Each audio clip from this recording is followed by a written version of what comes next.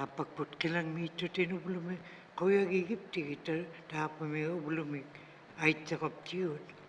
Na magtumiktal mga tigit kakaptiut, kuya gipapti, rumatiptin. Kuha maligaliok tinublume, munang inayak katiti, maliok paliatin lugit. Kibkaktok tut, inong kukatiminignig, talban inunat siya milwani.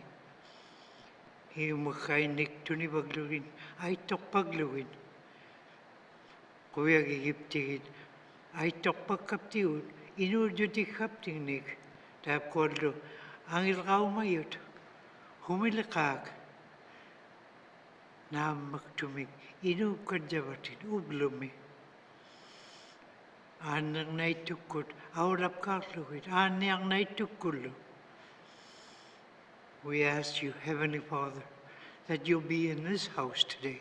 We thank you for all that you've given us in blessings and all that you've bestowed upon us.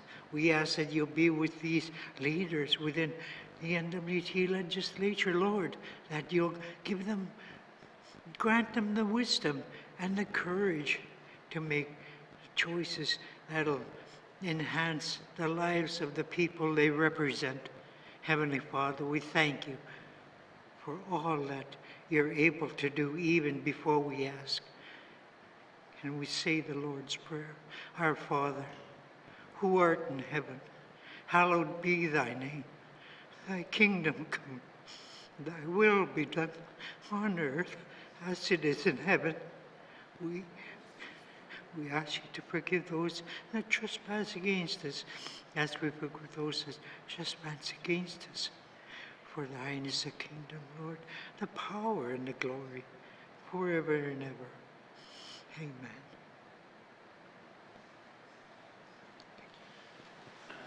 Thank you. Please be seated. I'd like to thank Joe Tokiak for doing the opening prayer. Colleagues, before we get going, I'd like to recognize a very special person in the house today, my better half. I know she's turning red, but I want you guys to be on your best behavior today, because if you don't, then I'm going to have to deal with it later when I get home. So welcome to the house, my dear.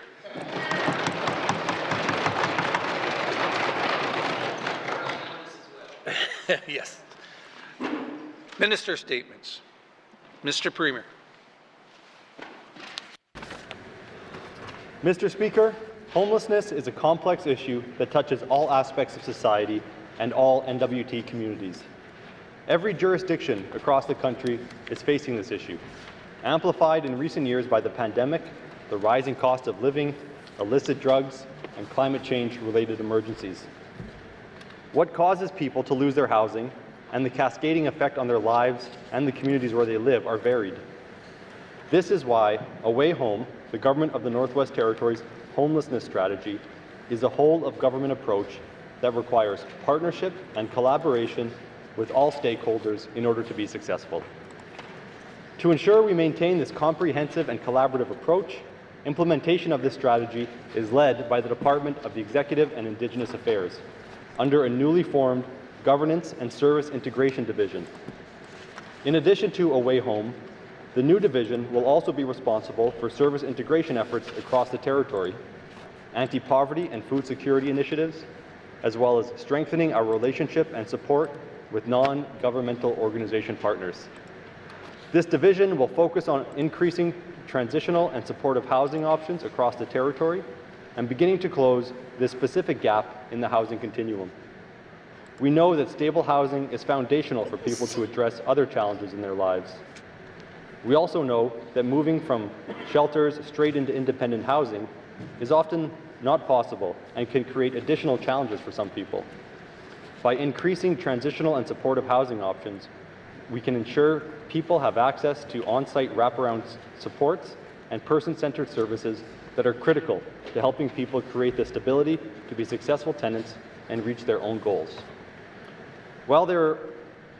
This is where efforts towards service integration come into play. Over the course of this Legislative Assembly, we will establish 4 integration teams across the territory, 3 teams focused on homelessness, and 1 team focused on family preservation. These teams will streamline access for residents and ensure services are provided in a timely, agile, and culturally safe manner, and that there are supports to keep people housed and prevent homelessness, rather than only responding to crisis. These teams have already been established in Yellowknife and Fort Simpson, with plans to launch in Inuvik this December. Non-government organizations play a critical role in the service delivery continuum, and we are committed to strengthening these relationships, ensuring that NGOs remain resilient and provide sustainable services. As such, EIA has established an NGO support position within the division to better understand NGOs' needs, reduce barriers they face in interacting with government processes and systems, and address the recommendations outlined in the Strengthening the Nonprofit and Charitable Sector final report. Mr. Speaker, addressing homelessness in the Territory is not an easy or quick task. Homelessness is a complex issue with many moving, ever-changing parts, and solutions will require effective partnerships and collaboration. However, the GNWT's recent experience working with various partners to find solutions for Yellowknife residents staying at the encampment on 51st Street clearly demonstrated that collective problem solving and working together towards common goals is not only possible, but strengthens us as a system, and provides the space for us to learn from one another and build the trusting, mutually respectful relationship between service providers and with the people we serve that are required to do this kind of work. Collaborative experiences such as these make me hopeful that together we can address homelessness across the Territory. Thank you, Mr. Speaker. Thank you, Mr. Premier. Minister statements. Minister responsible for NWT Power Corp. Mr. Speaker, when the Public Utility Board, or the PUB, accepted the terms of sale for the Hay River Utility franchise to the Northwest Territories Power Corporation, or NTPC, earlier this year, it set a deadline of October 30th for the filing of a general rate application, or GRA, by all Northwest Territories utility companies. On Wednesday afternoon, NTPC filed a GRA, and so over the next several months, the PUB will review the application to ultimately determine whether the costs that the NTPC has presented are reasonable and reflect the true cost to deliver electricity. The GRA process is managed by the PUB. It is designed to be inclusive and has opportunities for Indigenous and community governments and members of the public to participate in several ways, both formally and informally. The PUB will provide information about how to participate as the process advances. Regulated utilities have limited flexibility in how rates are set. Rates are set by the PUB to ensure that rates align with policy direction and, in general, follow the principle of cost causation, meaning that whoever is benefiting from electricity generation and infrastructure pays for the cost of that generation and the cost of the associated transmission and distribution infrastructure. The structure of the electricity systems across the Northwest Territories is very challenging. The Northwest Territories electrical system is primarily an isolated, non-integrated system, meaning it is not connected to the North American grid. Since we are not connected to the continental grid, unlike other jurisdictions that can share electricity, in the NWT, we are on our own. NTPC operates two separate hydroelectric grids that are also not connected. Since the two hydro systems are not connected, they cannot back each other up, and consequently, the hydro systems rely on diesel generation for backup. Diesel generation on the hydro systems is typically only required under two conditions. The first is when there is low water on the snare, and the second is when the hydro unit is down for maintenance. Both of those conditions are occurring today, and this has had a material impact on costs and greenhouse gas emissions. NTPC also operates 21 separate community grids, primarily powered by diesel generators. However, over the last few years, NTPC has reduced diesel generating by increasing natural gas generation in Inuvik and increased use of renewables from utility-owned infrastructure, but also power purchase agreements with Indigenous governments. As more renewables are added to the system, the NTPC needs to be cautious about the impact on rates and system stability. When renewables are added to a community that already has sufficient generation and is experiencing little or no growth, there can be upward pressure on rates. Those additional assets must be maintained, adding additional costs to the system. Finding the balance between a sustainable, reliable, and affordable energy system is a challenge. It is a challenge we are embracing. As we all know, the Northwest Territories is experiencing little to no major growth in industrial sectors such as mineral resource production, and this has impacts on NTPC. While other jurisdictions across North America that are connected to the continental grid are worried about their ability to keep pace with growing demand, over the last decade in the Northwest Territories, electricity sales have declined or remained flat just about every year. Without increased sales from industrial activity, there will be pressure on rates to keep up with general inflation. Recognizing all these challenges, the Government of the Northwest Territories has made significant investments in the electricity sector over the last 2 years to help keep rates low. In my May of 2024 budget address, I announced that the GNWT would make a $30 million contribution to help offset the impact of increased generation costs in the North Slave due to extreme low water on the Snare system, which came on top of a $15.2 million contribution by the previous government in 2023. The contributions acknowledge that low water was a matter beyond the control of the Northwest Territories Power Corporation, and the resulting dependence on diesel could have had an unacceptable impact on electricity rates. The price of diesel has increased by approximately 40% since electricity rates were last set, and this increase has impacted every community as diesel provides either primary or backup power. This government has also made an additional $38 million contribution to the Inuvik Wind project to reflect the higher than expected costs of the project and to ensure that those costs do not lead to an increase on rates. Despite these investments, NTPC is still facing many of the same cost pressures as other Canadian utilities. Many of these utilities have applied for rate increases because of similar inflationary cost pressures as to what we are seeing here in the Northwest Territories. The GRA is seeking a rate increase that is the same across all 3 rate zones, the Snare, the Tahltan, and the thermal zone. And while this is not the normal approach, NTPC has laid out its rationale in the application. It will be up to the PUB to determine if the approach is reasonable. The NTPC's GRA seeks a rate increase equivalent to 17.7% over the 22-23 rates.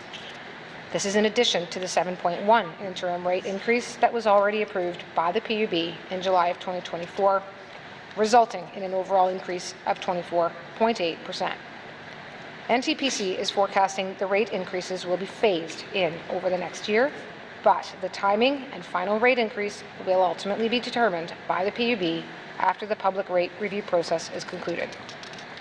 There are 4 primary categories, again, driving the need for rate increases: extraordinary events, such as extreme low water in the Snare River system, fuel prices, capital projects such as the Tahltan overhaul, and normal operations, which includes inflationary pressures, while sales remain flat. NTPC is working very hard to keep rates as low as possible while providing reliable service and investing in new and refurbished assets such as hydro units, local power plants, transmission lines, and power poles. Many of its assets are beyond their serviceable life and require investment now and in the coming years to avoid risks associated with catastrophic failure. While progress has been made in upgrading the required electricity infrastructure, there is still work to be done and costs to be incurred. Mr. Speaker, the GNWT will continue to help offset higher residential electricity rates across the Northwest Territories through the Territorial Power Support Program. This program ensures that all NWT households can, with modest energy-saving efforts, pay the same power rate as Yellowknife. The GNWT subsidizes the difference between local rates and Yellowknife rates up to 1,000 kilowatt hours in the winter and up to 600 kilowatt hours the rest of the year. This program represents a cost to the GNWT of several $1 million annually. NTPC will continue to work with the GNWT and the private sector to increase industrial customer base, and as well as identifying operational efficiencies, cost-saving opportunities within the corporation to help stabilize the cost of electricity moving forward while ensuring our grid remains reliable. Thank you, Mr. Speaker. Thank you, Minister responsible for NWT Power Corp. Minister statements. Minister for Municipal and Community Affairs. Mr. Speaker, I rise today to recognize and congratulate the participants who represented Team NWT at the 2024 Canada 55 Games. They were held in Quebec City from August 27th to 30th, 2024. The Canada 55 Games provided an opportunity for Team NT to engage in compete with other athletes from across Canada. In addition of being athletic competition, these games also provide an opportunity for participants to engage in other forms of competition and social activities with their peers. Mr. Speaker, sports, recreation, and active living play a crucial role in promoting healthy individuals, a stronger and more connected community by addressing physical, mental, social, and an economic aspect of well-being. The Government Northwest Territories continues to support all residents, including seniors, by providing assistance to attend events like this in Canada. In August, Team NT was represented by 58 participants from 5 communities across the territories. Representation included 3 participants from Fort Simpson, 13 from Fort Smith, 8 from Hay River, 1 from Inuvik, and 36 from Yellowknife.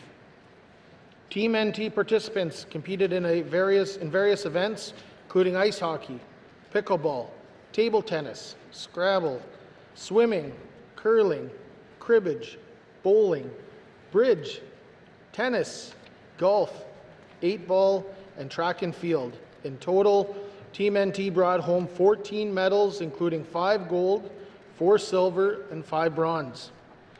I would like to give a special recognition to Wayne Guy of Yellowknife, who won 3 medals in track and field, including gold in long jump, a silver in the 50-meter race, another silver in the 100-meter race. I would also like to recognize Mike Pickles of Yellowknife, who won gold and bronze in table tennis, and Joan and Dennis Bevington, a couple from Fort Smith, who brought home bronze in tennis.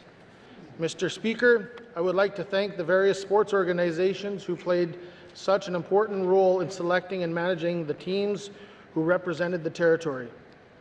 I would also like to extend special gratitude to Team NT coordinator Joan Heron for her outstanding efforts in organizing and supporting the team throughout the games. Finally, Mr. Speaker, I would like to sincerely thank the many volunteers and sponsors for their time and dedication in supporting this event. Whether you are a volunteer, an organizer, or someone who helped Team NT in any way, please know that your contribution to the team is greatly appreciated. I truly hope that everyone who participated in this event enjoyed themselves. Thank you very much, Mr. Speaker. Thank you, Minister, Municipal and Community Affairs. Minister statements, Member statements.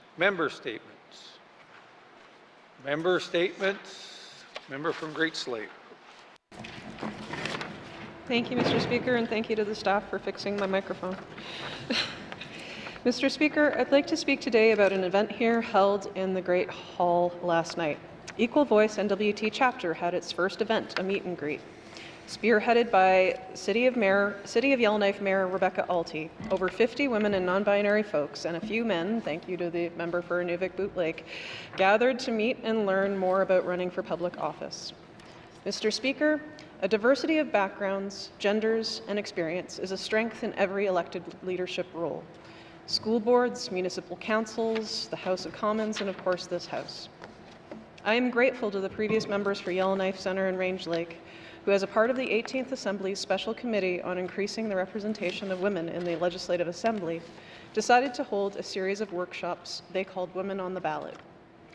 Over several months of Sundays in early 2019, both I and many other women came together to learn more about how to run or support a campaign from many subject experts and people who had already walked the walk. I was honored to volunteer on a campaign of one of those women in 2019. After that experience, I realized that with some hard work and dedication, it could be a possibility for anyone, including me. Mr. Speaker, I believe in paying it forward. I do not gatekeep.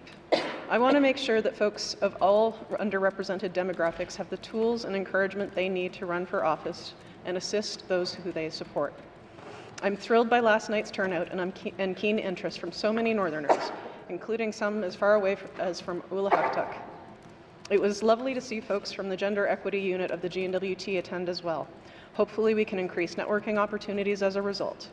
I would like to thank Her Worship Mayor Alty for pulling the chapter together, and I look forward to supporting many events, including possible future campaign schools into the future. Thank you, Mr. Speaker. Thank you, Member from Great Slave. Member statements. Member from Sawtooth. Thank you, Mr. Speaker. Mr. Speaker, critical to ensuring project fruition is planning. Mr. Speaker, as we recall, the announcement for the summer 2024 sailing season was cancelled. This placed projects on hold for deliveries. Now that the Sahtu region is preparing for the winter road season, planning to ensure deliveries is a priority. Mr. Speaker, I'm told by a trucking company that some 700 truckloads are destined for the communities. Preparations and planning are underway with the Department of Infrastructure to put more resources to ensure road construction and maintenance road stability. I'm confident on those discussions between the departments right away and the contractors. Think about it this way, Mr. Speaker. 700 trucks in, 700 trucks out with tire chains. Mr. Speaker, in addition to the high volumes of traffic, public safety is paramount. Again, I'm confident the Department of Infrastructure, as mentioned in their preparations, in addition to adding additions to patrol staffing, signage, etc. Mr. Speaker, during our last spring sitting and February Hansard, the Minister of Housing NWT highlighted the housing allocation for the Sahtu region is 20 units. This is a large volume of materials. Mr. Speaker, on the issue of a one-window season approach to the Sahtu, mobilization planning is fundamental to ensure homes on the ground for 2025 summer construction season, and a unique approach to community economic growth. Mr. Speaker, in closing, as you can see, project planning is essential for the Sahtu region, and the Sahtu region cannot afford additional costs associated with non-deliveries or delays of any nature. We can only look at the Toledo Health Center building materials, that is being air transported, and fuel products. Later I will have questions to the appropriate minister. Masi. Thank you, member from the Sawtooth. Member statements. Member from Range Lake. Thank you, Mr. Speaker. Mr. Speaker, once again, it's that time of year to start cranking up our heaters and plugging in our vehicles as the temperatures increasingly drop overnight. Yes, we're all accustomed to winter seasons, but what many of us are unprepared for are a winter season in the midst of a cost of living crisis.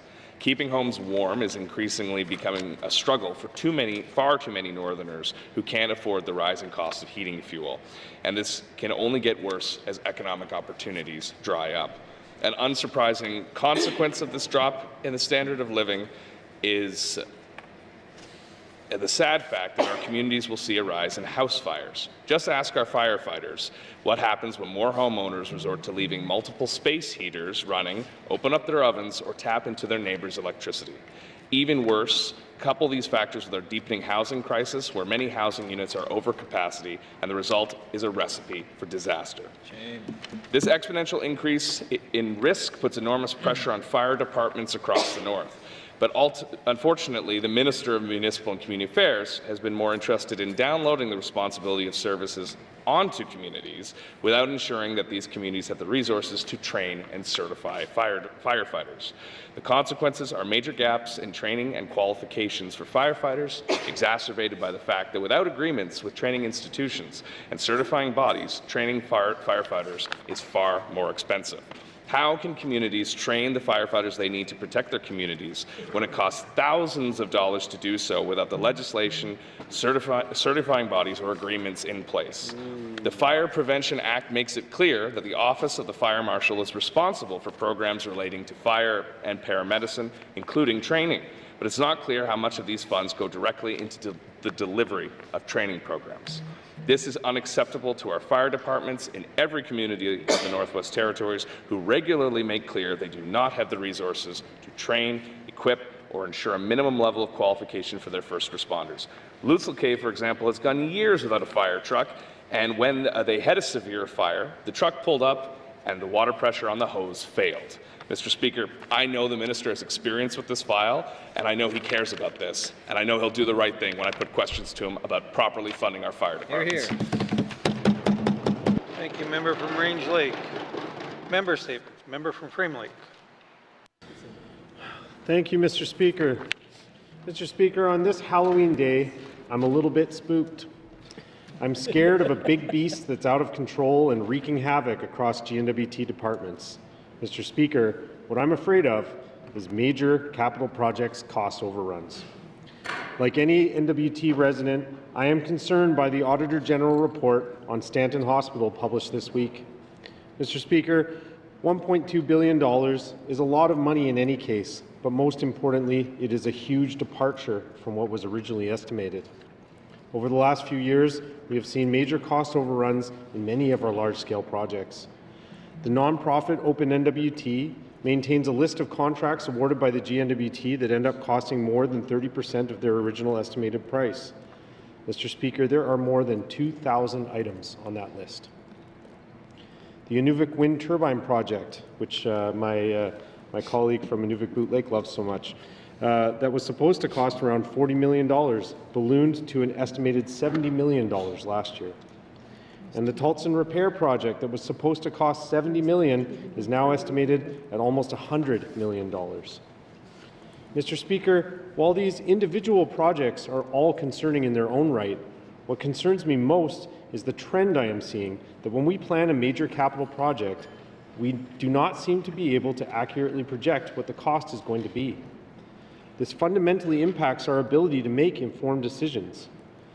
Mr. Speaker, it is not yet clear to me what exactly the specific problem is. Is it our budgeting? Is it project management? I would guess the answer involves a combination of issues. What is clear to me is that we have a systemic problem that we need to gain control of. We need to review this problem not only on a project-by-project basis, but we also need to turn a lens on our systems to determine why is this happening to so many of our projects. Mr. Speaker, I will have questions for the Minister of Finance. Thank you. Thank you, member from Frame Lake. Member statements. Member from Mackenzie Delta. Thank you, Mr. Speaker. The municipal funding gap has been an issue for our communities for quite some time. The Department of Municipal and Community Affairs conducted a review of its policies in 2014, which reveals significant disparity between funding levels across community governments.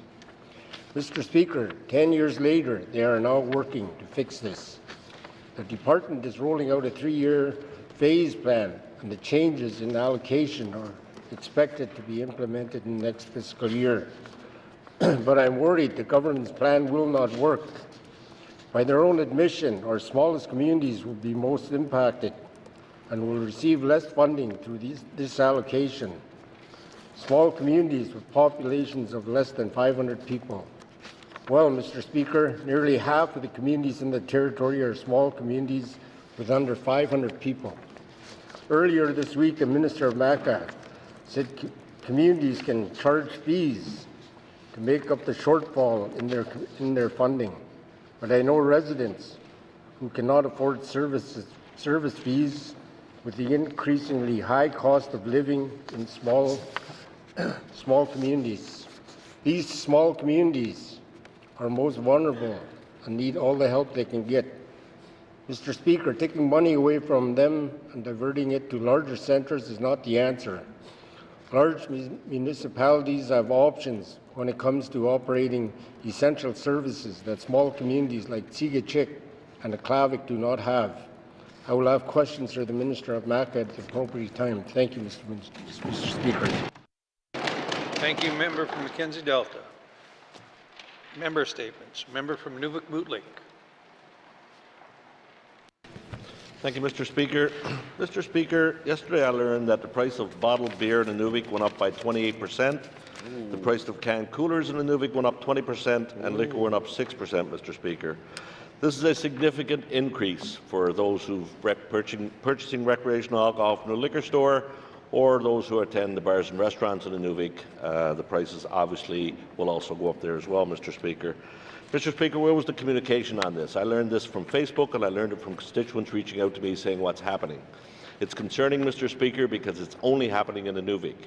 And again, you know, how did this happen? And I think, you know, typically when we have significant increases like this, that, you know, we would get a heads up, and certainly we would be able to relay that through a communications effort. And in this case, from what I could see, there was no communications put out whatsoever. And now, once again, the residents are the ones that are bearing the brunt of this cost, Mr. Speaker. So I will have questions for the Minister of Finance today. Thank you. Thank you, member from Nunavut Lake. Member statement. Member from Mulphy. Thank you, Mr. Speaker. Mr. Speaker, today I would like to talk about the condition of the Menzies Community School in Wati. It is one of the older schools in our region. So, Mr. Speaker, this school is no longer adequate to meet the needs of the community, and I would like to see something done about that. The Menzies School in Wati was originally built to serve elementary school children. It was not built to accommodate high school students. However, that is what it is doing now.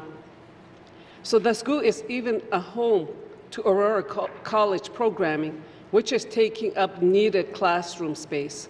Currently, the school is already too small to accommodate the number of students attending. The population of Wati has increased over the years, which means there are even more students that will need to attend Menzies School. Mr. Speaker, a safe, modern, and proper learning environment is essential for our students. Schools are also central pieces of infrastructure for community activities. Everyone benefits from having a healthy and adequate school. Mr. Speaker, this school is in dire need of retrofitting, and the cost of this work will continue to increase the longer this is put off. I would like to draw this to the attention of the Minister of Education, Culture and Employment, and I will have questions later on today. Thank you. Thank you, member from Lesotho. Colleagues, I'd like to recognize the presence of Grand Chief Jackson Lafferty, a member of the Assembly from 2005 to 2021, former minister, Speaker of the Legislative Assembly in the 18th Assembly, personal confidant, friend, and advisor. Welcome to the House, Mr. Jackson. As well, sometimes we get some special guests that come back that used to work for us and have come back here to be here today. So Daniel Munger, her daughter Poppy, come to see her son Ben, who is one of our pages. So welcome back home, young lady. We can't wait to have you come back. And we miss you. Thank you. Member statements. Member from Yellowknife North. Thank you, Mr. Speaker. Mr. Speaker, today I want to talk about public housing in the NWT. For the past 30 years, the federal government has been trying to get people across the country to move out of public housing. And at the same time, they've been reducing funding with the expectation that their plan will work, that the need for public housing will disappear. There have been a long list of programs designed to incentivize home ownership and funds to dramatically increase market housing. But this approach, this theory of how things are supposed to work, simply hasn't worked in the NWT. A big reason is that most of our communities do not have functioning housing markets. It costs many times more to build a new home in a small community than a homeowner could ever resell the house for. So the moment it's built, a home becomes more of a liability than an asset.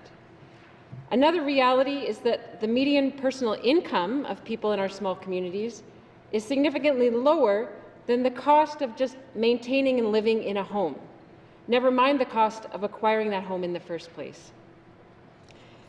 It's a myth that there's a huge number of people currently in public housing who would be just fine on their own if someone, maybe Indigenous governments, just built them a home.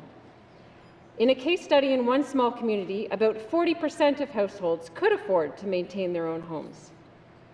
We absolutely need more home ownership opportunities, but there are real limits on how many people can afford to take on the costs of home ownership. A 2019 survey showed that almost a quarter of NWT households are in core need, meaning the household income is below the core need threshold. So that's over 3,500 households. Currently, we have about 2,400 households in NWT public housing. We also have a waiting list of almost 900 people. So those numbers show us that a large part of our NWT population will continue to depend on public housing for the foreseeable future. And it's important to remember that that is not due to the choices or the personal failings of those public housing residents. It is the system that has made homeownership and wage employment unattainable for such a large part of our population. It's not the fault of those people.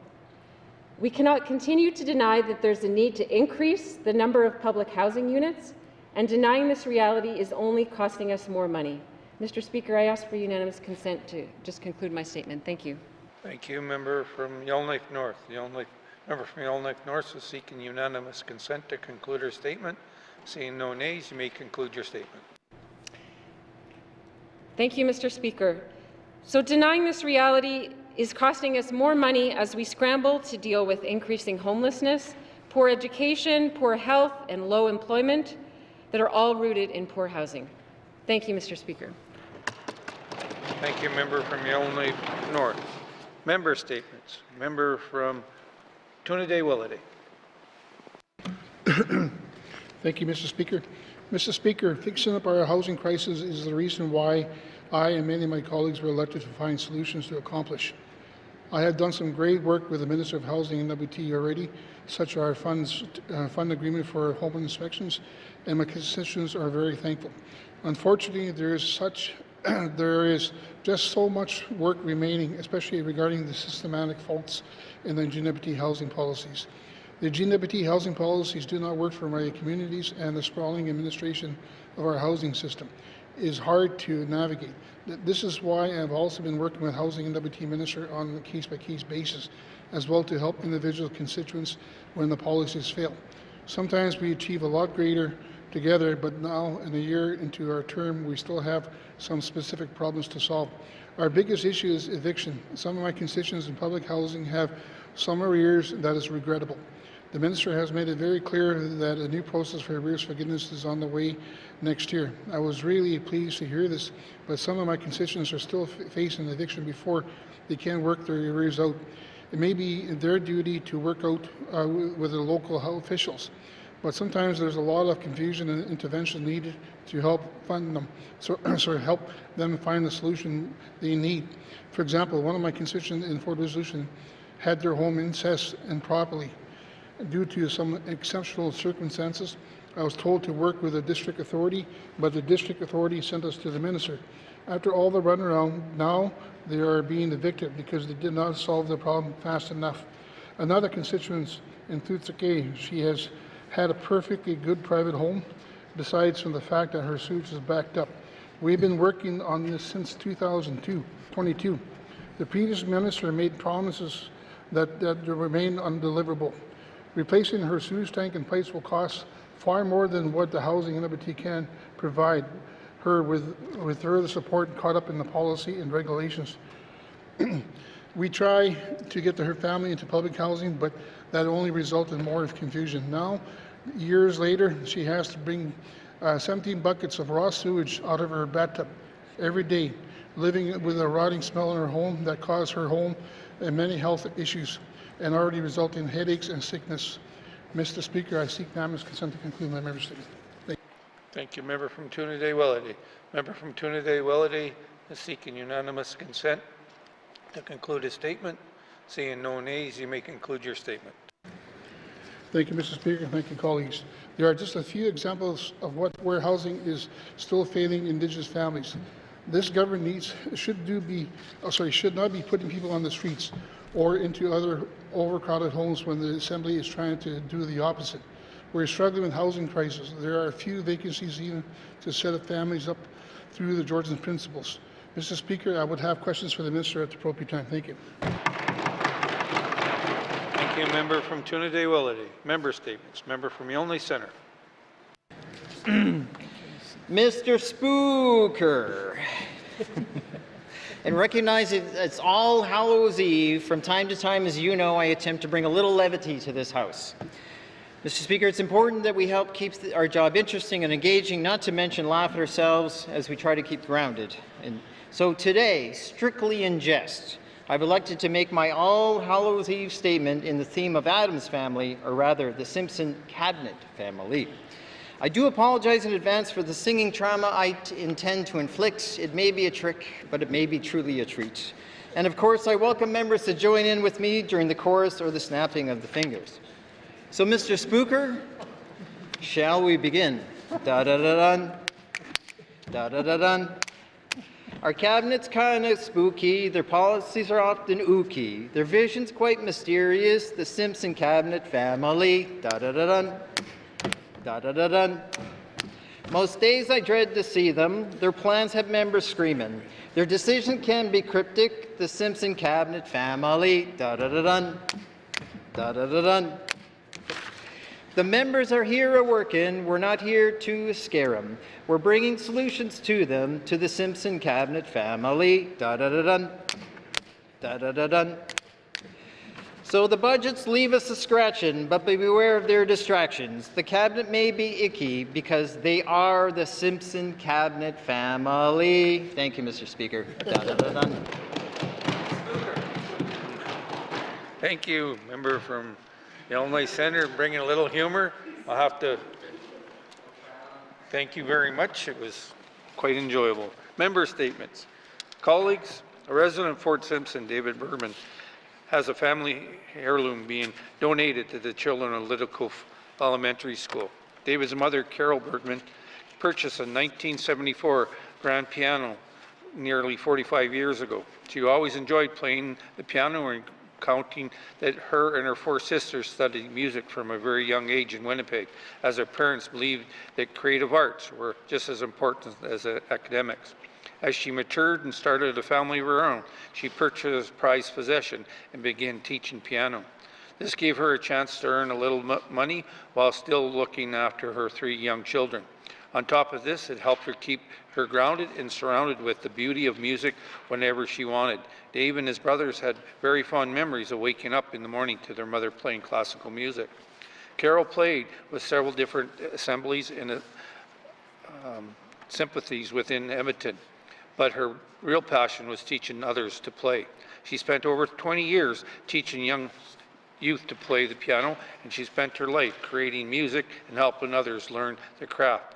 Once her children were old, Carol went back to the University of Alberta to earn a law degree. Although she spent the rest of her working career within the law field, she continued to make time to perform and help others learn to play. When Dave moved to Fort Simpson in 2022 and began to work at the elementary school, Carol would come to visit him and fell in love with the community and its children. She loved to spend time at the school, and it was because of the children's spirit and joy.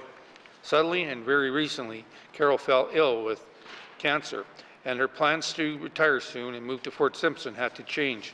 She's currently undergoing treatment to help extend her life and has been told she has not much longer to live. She's now moving to an assisted living home within Calgary to be closer to her 2 other sons. As she's been assisting her children find homes for her worldly possessions, she requested that her beloved piano be donated to the children in the North, as she referred to them affectionately. David began working with the principal in the DDEC to get the piano north. I'm happy to say the piano is currently on its way to its new home. She and her family hope that this beautiful instrument will bring joy to the music hearts of the Fort Simpson children. I'm happy to say that I got to know her, whether it was on flights to Fort Simpson or when I met her in the community. She's an amazing individual with a golden heart. I'd like to thank her very much. Thank you, Carol. Member statements. Member statements. Colleagues, before we get into the next part, I'd like to recognize Dati Tetso, former resident of Fort Simpson. She moved here just recently. We sadly miss her, but welcome to our assembly. Returns to oral questions. Returns to oral questions. Recognition of visitors in the gallery. Member for Mophie. Mr. Speaker, I would like to, no, I'll do it in my language. Mr. Speaker, Dulcet at Inawu, Tsunkera, Jackson Lafferty, Grand Chief, Tricho Lapodahi, Massiwisin, Zungunepata, Egot Adika, a Kawaka, Neti Satu Scott, Tetso, E. Clicho, and E. Guipa Massiwapo. It a Massi Zunguige, a good guy.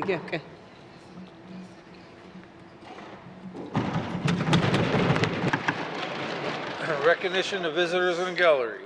Recognition of visitors in the gallery. Member from New Nutley. Thank you, Mr. Speaker. Mr. Speaker, I'd like to recognize Major Tony Burchett from the Salvation Army, a partner with Housing NWT and with this government. Thank you, Mr. Speaker. Member from New Nutley. Recognition of visitors in the gallery. Member from Yellowknife North. Thank you, Mr. Speaker. I'd also like to recognize Major Tony Burchett, our Executive Director from the Salvation Army, and also current Yellowknife North resident Dati Tetsa. Thank you very much. Thank you. Recognition of visitors in gallery. Member from the Sawtooth. Thank you, Mr. Speaker. I too would like to recognize the Grand Chief Jackson Lafferty. We had the privilege of working together during the 18th Assembly. Mussy. Recognition of visitors in gallery. Member from Tabacha. Thank you, Mr. Speaker. I would also like to recognize Grand Chief Lafferty and Dati Tetso in the gallery. Thank you, Mr. Speaker. Thank you, member from Trinidad or Tabacha. Recognition of visitors in the gallery. Recognition of visitors in the gallery.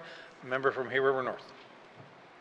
Thank you, Mr. Speaker. I would also like to recognize our former colleague and current Grand Chief, Mr. Jackson Lafferty, as well as Major Tony Burchett with the Salvation Army, who was one of those NGO partners that I spoke about earlier today. So thank you, Mr. Speaker.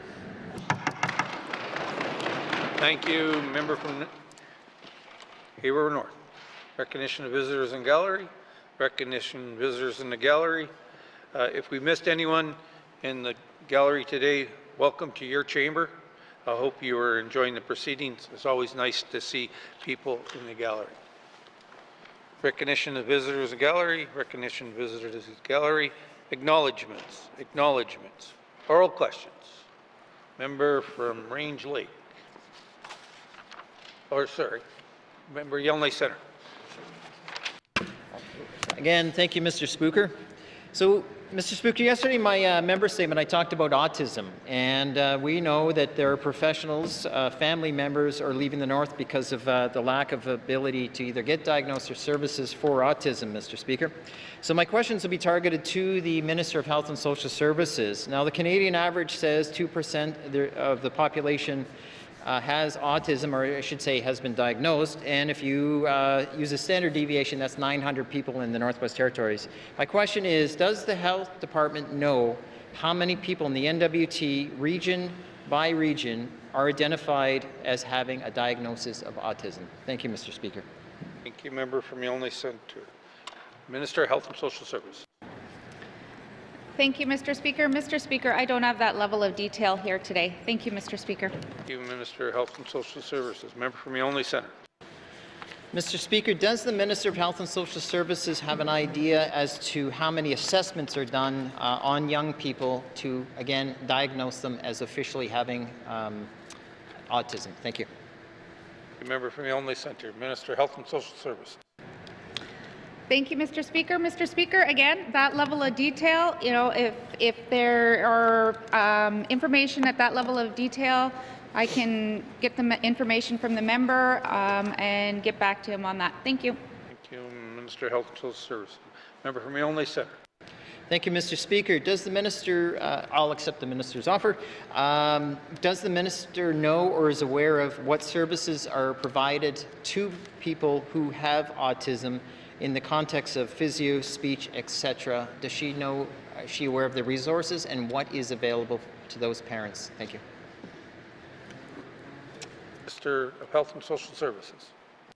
Thanks, Mr. Speaker. Mr. Speaker, autism has a wide range of needs, and so every case would be assessed and identified as to what their needs are, and then they would be, referred to those appropriate services within the health authority to do further assessments. However, a lot of the services in those areas, we have a lot of vacancies, and so there are, there might be wait times for those services to be assessed. Thank you, Mr. Speaker.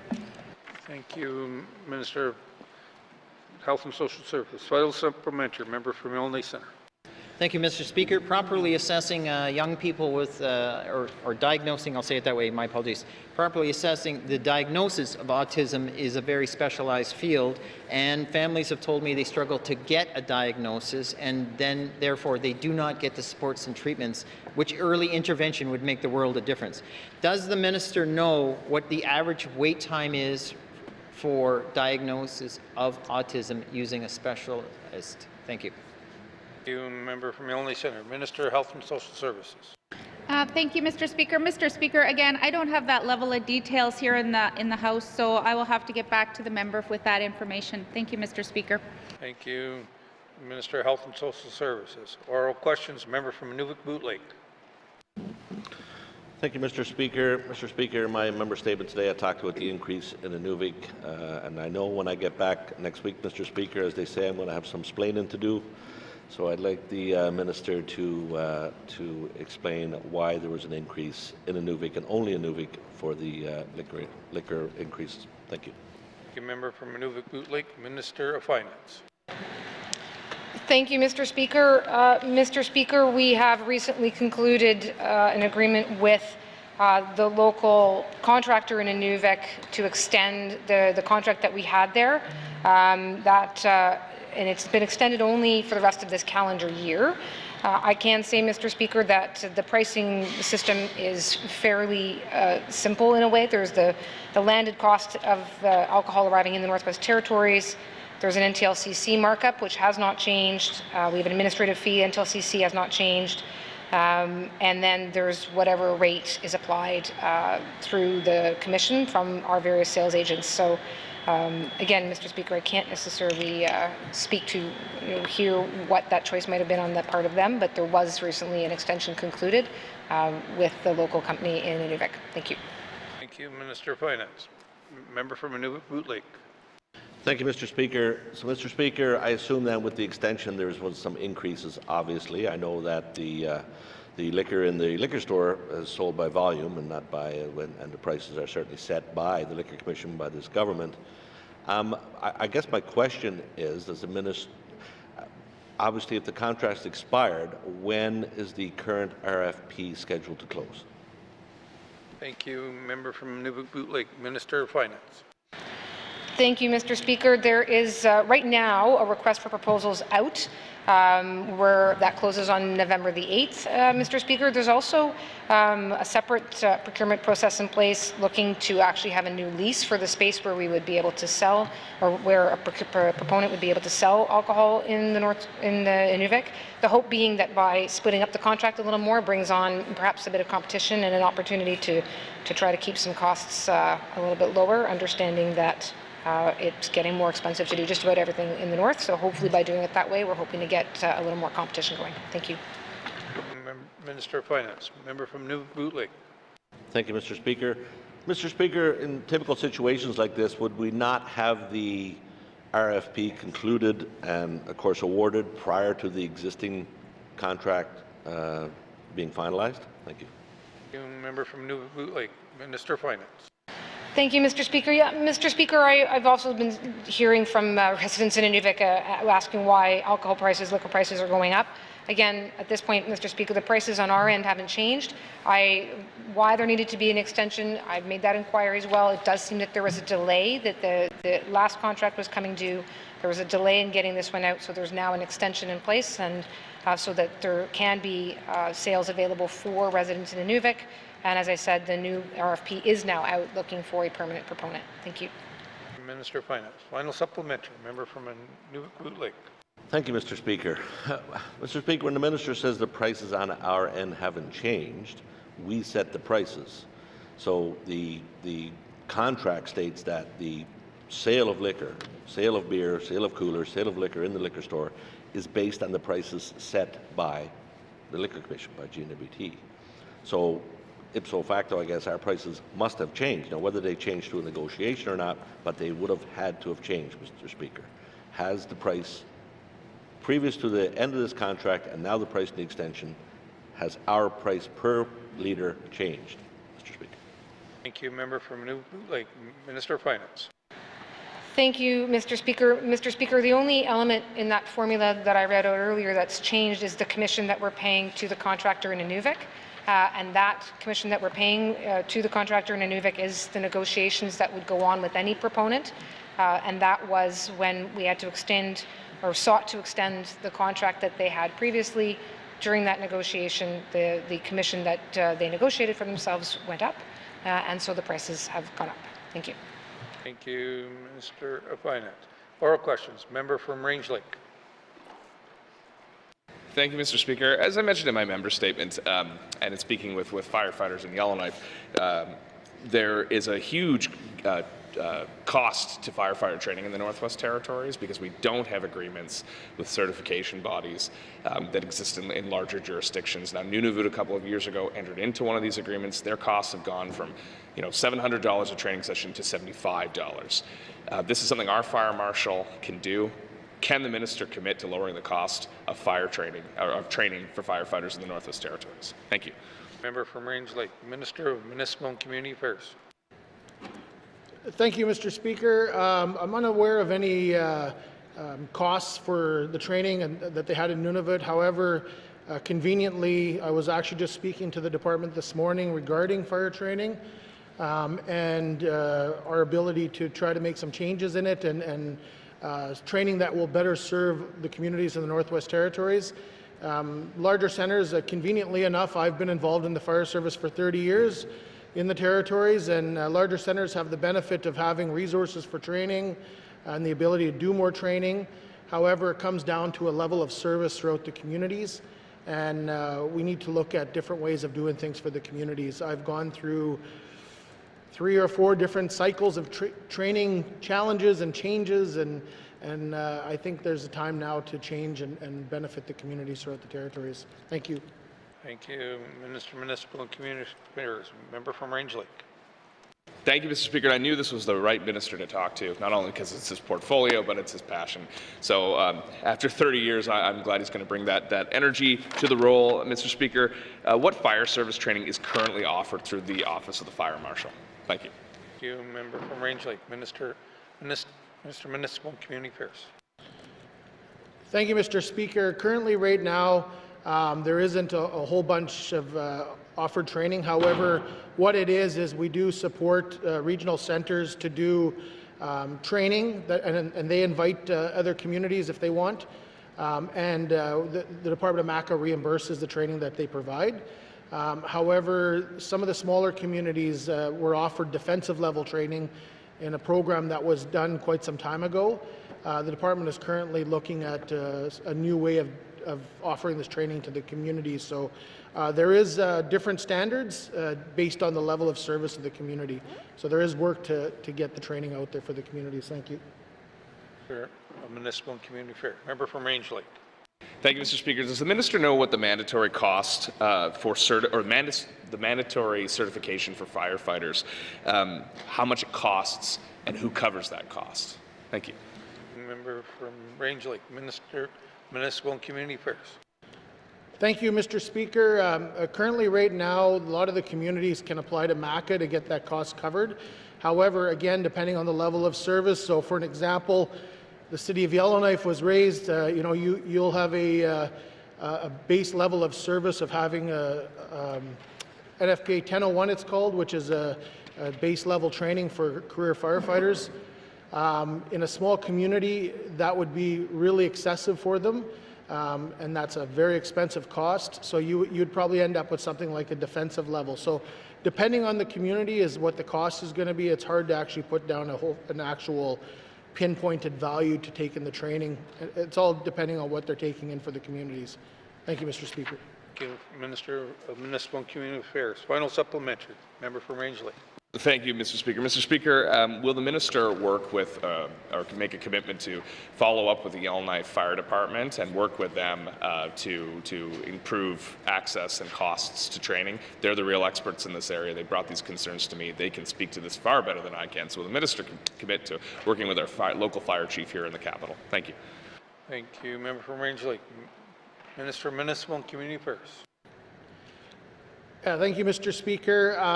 More than willing to work with the member, and definitely, you know, I'm interested in working with the Yellowknife Fire Department also in order to see what their requests or wants are. But at the end of the day, we have 33 communities to look after, and we have to do something that covers them all. And sometimes when we do training in a regional center, it takes a lot of the budget and it takes away from the smaller centers, so we have to be careful with that. So I will look forward to working with the member and see what we can do there. Thank you. Minister of Municipal and Community Affairs. Oral questions. Member from Mophie. Okay. Thank you, Mr. Speaker. Mr. Speaker, can the minister tell us what is the current demand versus the capacity of the Minzy School? Thank you. Thank you, Member from Mophie. Minister of Education, Culture, and Employment. Thank you very much, Mr. Speaker. Mr. Speaker, the capacity of Mezi School is 170, and the current student headcount is 142 students. Thank you, Mr. Speaker. Thank you. Member from Mophie. Thank you. Thank you for the information. So, Mr. Speaker, our projection for the demand for classroom space tracked by the department. Thank you. Thank you, Member from Mophie. Minister of Education, Culture, and Employment. Thank you very much, Mr. Speaker. Mr. Speaker, we look at how many students are in all grades. We have enrollment figures that come in from education bodies every year, and we also track that compared to the capacity of each school across the Northwest Territories. Thank you. Thank you, Minister of Education, Culture, and Employment. Member from Mophie. Okay, thank you, Mr. Speaker. Can the minister commit to looking at the condition of the Minzy School in Wati? Thank you, Member from Mophie. Minister. Thank you very much, Mr. Speaker. Mr. Speaker, I was very happy to accept an invitation from the member to the community to come see the school when it works for community leadership, and I very much look forward to that. I can also confirm for the member that there are currently 6 small capital projects in the 20-year capital plan for this particular school that will be completed between 2025 and 2030. Thank you. Minister of Education, Culture, and Employment. Final supplementary. Member from Mophie. Okay, thank you. Thank you, Mr. Speaker. Can the minister commit to ensuring the school receives the retrofitting that it requires? Thank you. Thank you, Member from Mophie. Minister of Education, Culture, and Employment. Thank you very much, Mr. Speaker. Mr. Speaker, as I committed, there are currently 6 small capital projects on the books for this school that will be completed between 2025 and 2030. And in addition to that, I can also confirm for the member that there are currently planning funding approved in addition to the 2 that we're looking at in capital estimates right now, but for 4 additional schools in the territory. And those 4 that are getting large capital planning right now are Deninu School in Fort Resolution, Moose Kerr School in Aklavik, Alexis Arrowmaker School in Wekwitty, and NJ McPherson School here in Yellowknife. Thank you. Thank you, Minister of Education, Culture, and Employment. Oral questions. Member from Mackenzie Delta. Thank you, Mr. Speaker. Can the Minister of MACA explain how MACA is communicating with community governments and Indigenous governments through regional superintendents? Member from Mackenzie Delta, Minister of Municipal and Community Affairs. Thank you, Mr. Speaker. So this review of the formula funding's been going on for a while. Before my time, it's been reviewed a few times. In 2014, it was part of the NWTAC who brought in all the community governments, did a review. They had representations from communities across the north as part of their review. That review was done. It was then decided that changes needed to start happening in order to make the funding more fair and equitable. And since August of this year, our regional superintendents have been meeting and offering to meet with community governments to explain the process and how we're starting to implement this. It's not final. It's to get feedback and to find out what the impacts and feelings are from the communities. So the regional superintendents have reached out to the community governments. Last I heard, I think it's 26 of 33 governments have been communicated to. So thank you, Mr. Speaker. Thank you, Minister of Municipal and Community Affairs. Member from Mackenzie Delta. Thank you, Mr. Speaker. It's good news to hear that they've been communicating with the Indigenous governments. Can the minister say whether MACA and its staff have held any other public meetings to engage the public prior to implementing their new funding policy? Thank you, Mr. Speaker. Thank you, Member from Mackenzie Delta. Minister of Municipal and Community Affairs. Thank you, Mr. Speaker. The funding that goes to the communities is managed by the community governments. So the regional superintendents have been meeting with the community governments that have been receiving the funding. We have not had any public meetings. We send the funding to the community, so that's who we've been meeting with. We are planning more engagements. As you're aware, we're going to meet with committees here next week to go over it. So it is still an ongoing process. Hopefully, the rest of the communities get reached here soon. So we're still out there communicating and trying to get the information across. Thank you, Mr. Speaker. Thank you, Minister of Municipal and Community Affairs. Member from Mackenzie Delta. Thank you, Mr. Speaker. This will be my final question. Can the minister identify which communities were overfunded using the old funding model? Thank you, Mr. Speaker. Member from Mackenzie Delta. Minister of Municipal and Community Affairs. Mr. Speaker, I don't want to throw any communities under the bus here, but I will say that we have roughly about 6 communities, I think a little bit more, that are overfunded by over 100%. They're overfunded. And again, the goal is not to impact the communities, but the goal is to distribute the funding fairly and equitably based on services provided, equipment being used, infrastructure within the community. So there is a little bit behind it. Again, we're trying to get the information out there, working with the communities, but it is over 6 communities that are overfunded. Thank you, Mr. Speaker. Community Affairs. Oral questions. Member from Great Slave. Thank you, Mr. Speaker. I'm going to see if I'm going to follow in my colleague from Inuvik Boot Lake's footsteps of one question. My question today is for the Minister of ECC. It's really good that we recognize that the territory in the world is facing a climate crisis. I am curious, however, about the unfunded actions in the draft Climate Action Plan, specifically those that address changing wildfire conditions, protecting communities, adapting housing assets, transportation, and increasing petroleum storage in remote communities.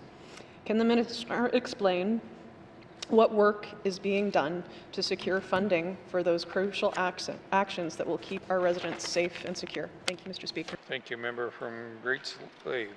Minister of Environment and Climate Change. Thank you, Mr. Speaker, and thank you to the member for the question. I think it's very clear that climate change has had a significant impact on the Northwest Territories over the last number of years, and certainly the rate at which climate change is happening at 3 to 4 times the national average.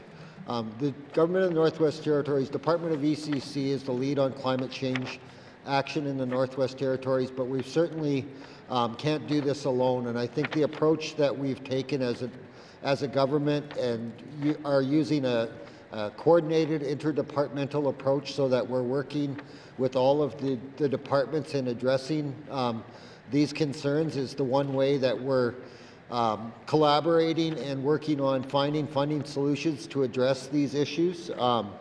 Certainly our work together in accessing funds through the federal government is key to the success of addressing the funding gaps within some of these items.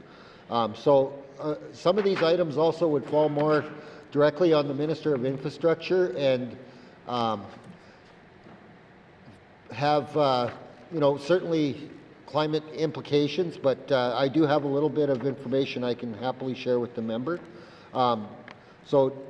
Currently, the Department of Infrastructure is having discussions with Transport Canada and is undertaking an assessment there to see what can help to inform the transportation planning study and risks of resilience to the NWT's transportation infrastructure. So I think that's really a key area. The Department of Infrastructure also is having conversations with Canada on financial supports for high Arctic fuel storage. An increased fuel storage project is part of the Disaster Mitigation and Adaptation Fund project, along with Housing Infrastructures and Communities Canada. And discussions are ongoing to consider the revised scope as we move forward. Thank you, Mr. Speaker. Thank you, Minister of Environment and Climate Change. Oral questions. Member from Sawtooth. Thank you, Mr. Speaker. Following up on my questions or my statement to the Minister of Housing, NWT, on ensuring that our products get delivered for home construction and home occupancy. My first question to the Minister, what planning is underway to ensure home materials are in preparation for trucking during this winter road season? Thank you, Mr. Speaker. Thank you, Minister, or member from Sawtooth. Minister of Infrastructure. That was for housing. Housing. Oh, sorry, my fault. Minister of Housing. Not this time. Thank you, Mr. Speaker. It must be Halloween because there's a lot of trip-ups today, but that's okay. Thank you to the member for the question. It's important that we prepare for our housing projects over this next little while, considering the low water levels. On the Mackenzie has presented many challenges for transportation. What we're planning to do with Housing and WT is work towards the winter road and be prepared for winter road transportation for housing materials and housing modular units. Thank you, Mr. Speaker. Thank you, Minister responsible for NWT Housing. Our Housing NWT. Member from the Sawtooth. Thank you, Mr. Speaker, and thanks to the Minister for that reply. My next question is the arrivals of materials to the final destination. Is the Minister will be working with the local LHOs to ensure that the waybills and the product is being delivered? Thank you, Mr. Speaker. Thank you, member from the Sawtooth. Minister for Housing and NWT. Thank you, Mr. Speaker. Yes, again, much of this work is ongoing. We have an infrastructure team within Housing NWT that works on design and also the rollout of housing infrastructure projects within the communities. So a lot of this work is ongoing. There's a lot of internal work and a lot of discussions with local housing associations to make sure that these projects are delivered on time. Thank you, Mr. Speaker. Thank you, Minister responsible for Housing and NWT. Member from Sawtooth. Thank you, Mr. Speaker. My final question is that we have a one-season annual approach to resupplying our communities. And earlier, the Sahtu is hit with another increase in cost. Now we're going to see our power bills increase by 25 points over and above, starting soon after the GRA is in the process. So viewing the additional costs and viewing the wood stove subsidies and the program offered to reduce costs on energy by Arctic Alliance, will the minister work with my office to see if there's additional trucking loads that could supply wood stoves from southern suppliers to the Sahtu? Mr. Speaker. Member from the Sahtu, Minister responsible for housing and NWT.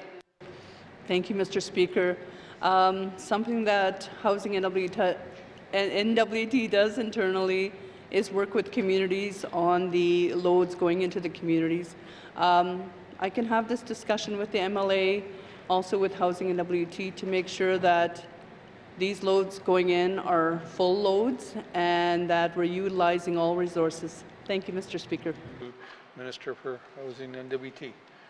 Colleagues, before we get to continue with oral questions, we have lots of beautiful guests here. I'm going to turn to the Premier for, since it's under his portfolio. Mr. Premier. Thank you, Mr. Speaker, for using your prerogative to allow me to introduce to the House the government service officers from around the Northwest Territories who are here in town for training. These are the people at the front line of integrated service delivery in the Northwest Territories.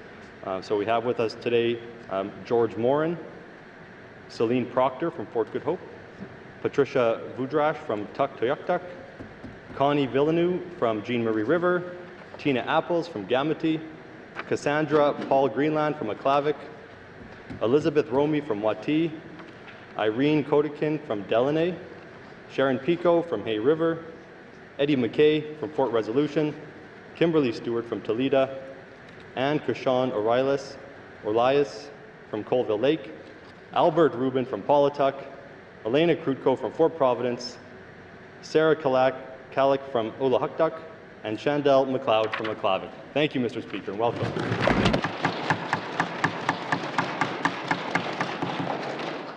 I would like to welcome GSOs here. You guys do an amazing job.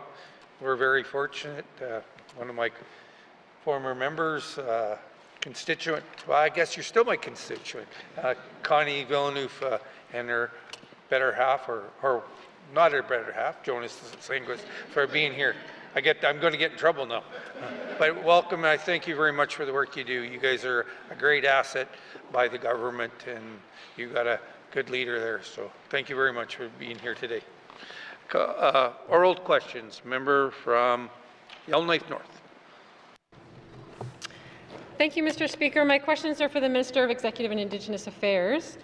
The review and recommendations on the City of Yellowknife Street Outreach Program has been released this week.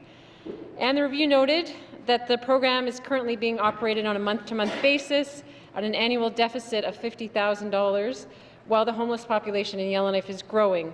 So my question for the minister is, what are the next steps, now that this review has been released and with the recommendations, what are the next steps for EIA in terms of engaging with the City of Yellowknife and figuring out the best role for the GNWT in supporting the street outreach program moving forward? Thank you, Mr. Speaker. Thank you, member from Yellowknife Centre. Mr. Premier. Thank you, Mr. Speaker, and I'm sure the member can appreciate that we've been busy this week. I haven't had a chance to read the report myself, but I know that staff are reviewing it, and staff from EIA did contribute to the report as well.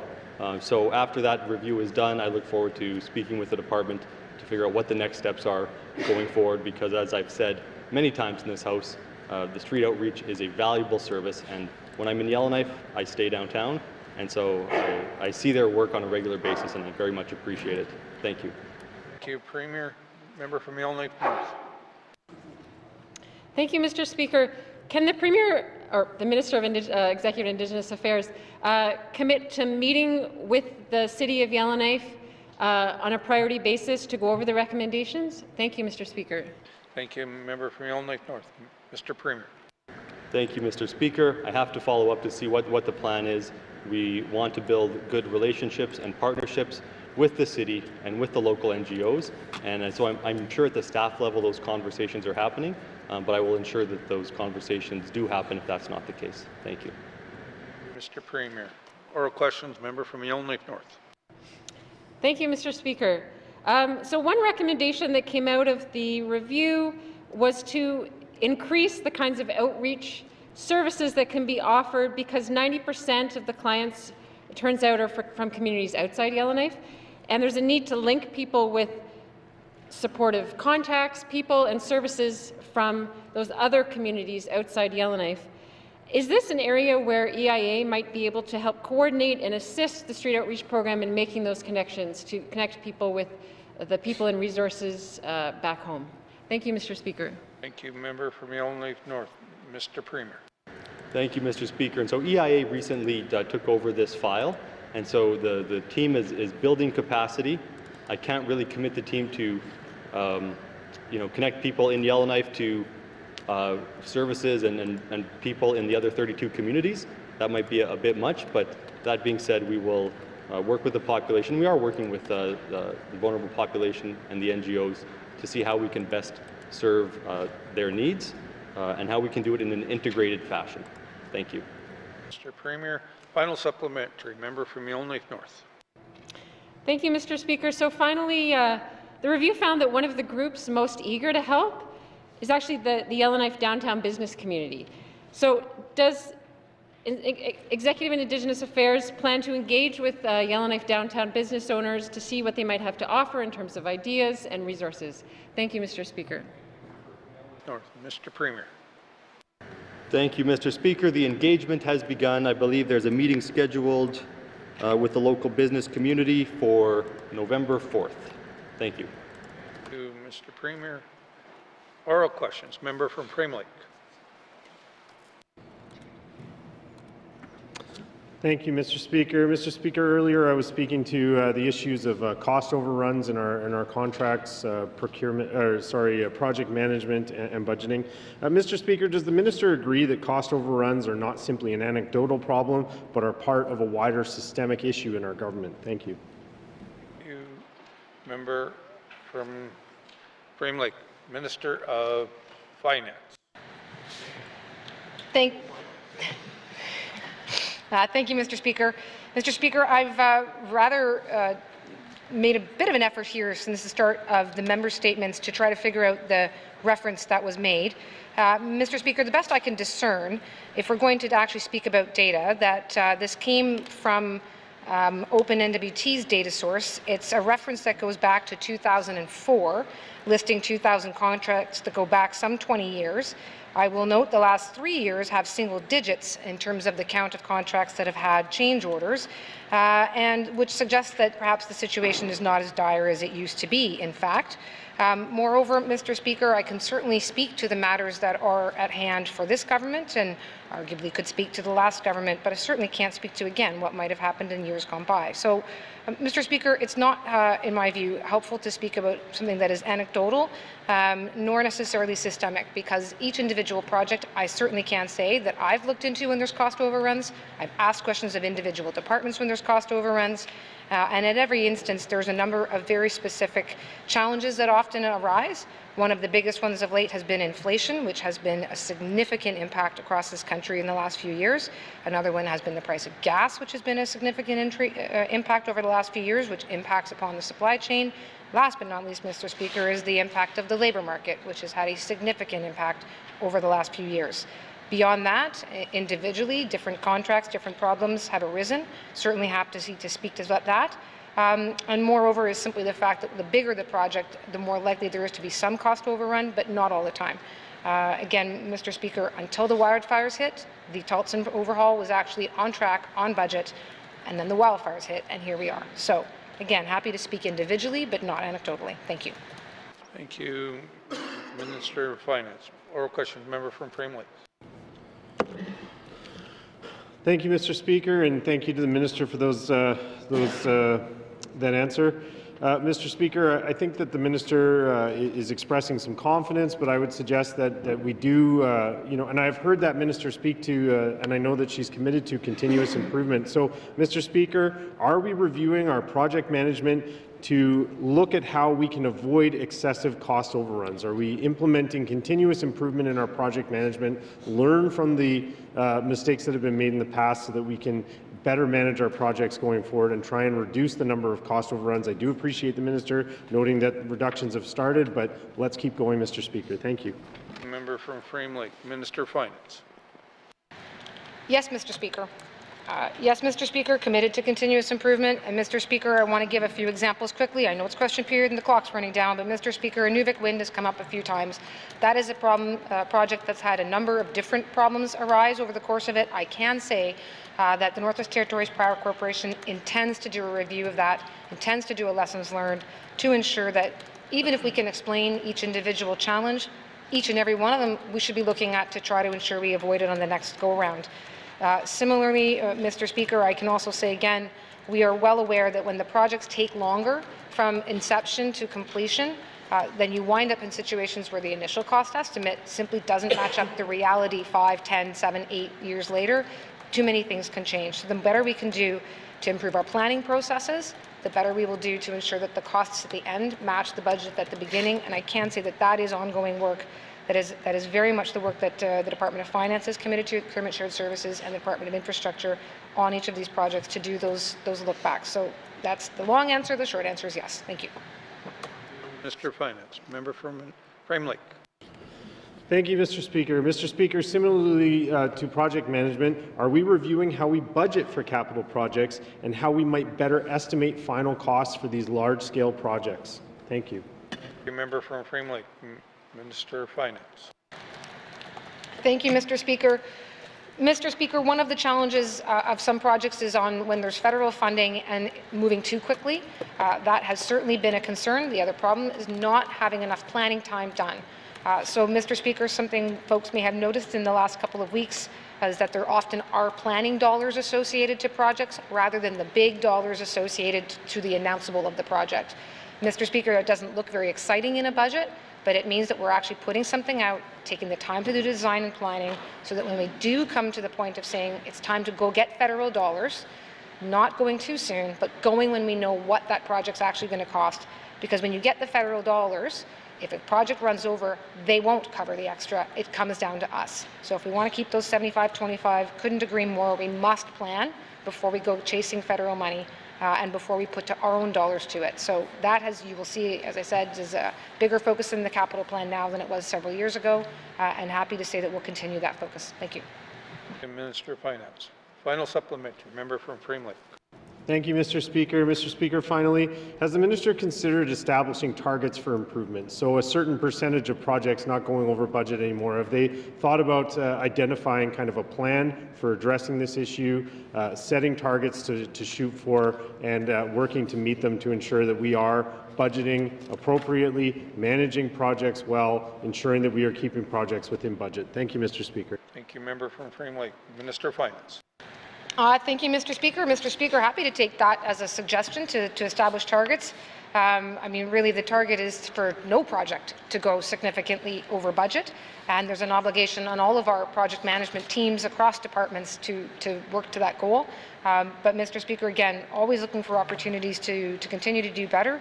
There's been a lot of change in the procurement space and the project planning space in the last few years, and again, very happy to take it away and see what more we can do in that regard. Thank you. Thank you, Minister of Finance. Colleagues, I'd like to recognize a few more honored guests here today. From Maury Land Corp President Joseph Tubac, Bob Overholt, and the North Slave Métis President Mark Whitford. Welcome to your assembly. Thank you very much. Oral questions, a member from Tunde-Willoughby. Thank you, Mr. Speaker. Mr. Speaker, my question is for the Housing Minister, Housing and Deputy Minister. Mr. Speaker, the Minister for Housing and Deputy has made it clear that she will work with me for the next year on arrears forgiveness. This is a great opportunity to help my community members, especially elders, stay put and age comfortably in their own homes. Mr. Speaker, can the minister shed some light on this new process for arrears forgiveness that she is promising next year? Thank you, Mr. Speaker. Thank you. Member from Trinidad-Willity, Minister responsible for Housing and NWT. Thank you, Mr. Speaker. Mr. Speaker, this forgiveness arrangement has been an ongoing issue for a number of years.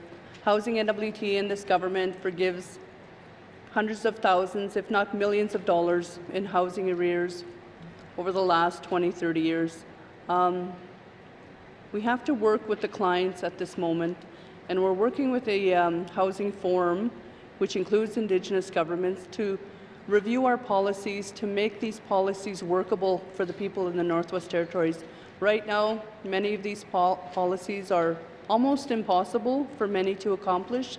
So this is work that we're doing with Housing NWT, and I hope to report this back to this Assembly. Thank you, Mr. Speaker. Thank you, Minister responsible for Housing and NWT. Member from Trinidad-Willity. Thank you, Mr. Speaker, and thank you, Minister. If the minister is willing to review the arrears for some of my constituents next year, once the new policies are sorted out, right now, Mr. Speaker, the Housing NWT is still evicting members from my community in public housing. Is there a way we can get this sorted out or put a pause on this for now? Thank you, Mr. Speaker.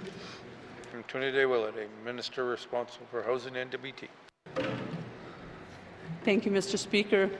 The member's asking some tough questions on the floor of the House, but you know, commitments have to be made. But at this point, I can make commitments in terms of pausing evictions. Many of the evictions that are happening today are those from illegal activities in public housing units, and that'll be my ministerial statement tomorrow. It'll describe some of the work that Housing NWT is doing towards illegal activities. Much of the evictions that are slated towards rental arrears are slowed down, some are paused. I'm pressing Housing NWT to work with the clients more and have these discussions at a local level. But in terms of illegal activities, that will be a ministerial statement for tomorrow. Thank you, Mr. Speaker. Thank you, Minister for responsible Housing and NWT. Oral questions. Member for Trinidad-Willity. Thank you, Mr. Speaker. Thank you, Minister. We have a single mother and cancer survivor who has to carry out 16 buckets of 5-gallon pail of raw sewage out of her bathtub daily. Her family showers at a neighbor's house during the winter months. Housing NWT has a budget of $193 million and $32 million in surplus this year. My question to the minister is, why can't Housing NWT provide this family with the full amount needed to repair her sewage system? Thank you, Mr. Speaker. Thank you, Member from Trinidad-Willity. Minister for Housing and NWT. Thank you, Mr. Speaker.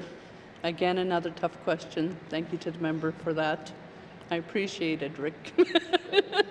But these are some of the things that we have to do, the policies that we have to amend. Talking about the situation in one of the communities. These are tough discussions we have as Housing NWT, and sometimes policies don't fit, but policies are rules and guidelines, and we have to look at those and see how we could make things fit for the community. Thank you, Mr. Speaker. Thank you, Minister. Colleagues, please refer to titles and communities and not names in the House. Final supplementary, member from Trinidad-Willity.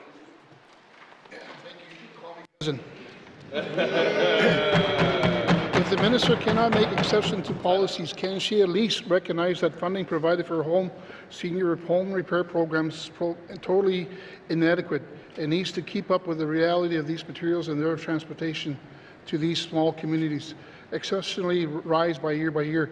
Thank you, Mr. Speaker. Thank you, member from Trinidad-Willity. Minister responsible for Housing and NWT. Thank you, Mr. Speaker. I apologize, Mr. Speaker. I won't do that again, but again, I commit to the work. Thank you, Mr. Speaker. Oral questions. Member from Yelnley Centre.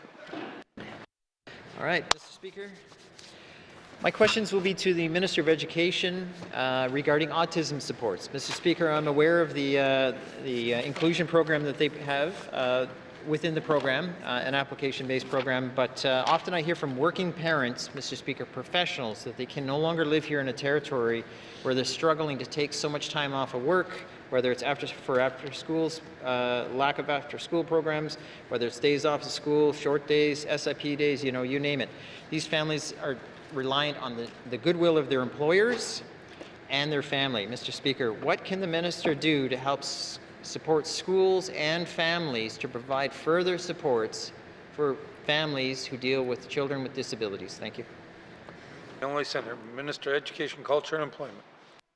Thank you very much, Mr. Speaker. Mr. Speaker, I want to start off by acknowledging the amount of work that families do to support their children, absolutely, of course.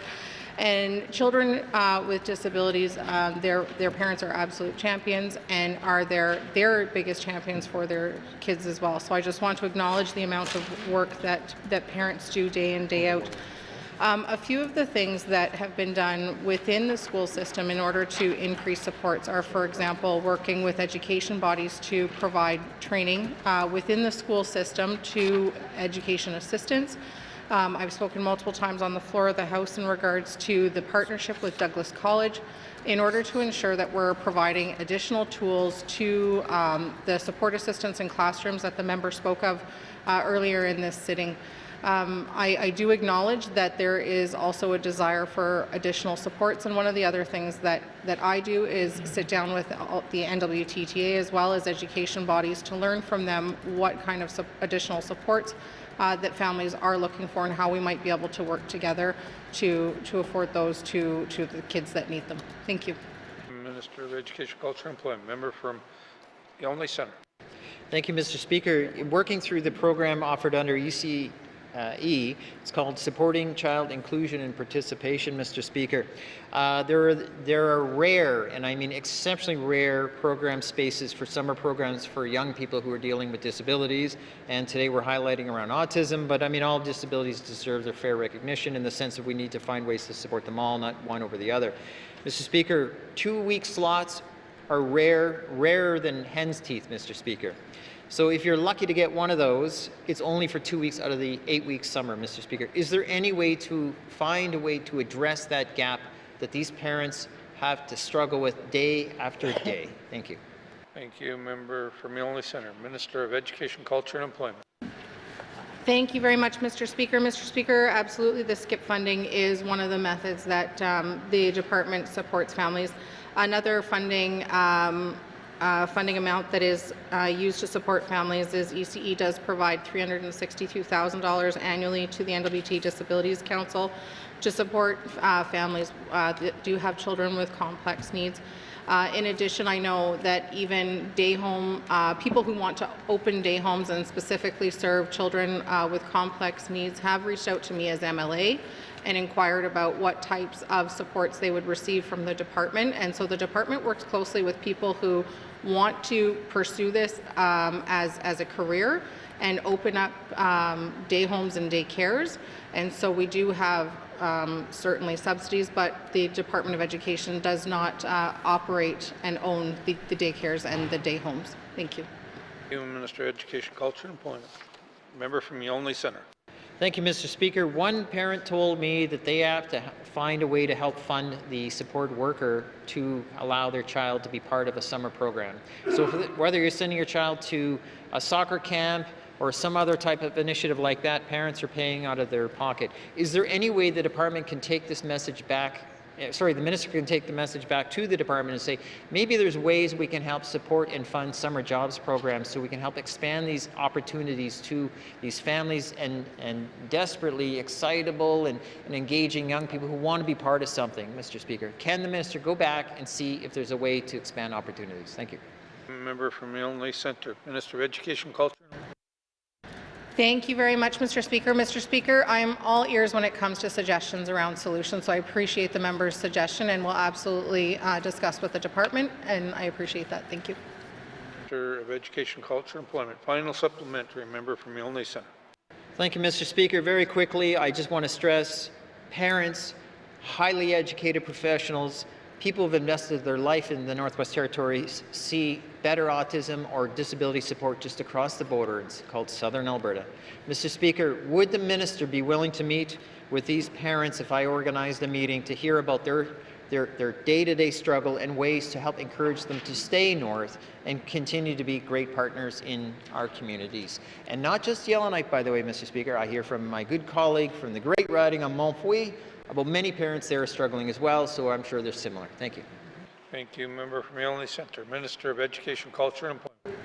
Thank you very much, Mr. Speaker. Mr. Speaker, I have not been known for turning away conversations with people. I absolutely appreciate the opportunity to speak with Northerners about how policies and government decisions impact their lives. I've had the opportunity with the member for Mackenzie Delta to sit and have similar conversations with people from his riding as well. And so this is certainly something that is not a Yellowknife challenge. It is a challenge that impacts people from absolutely every community from one end to the other, and I'm absolutely all ears and willing to sit down with Northerners. Thank you.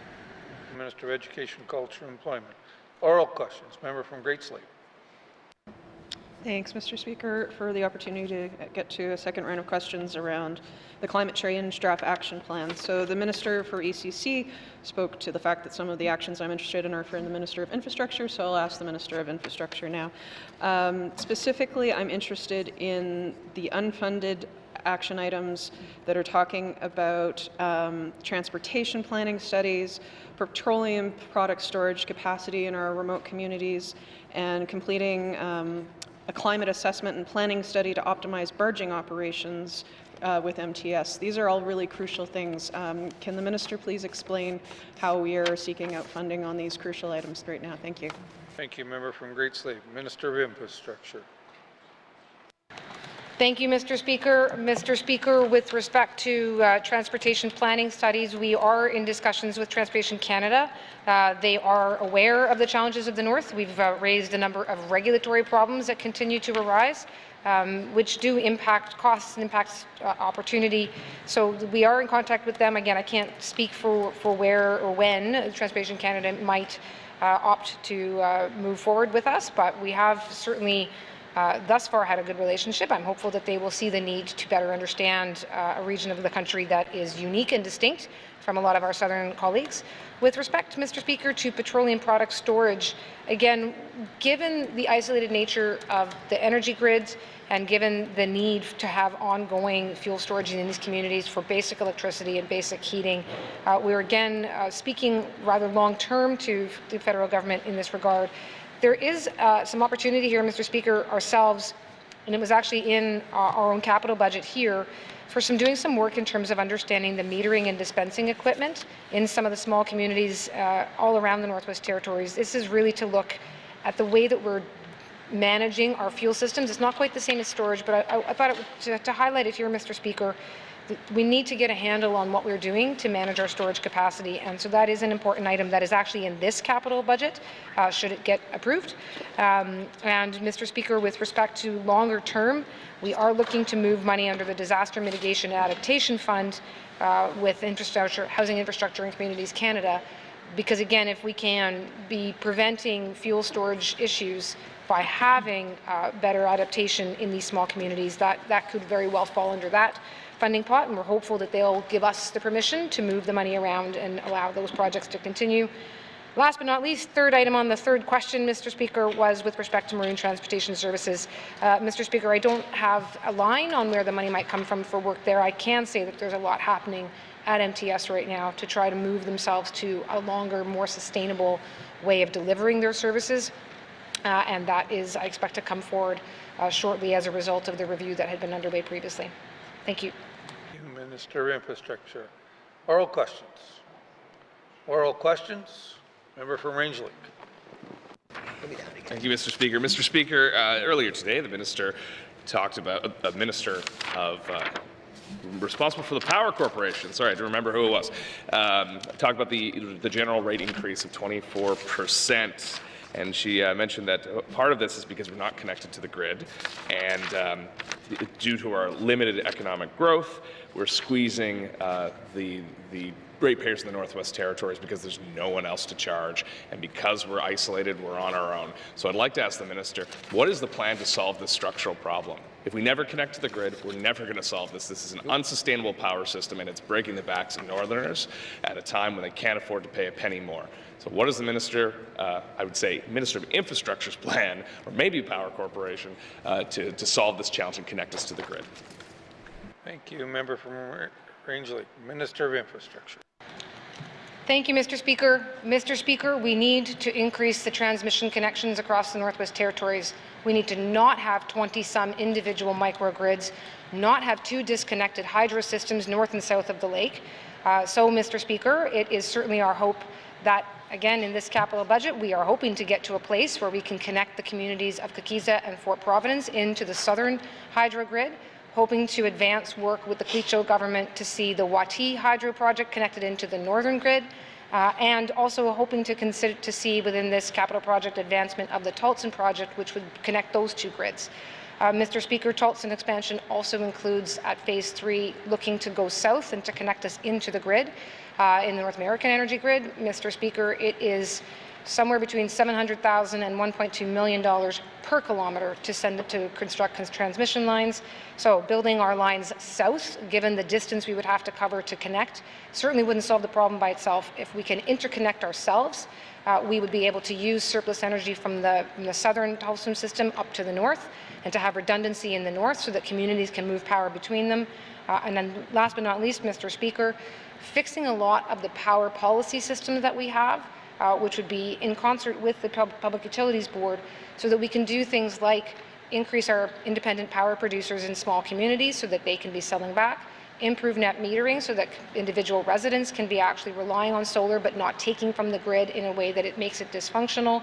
A whole suite of these kinds of changes can also add to our overall resiliency and change the way that we are delivering electricity in the north. Thank you. Thank you, Minister of Infrastructure. Member from Rangeley. Thank you, Mr. Speaker. And I'm interested in pursuing those policy changes because we need to be able to get more renewables into these systems. We need to increase our resiliency. So the minister spoke about a lot of nice things. We know the timeline of what's in this capital budget. What about those policy changes? When are we going to start working on those? Thank you. Member from Rangeley, Minister of Infrastructure. Thank you, Mr. Speaker. Mr. Speaker, some of those policy changes have been under development for many years. I've not been in this role a whole year yet myself, but I can say that a lot of research has been done in the Department of Infrastructure, working with colleagues across colleagues in the Northwest Territories Power Corporation, other utilities, Indigenous governments, consultations, and Mr. Speaker, I am very much looking forward to an opportunity to start to bring some of those forward. Well, I was going to say as soon as possible. I know that people like to have more specific timelines than that, but that's right now probably the best that I can say. But again, that effort has been done, research has been happening, and it's time to have an opportunity to bring it forward. It does need to go through the process of coming forward from a department, going through cabinet, and going to colleagues on the other floor, the other side of this house. But I'm confident that we'll be getting there very soon. Thank you. Minister of Infrastructure. Member from Rangeley. Thank you, Mr. Speaker. Mr. Speaker, these ever-increasing rate increases are putting so much pressure on Northerners. Many of them are leaving their communities. Does the minister believe that the subsidies that are being rolled out to cushion these rate increases are sufficient? And how does she know that? Thank you. What went into the calculation? Thank you. Member from Rangeley, Minister of Infrastructure.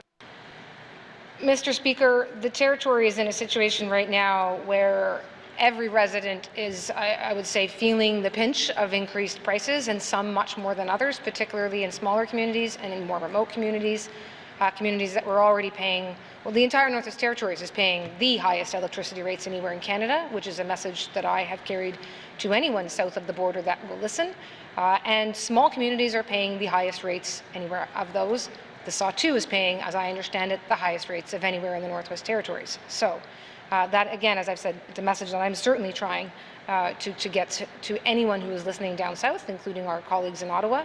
As far as subsidies go, Mr. Speaker, we are paying significant amounts directly, as I described earlier, on the major kinds of capital projects that were overdue to get done. The Tultson facility was built in the 60s. It needed an overhaul. The Inuvik Wind Project was an effort to fundamentally change the delivery of electricity in Inuvik. It's doing so. It has faced some unusual cost increases, and so we've stepped in as a government to not let the ratepayers be responsible for that.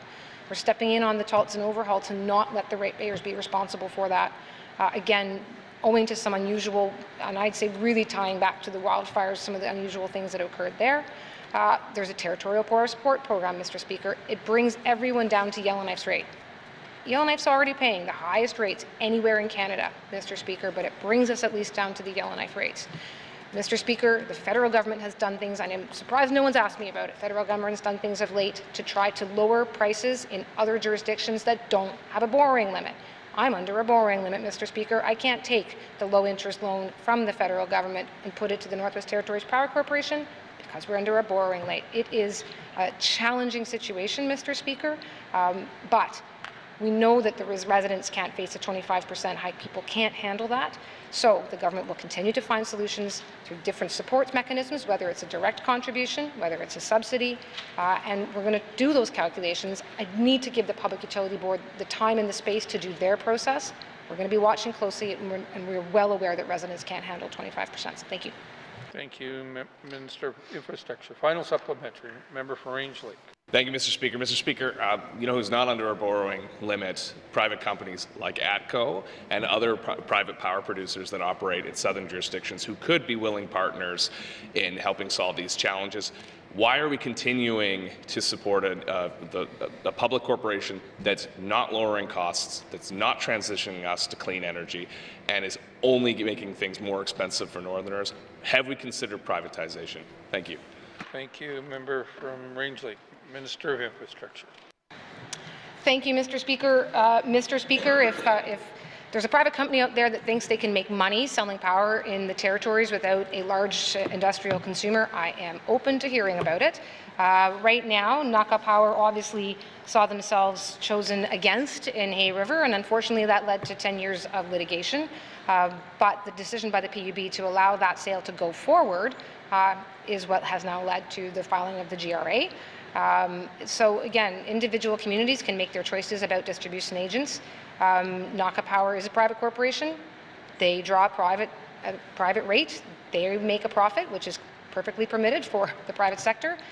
The Power Corporation has one shareholder that does not draw a dividend. The GNWT does not take a dividend off of the Northwest Territories Power Corporation. We are quite the opposite, trying to maintain power supply across the Northwest Territories as that shareholder. So again, Mr. Speaker, I speak to the Northwest Territories Power Corporation a lot about what we can do to increase power consumption, including through increasing incentivizing heating use or electrical heating, an EV corridor, partnerships with the mineral resources sector, anything and everything, Mr. Speaker. I am happy to have anyone come and buy the power to bring the rates down for everybody else. Thank you. Thank you, Minister of Infrastructure. Colleagues, our time is up for oral questions. Oral questions. Oral questions. Danny.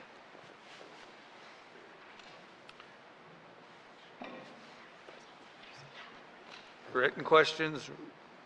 Member from Yellowknife Center. Thank you, Mr. Speaker. I have one written question here for the House.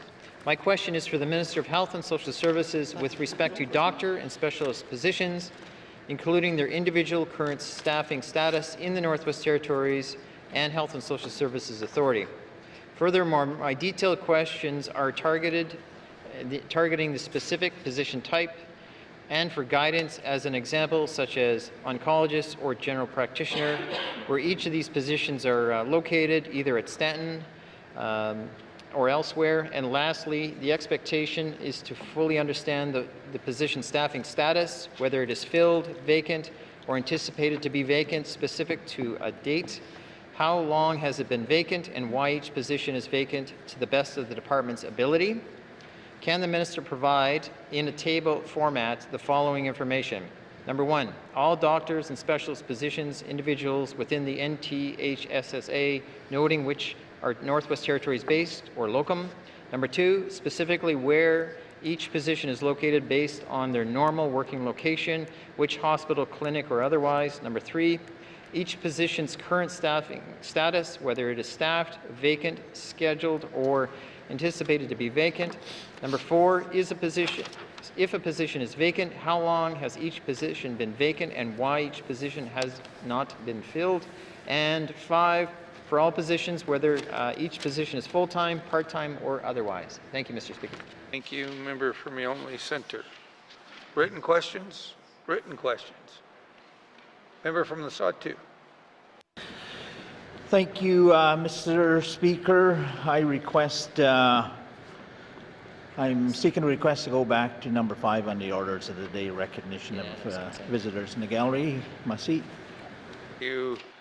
Member from the Sawtooth. Member from the Sawtooth has asked for unanimous consent to go to item number 5 on the orders of the day. Any nays? Seeing no nays, member from the Sawtooth. Thank you, Mr. Speaker, and thank you, colleagues.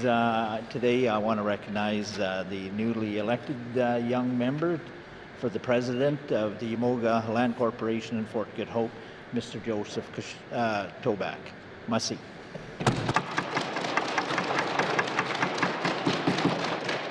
Recognition of visitors in the gallery. Member from the Only Centre. Thank you, Mr. Speaker. I just want to take a quick second to recognize Bob Overboat. He is maybe retired, but he's probably never been as busy as he ever has been in his life, than considering the consultation and work he is truly doing now. So I want to thank him, and as of course I wish to recognize, because I'm on my feet, Ms. Kylie Kakwe-Scotts, who happens to be the Premier's, one of her office staff and leaders in the Principal Secretary's office. So thank you very much. Thank you.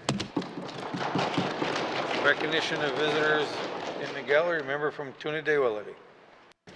Thank you, Mr. Speaker. I'd like to recognize the Grand Chief of the Cleacho Region, Jackson Lafferty. Good to see you here. Also, Bobby Overvolt. Good to see you here again. And also Mark Whitford, the North Bay Métis Alliance President. And also Dottie Tetzel and the newly elected Joseph Toback. Merci. Thank you, Member Toonaday-Willety. Recognition of visitors in the gallery.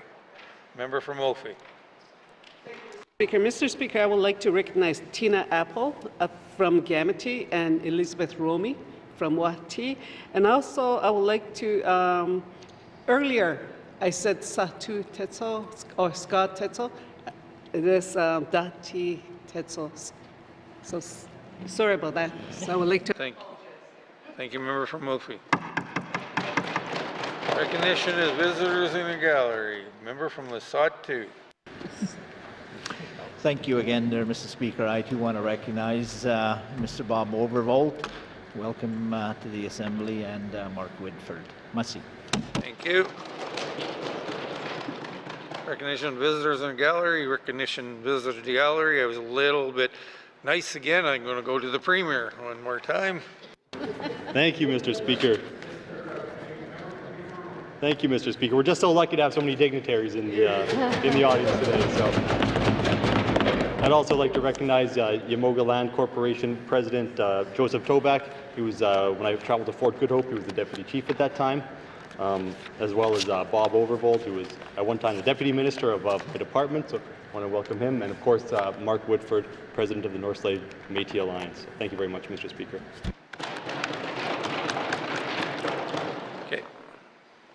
Recognition of visitors in the gallery. Recognition of visitors in the gallery. Returns to written questions. Returns to written questions. Replies to the Commissioner's address. Replies to the Commissioner's address. Petitions. Petitions. Reports of committees on the review of bills. Reports of committee on review of bills. Reports on standing and special committees. Reports on standing and special committees. Tabling of dockets. Minister of Justice. Mr. Speaker, I wish to table the following 3 documents: Northwest Territories Coroner Service 2023 Annual Report, Policing Priorities 2024 to 2027, and Territorial Police Service Agreement, RCMP, Annual Report 2023 to 2024. Thank you, Mr. Speaker. Thank you. Minister of Justice. Tabling the documents, Minister of Infrastructure. Mr. Speaker, I wish to table the following 2 documents: the implementation update and closeout on the report on the review of GNWT procurement policies and practices, and the Northwest Territories Power Corporation and Northwest Territories Hydro Corporation Annual Report 2023-2024. Thank you, Mr. Speaker. Thank you, Minister of Infrastructure. Tabling the documents, Minister of Environment and Climate Change. Mr. Speaker, I wish to table the following 2 documents: plain language summary of Bill 15, Northwest Territories Indigenous-Led Conservation Fund Establishment Act, and statement of consistency for Bill 15, Northwest Territories Indigenous-Led Conservation Fund Establishment Act. Thank you, Mr. Speaker. Thank you, Minister of Environment and Climate Change. Colleagues, I wish to table the terms of reference for the Electoral Boundary Commission 2025. Thank you. Tabling the documents, tabling the documents. Notice of motions, notice of motions. Motions. Member from Rangeley. Thank you, Mr. Speaker.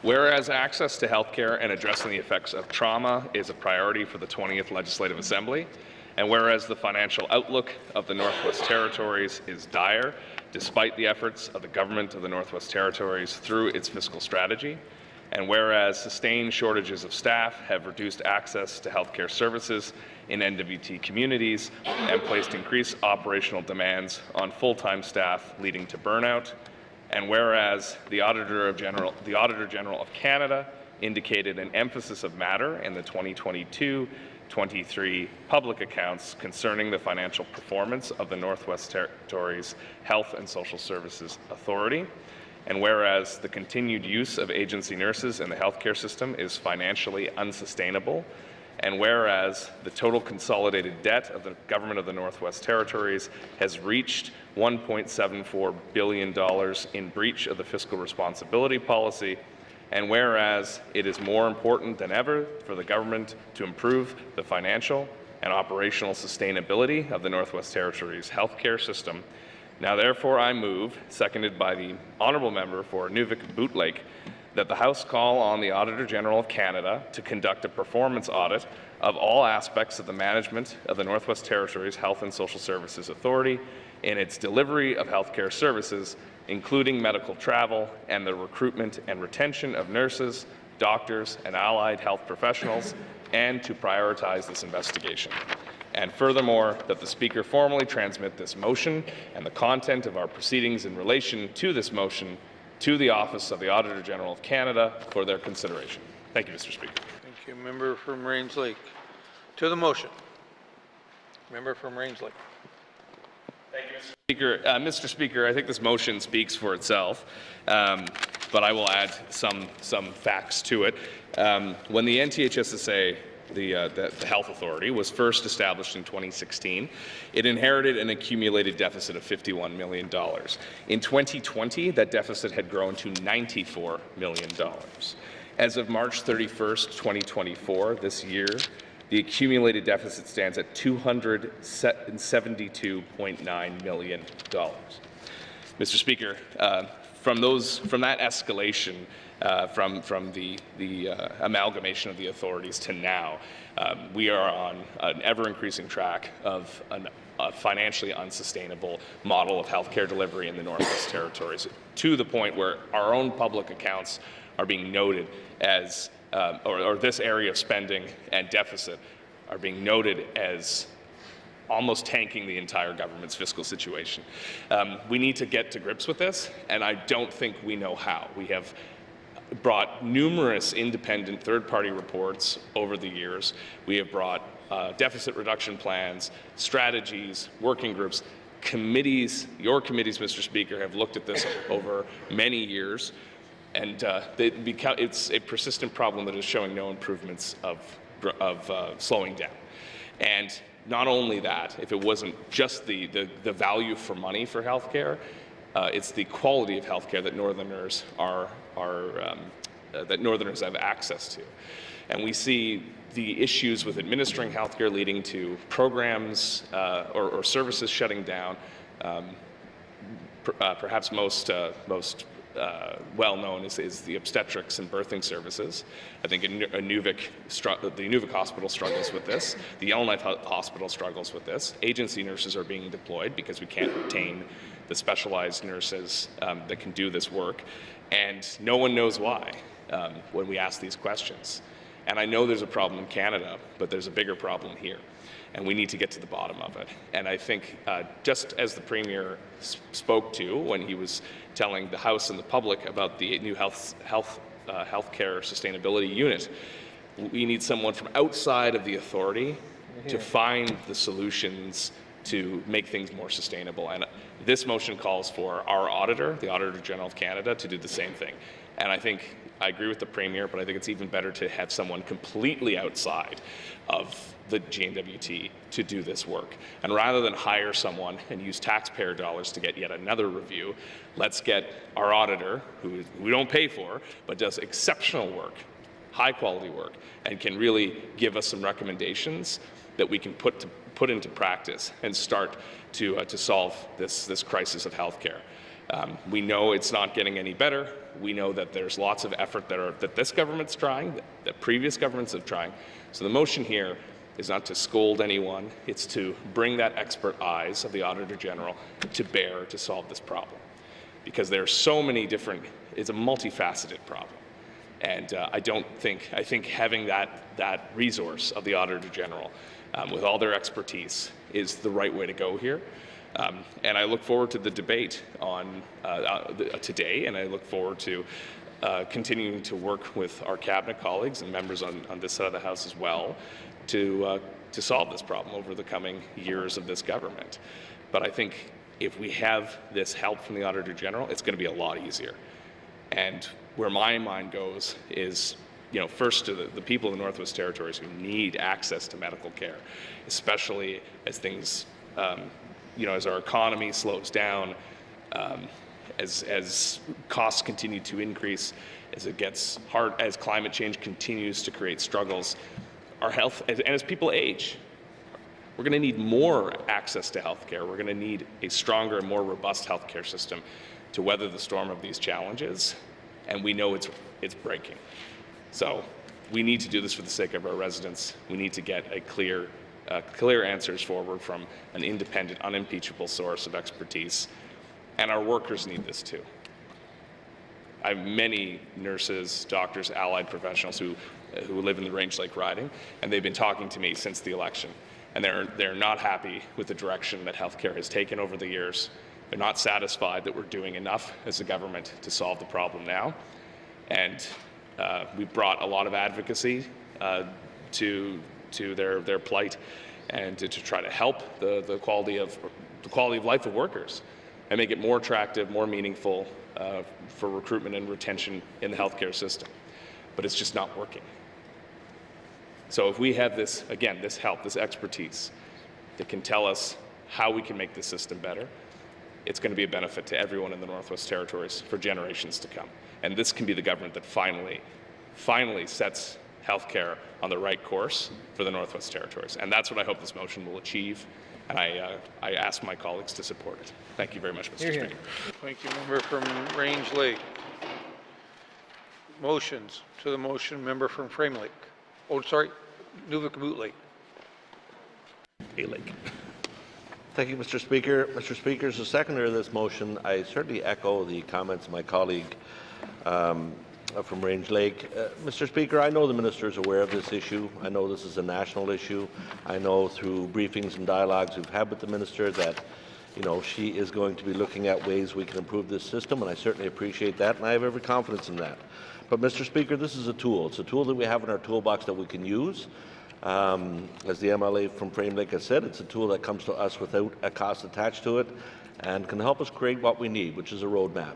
And if this is a tool we have that we can use to help create that roadmap to success, to assist us as government to move forward and get where we need to be with our healthcare delivery, then I think, Mr. Speaker, it's only proper that we use that tool. So, thank you. Member from Nunavut Boot Lake. To the motion, member from Framelik. Thank you, Mr. Speaker. Mr. Speaker, I am rising in support of this motion today. In my October 24th statement, I asked the Minister to acknowledge the significant issues in our healthcare system publicly and put forward a plan to address these issues. Today, I'd like to publicly acknowledge the issues myself. Mr. Speaker, I've been speaking to healthcare practitioners for many years now. Certainly spoke to numerous practitioners during the election period. This collection of practitioners have come to represent a concerningly wide breadth of professions and a collective of individuals across our healthcare service spectrum. To name a few, Mr. Speaker, occupational therapists, speech-language pathologists, countless different nurses, a number of different doctors working in various roles in our system, people who've worked in management, people who have worked, and many people who are working on our front lines.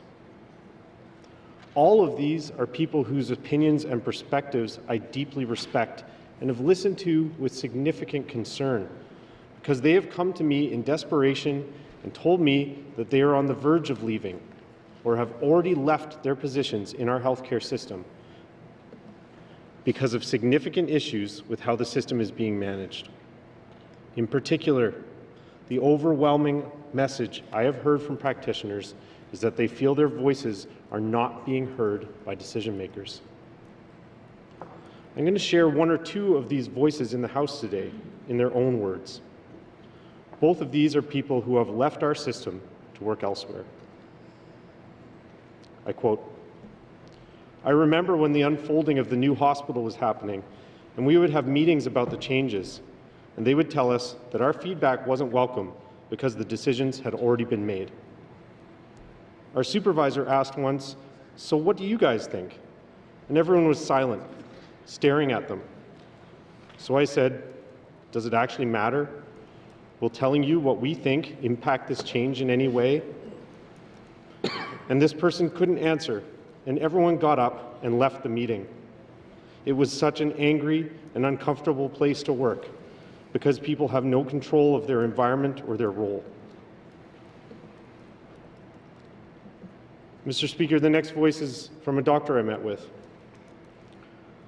who illustrated for me in stark terms that they felt there was a lack of respect for physicians in our system, that they were seen as a problem to be managed by senior management, that they were entitled, overpaid, not working as hard as they should be.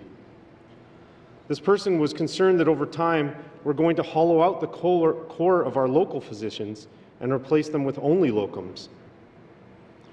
Mr. Speaker, this person said to me with, I think, a lot of sadness that Yellowknife is a fabulous place to work. They loved the community, they loved their colleagues. In some ways, they felt we were ahead of many southern jurisdictions. And so leaving was not an easy decision for them to make. Mr. Speaker, the fact that so many practitioners' frustrations with these problems had become so great that it caused them to either leave the system or move somewhere else or leave a career that they care about entirely speaks to the seriousness of the issues they are speaking to. What stands out to me also is the breadth of these voices. We're not talking about a problematic unit or a difficult group of individuals. The issues that I've been hearing about have been coming from widely across the system.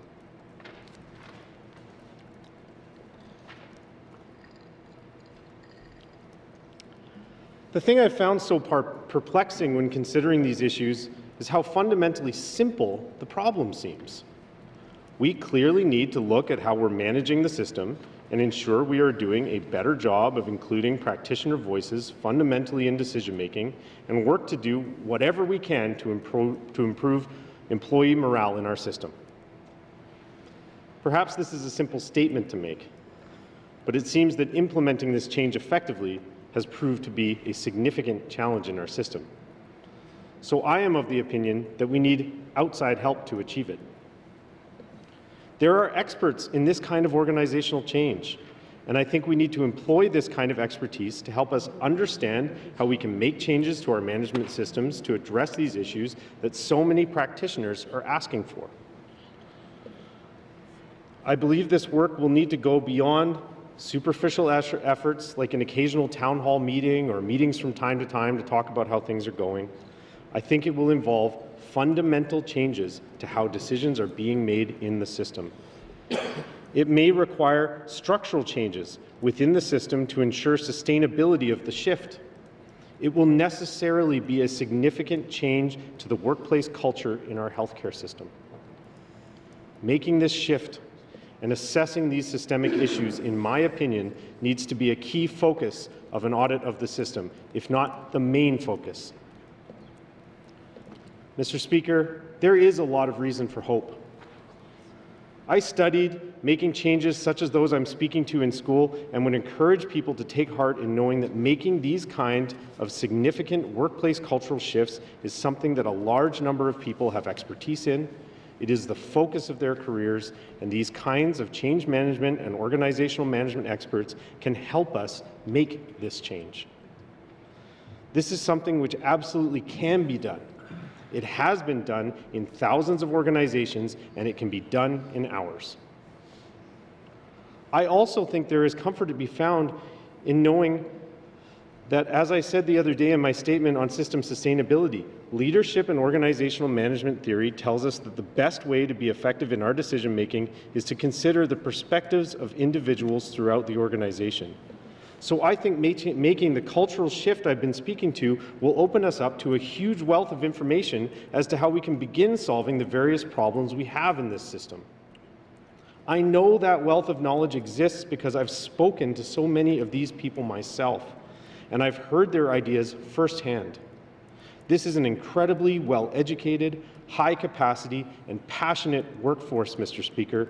This is a formidable resource to have at our fingertips, and we owe it to ourselves and the residents of the NWT to listen to and implement to their ideas for how we can best deliver healthcare effectively in our territory.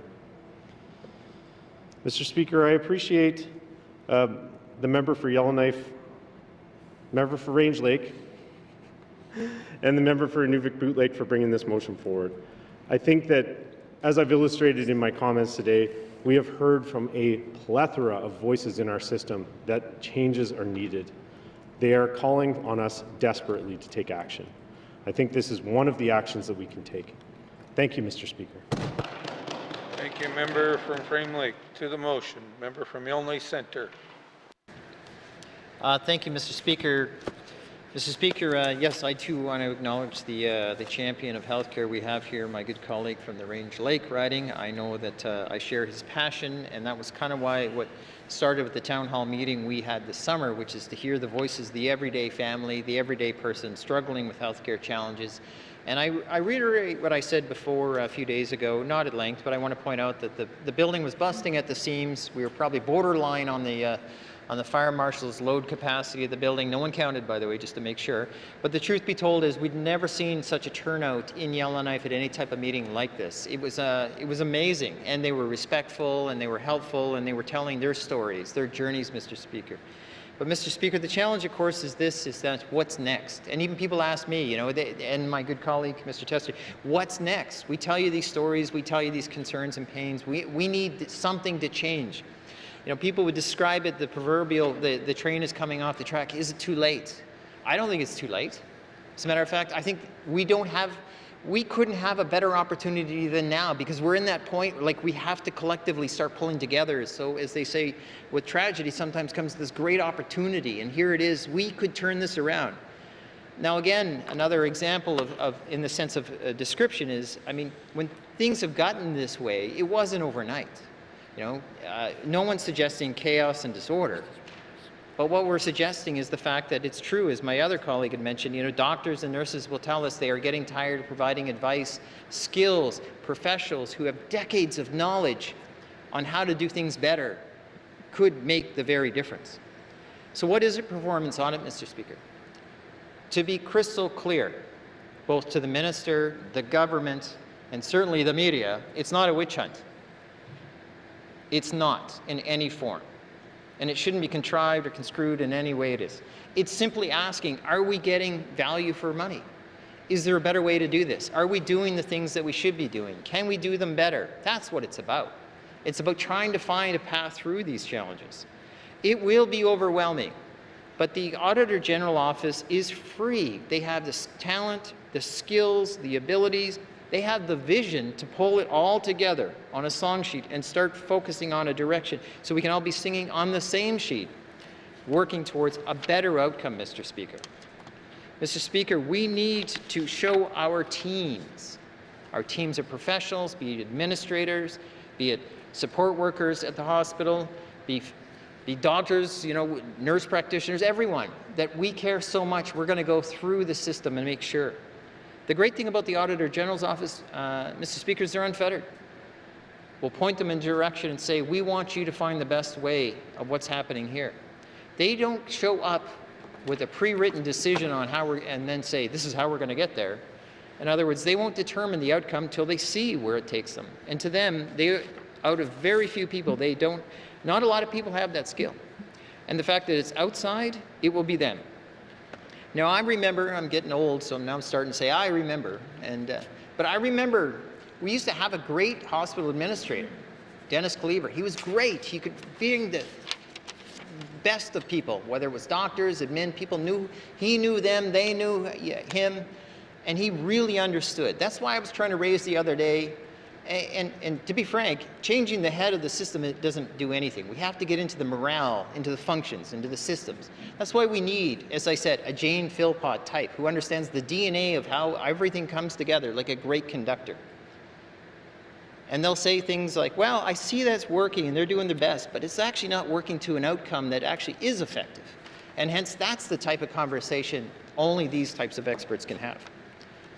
Mr. Speaker, as this is a motion, as we know, an important motion, and I feel like this is going to be the healthcare assembly. We're just going to keep rallying on healthcare till we not only see change, if not better, we feel change. But I worry about the risk about how much money, and we can no longer afford to keep doing things the same way as we do them. Now, I know, again, this is a motion, and I recognize it is a suggestion to the Assembly, and I don't know what Cabinet's going to do. As a matter of fact, I don't know if anybody on the side knows what they're going to do. But I won't be the first in the sense of just today, but I'll certainly be the first, at least this afternoon, and say, I hope Cabinet is willing to have a free vote on this particular issue. Because this isn't just fixing my riding, my colleagues' riding, my regional ridings, it's fixing everybody's ridings. And I would hope that they would want to be partners in this solution by having that little bit of a thumbprint on this motion by saying, I supported it. And I was part of the path to a reinvigorated healthcare system, a renewed healthcare system that helps all. Because if we keep going the same way we do, Mr. Speaker, and I'm going to try to wrap up here, we will see cuts that we don't want to have. We will see change that we're forced to make. We will see departments, not just health, but the ripple effect of this, having to make choices no one wants to make. I don't want to hear the fact that we can't afford a doctor in oncology because we don't have any more money anymore. I don't want to hear those stories. I want to hear that we can provide desperately needed services in the regions. I don't want to hear about the unavailability or the unaffordability of birthing units in Inuvik. This is our chance to be part of that solution before we say it's too late. So, Mr. Speaker, again, a big fan of Stephen Covey. His saying, begin with the end in mind. I think this motion says it. Let's begin hoping we can build a better healthcare system, and now let's work to achieve that. Thank you, Mr. Speaker. Thank you, member from Yonge Centre. To the motion, member from Yonge North. Thank you, Mr. Speaker. Mr. Speaker, I will be supporting this motion. I also want to acknowledge and recognize that this could take a while. This could take about 2 years, at least, to complete if they do agree, if the Office of the Auditor General does agree to conduct an audit. So this will not be a quick fix or an immediate solution. But I think that it is a tool that would be useful in our toolbox in order to improve a system that desperately needs improvement. So I also recognize that an audit, a performance audit, would usually assess performance against the standards and goals and targets that we have established. And one problem is that in our healthcare system, we seem to have been struggling in many cases to set those explicit standards or goals or targets. One example being nurse-patient ratios at Stanton Hospital. And so it might be hard to assess performance against when we don't know what the goals have been that we're trying to set for ourselves. So I would hope that the Office of the Auditor General might be able to point us to, say, more broadly accepted national standards to help evaluate our performance, and look at models of rural health care and primary care used in other remote communities in the country. I understand that in some ways our system is unique, but we're certainly not the first jurisdiction in the world to have rural healthcare systems and remote communities. And so I think we do need to look to what other standards are out there and how we stack up. I would also hope that the Office of the Auditor General could provide some insight into why our Health Authority and Department of Health and Social Services seems to have had so much trouble in being able to create system plans, to really step back and look at the bigger picture, to create the plans and the targets, such as, for example, a system workforce plan. And what have been the barriers to actually implementing plans like this, despite many studies and reports and recommendations produced over the years internally? What have been the barriers preventing those things from coming to light and actually being well utilized and implemented?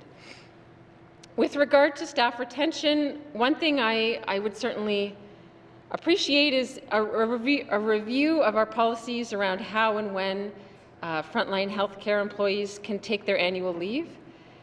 Ideally with some indication of how our policies and practices compare to other small healthcare systems and rurally based healthcare systems in the country. We cannot surely be the first ones to confront these challenges of how to ensure staff can get the full leave that they're entitled to when we have limited staff and small systems. I would also appreciate an evaluation of the extent to which exit interviews are implemented. So when staff do decide to leave, the rate at which we're actually conducting the exit interviews and the extent to which the insights gained through those interviews lead to changes to prevent other staff from leaving where possible. I understand that there will always be cases where people need to leave for personal reasons, family reasons, whatever it is, but if we're seeing patterns of preventable reasons that people are leaving, that those could be used to improve the system to improve staff retention. Now, we've all been talking this week about how we're establishing a new healthcare system sustainability unit with the limited resources that we do have, and that has a number of years of work ahead. So my hope is that the work of the Office of the Auditor General could dovetail with that work. It could help raise some flags, identify areas for that unit to focus on, and ideally help to make the work of the new Healthcare System Sustainability Unit more focused and more efficient. Because they have a lot of things to try to sift through and understand, a lot of previous documents and data, and so anything that the Office of the Auditor General could do to help point towards things that really raise a lot of questions or concerns might really make the work of that unit more effective. So with that, I'll just conclude by saying I do support the motion. I'm hopeful that this can help, even though it won't be an immediate or quick fix, and so we do have to continue working on some of the shorter-term solutions as well, but this could be one of the more medium-term steps that we can take to improve the system. Thank you, Mr. Speaker. Thank you, member from Yellowknife North. To the motion, member from the Sawtooth. Thank you, Mr. Speaker. I too will be supporting this motion. This motion will assist in retaining the services of the Auditor General. And as my members have said, we're not engaging in any witch hunt by any means. The performance review audit will give us tools to improve our current system. We're here to serve the people, and if we can be more efficient in the Auditor General's review, directly going to the recommendations of the audit on being more efficient in our healthcare delivery. Similarly to the private sector, accountants really serve the entrepreneur in being cost efficient. On those principles of providing management skills, we need to produce the tools of recognition through an Auditor General's report, and in my view, that'll really help our government to design, recognize where we can pull up our socks and move ahead more efficiently.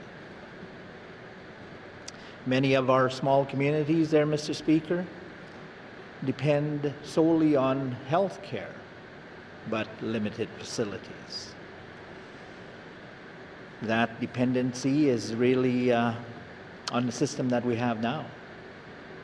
And if there's room for improvements, I'm willing to participate in any way that I can. In recognition of the need for practitioners and trades in that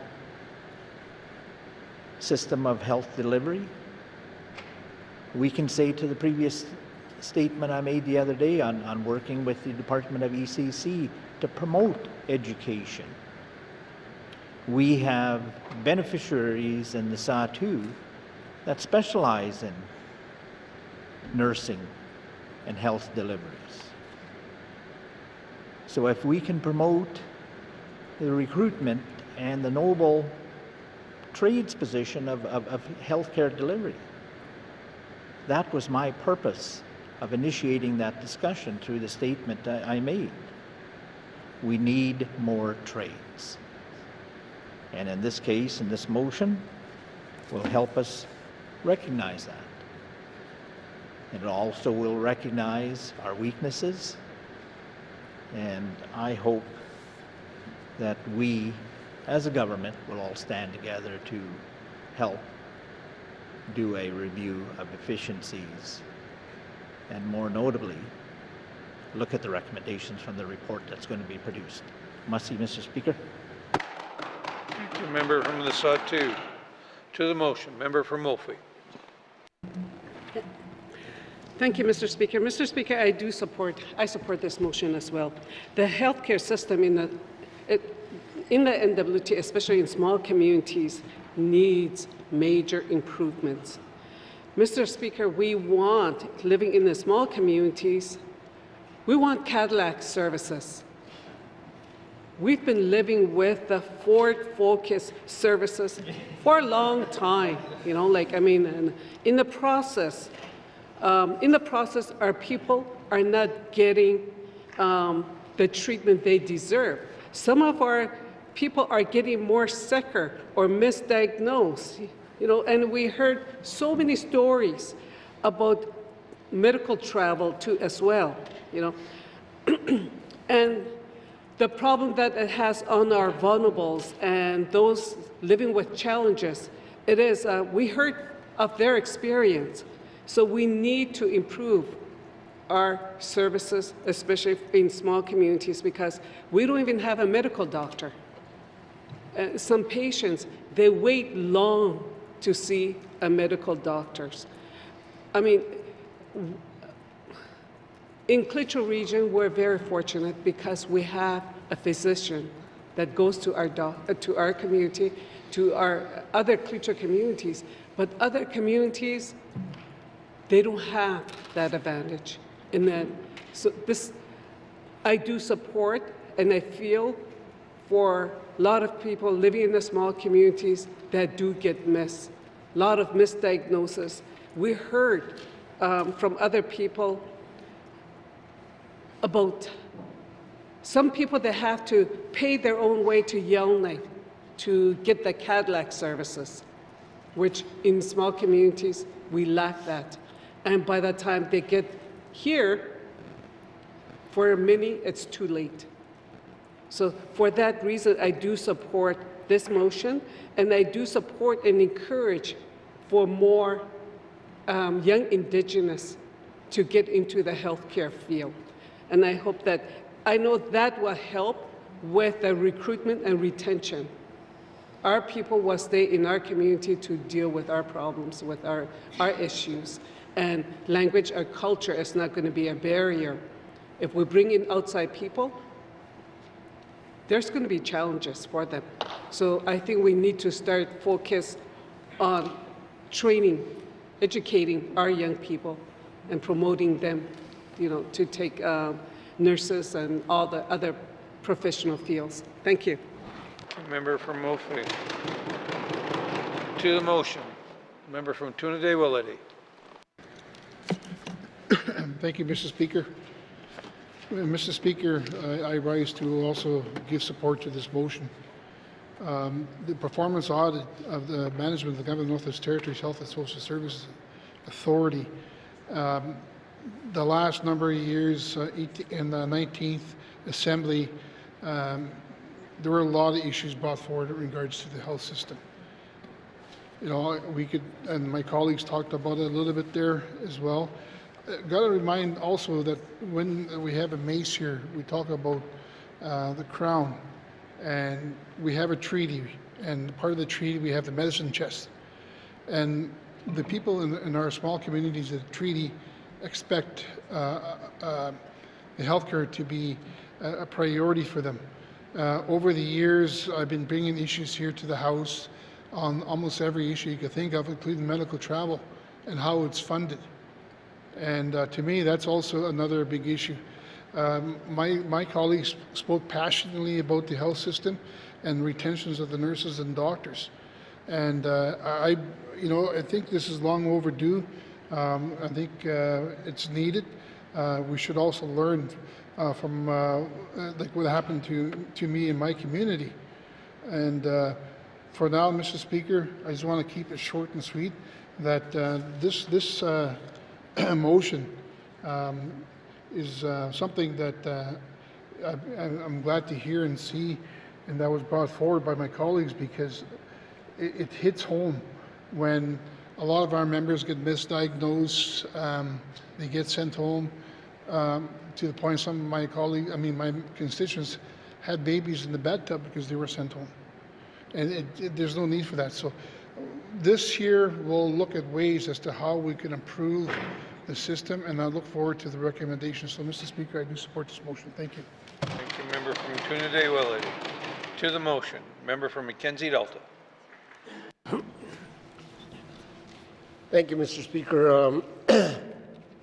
I too will support this motion based on the concerns during the election. Many constituents brought forth concerns about the health care within the Northwest Territories, within the smaller communities with lack of staff. We put up with these concerns every day. Every day when I'm back home, even when I'm here, I'm getting calls with concerns saying that, why is this happening? Why is that happening in this time of the day when we should be advocating and looking after our residents of our communities. Our smaller communities are ones that are suffering more and more.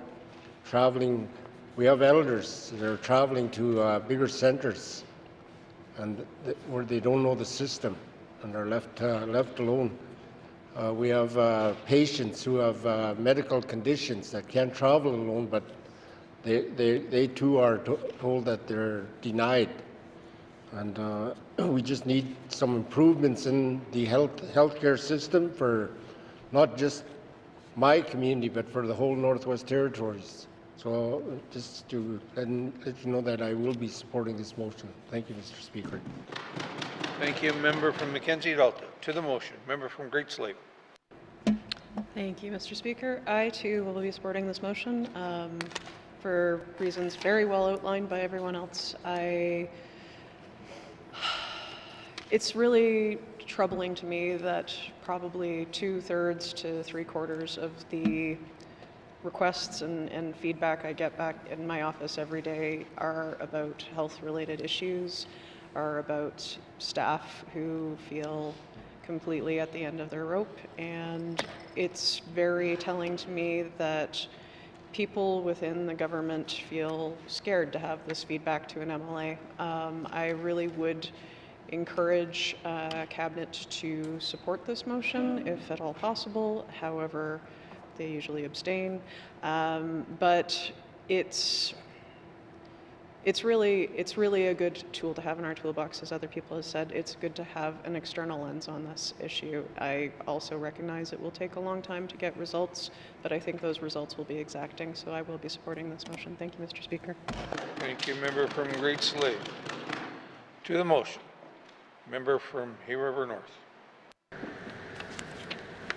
Thank you, Mr. Speaker. Cabinet will be abstaining from this out of respect for the independence of the Office of the Auditor General. I just wanted to say that I agree with much of what I've heard from the members. I've received complaints about healthcare services as well, just like every MLA in here. I do want to temper people's expectations. I've seen a number of OAG audits. It doesn't necessarily result in change. It's not a silver bullet. The OAG can come in, identify some issues, and then leave. And then we are looking at some issues that we're aware of without necessarily the solutions to get at those issues. What we've proposed here is to create what we have done is create a healthcare system sustainability unit, so we can actually work right in the healthcare system. The staff is embedded in the healthcare system, but still independent, able to bring real-time information to the decision makers to help actually do that work. Another thing I want to mention to the members as well is that the Office of the Auditor General, the way they work with these performance audits is they look at the policies in place, they look at what you say you're going to be doing, and then they look for documentation to confirm that you're doing what you say you're going to be doing. And that documentation needs to be dug up by somebody. And so that is the staff of the health authority. So these staff that are already burdened with a large workload, with increasing complexities of care, now they have to go and chase down a bunch of documents. And while the Office of the Auditor General puts in a significant amount of time on these audits, thousands of hours, territorial health authority staff will also have to put in a significant amount of time that will take them away from the work that they normally do. I also want to note that the NT Health, Northwest Territories Health and Social Services Authority, it's the primary healthcare provider in 27, 28 communities, but we still have the Pleachow Community Services Agency and the Hay River Health and Social Services Agency. So this motion leaves out, a significant part of the healthcare systems that serve, 5, 6, 7, 8,000 residents in the Northwest Territories. So that's just something else to consider. But that being said, we're not going to stand in the way of the wishes of the Assembly, but Cabinet will be abstaining. Thank you, Mr. Speaker. To the motion, member from Range Lake, you can conclude discussion. Thank you, Mr. Speaker. Yes, I will close discussion. So I was contemplating reading at length from table document 204-20(1), which is the patient survey that the member for Yellowknife Centre and I brought forward to the House. I'm not going to do that. The document speaks for itself, but I do encourage everyone, in particular our Cabinet colleagues, to read that document and see in their own words what practitioners, members of the public said in that survey. I think it's valuable to let them tell their own stories, and we will continue to hear those stories and bring them forward. This motion and the other things that we're working on as a government aren't going to change, or are not going to change things overnight. I completely agree. There is no silver bullet, but the audit that was just tabled in this House not too long ago was the result of a motion that was passed by the last Assembly. So it does take a while to get there, but I think there are lots of lessons that we know we're going to learn from the standard renewal audit, and not just were they following policy. Like, we have a very clear set of, this is how we can avoid these things in the future. And I think that's that's the value of these things. And it shows that the OAG is listening to this assembly. They're listening to the concerns of the people of the Northwest Territories. They always do. But we're just escalating that and asking them to prioritize this work because it is important. And with all these efforts that the Premier's office is putting towards healthcare sustainability, the Health Minister, hopefully things do align and we're able to assess whether those things have been working and effective, because those are policy changes that will now be part of any performance audit that comes forward. I did want to say that my honourable friend from Yellowknife Centre mentioned the town hall we had, and it was a pretty tremendous thing to have standing room only and have all these people engaged, because sometimes Northerners do feel timid or that they can't speak out because they work for government, or because they're worried about who's listening, or there'll be reprisals, or they won't get contracts, or whatever it happens to be. And it's a damn shame, because this is our democracy, and it only works when we're listening to the people we serve. So I was really pleased to see with that, and during that, I made a commitment to bring forward this motion. And that's the people who were assembled wanted something like this. They wanted outside eyes taking a look at this, because quite frankly, Northerners are fed up and things need to change. And it will take time. Everything we do will take time, but this puts us on the right course. And I think it's important that when we make a promise to the public, we keep it. So that's my effort today, Mr. Speaker. I look forward to the work of the Auditor General, and I thank all my colleagues who have spoken in support of this motion. And I will recognize the commitment of the Executive Council to prioritize this as well. And we'll have to see, hopefully everything aligns and we start to make progress as soon as possible. Because like I said, the system is breaking if not already broken, and we desperately need to fix it. And I will ask for a recorded vote. Thank you, Mr. Speaker. Member from Range Lake. To the motion. Question has been called. The member has asked for a recorded vote. For all those in favor, please stand.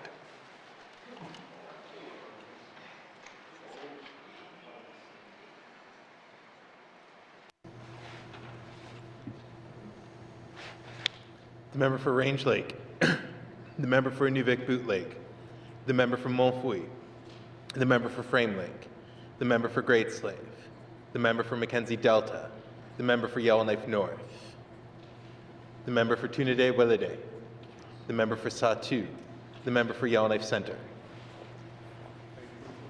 All those opposed, please stand. All those abstaining, please stand. The member for Yellowknife South, the member for Cam Lake, the member for Hay River North, the member for Hay River South, the member for Inuvik Twin Lakes, the member for Nunavut.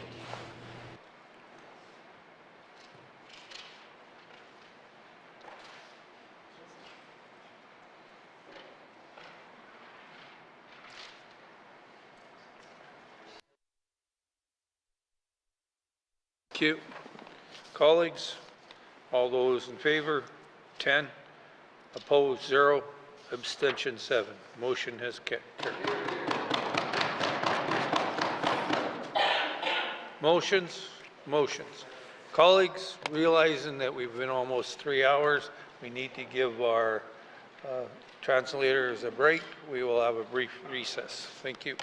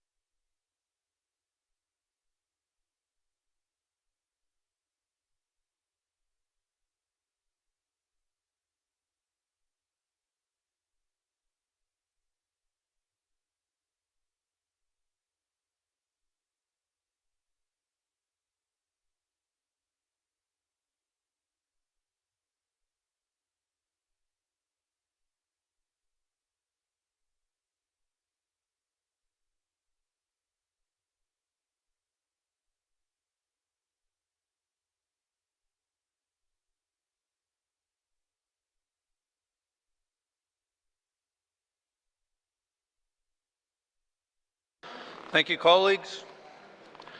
Notice of motion, first reading of bills. Notice of motion, first reading of bills. First reading of bills. Minister of Environment and Climate Change.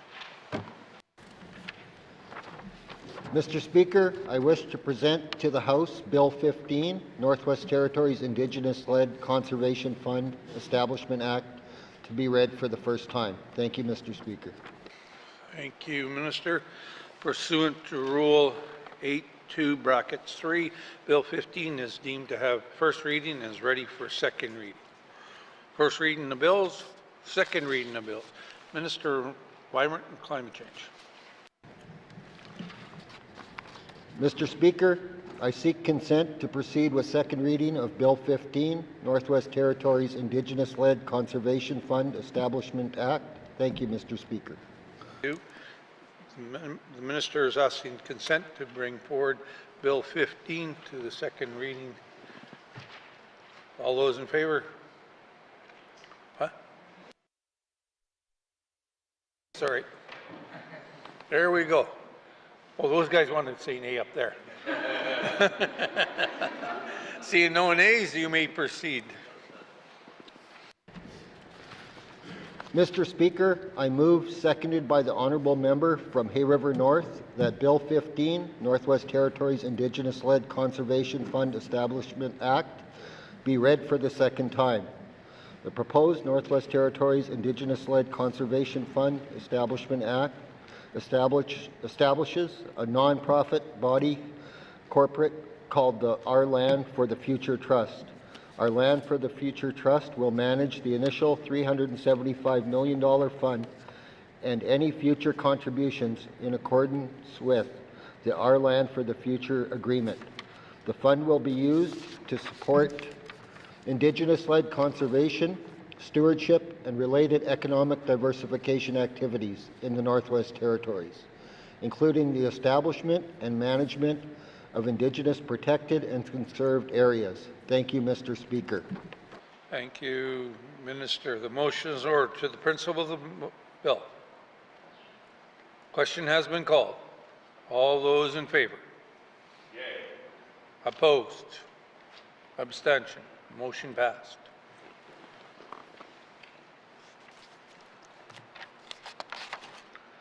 Yep. The motion is carried. Bill 15 now has read for a second time and is referred to the Standing Committee of the Assembly for further consideration. Minister of Environment and Climate Change. Mr. Speaker, I seek unanimous consent to waive Rule 8.2(7) and have Bill 15 referred directly to Committee of the Whole for today. Thank you, Mr. Speaker. The Minister is asking for unanimous consent to move the bill to Committee of the Whole. Any nays? Or should I guess all in favor? Any nays? Ever. They want to see it there. No nays? It is moved to the Committee of the Whole. Second reading of bills. Second reading of bills. Considerations in Committee of the Whole of bills and other matters. Bill 15, CR 17-20(1), CR 18-20(1), table documents 193-20(1), with the member from Tunadé-Welliday in the chair. Colleagues, by authority given to me by the Speaker under Rule 2.24, I hereby authorize the House to sit beyond the daily hours of adjournment to consider the business of the House.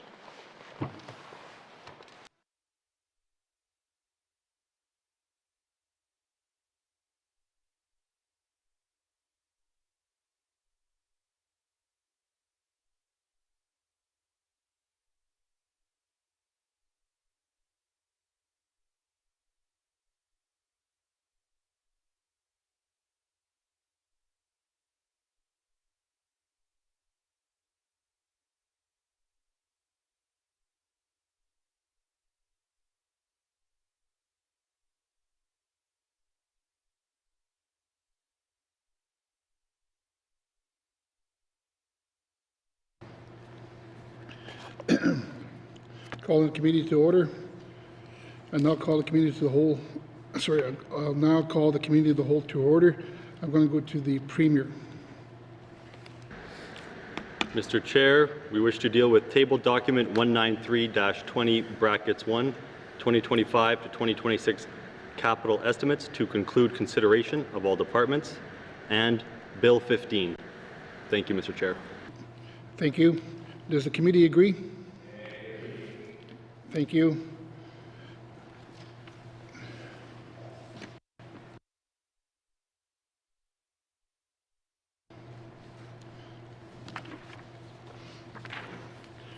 Committee, we have agreed to consider table documents 193-20 brackets 1, 2025-2026 capital estimates.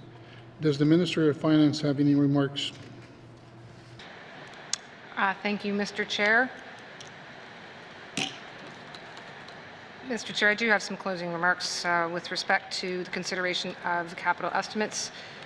Mr. Chair, I would obviously like to support the 2025-26 capital estimates that are still currently under review by this committee. These estimates outline a significant investment of over $339 million in the Northwest Territories to support essential infrastructure. They advance several key projects across the Northwest Territories, and they provide procurement opportunities for businesses around the Northwest Territories. These proposed capital estimates, Mr. Chair, they are not flashy nor showy. These estimates advance key projects, including the Fire Centre in Fort Smith, which is replacing a facility completely unsuited to support functionality in an increasingly critical area of need. It supports the Frank Channel Bridge that is past due for replacement and is a key connector for the Northwest Territories on Cleacho lands, and support projects that continue to advance the work towards a desperately needed all-season road up the Mackenzie Valley. These estimates also advance necessary planning work that can include such work such as engagement and design for projects such as the long-term care facilities in Fort Simpson and Inuvik. Besides the ongoing pressure to see the Mackenzie Valley Highway advanced, there's money in these estimates to keep two other major projects alive and progressing, namely the Taltson Hydro Expansion Collaborative Project, collaborative with Indigenous governments from the watershed region, and the Slave Geologic Project. Both these projects have significant federal dollars that we want to leverage, not lose, and both are key opportunities to bring large-scale economic growth to the territory.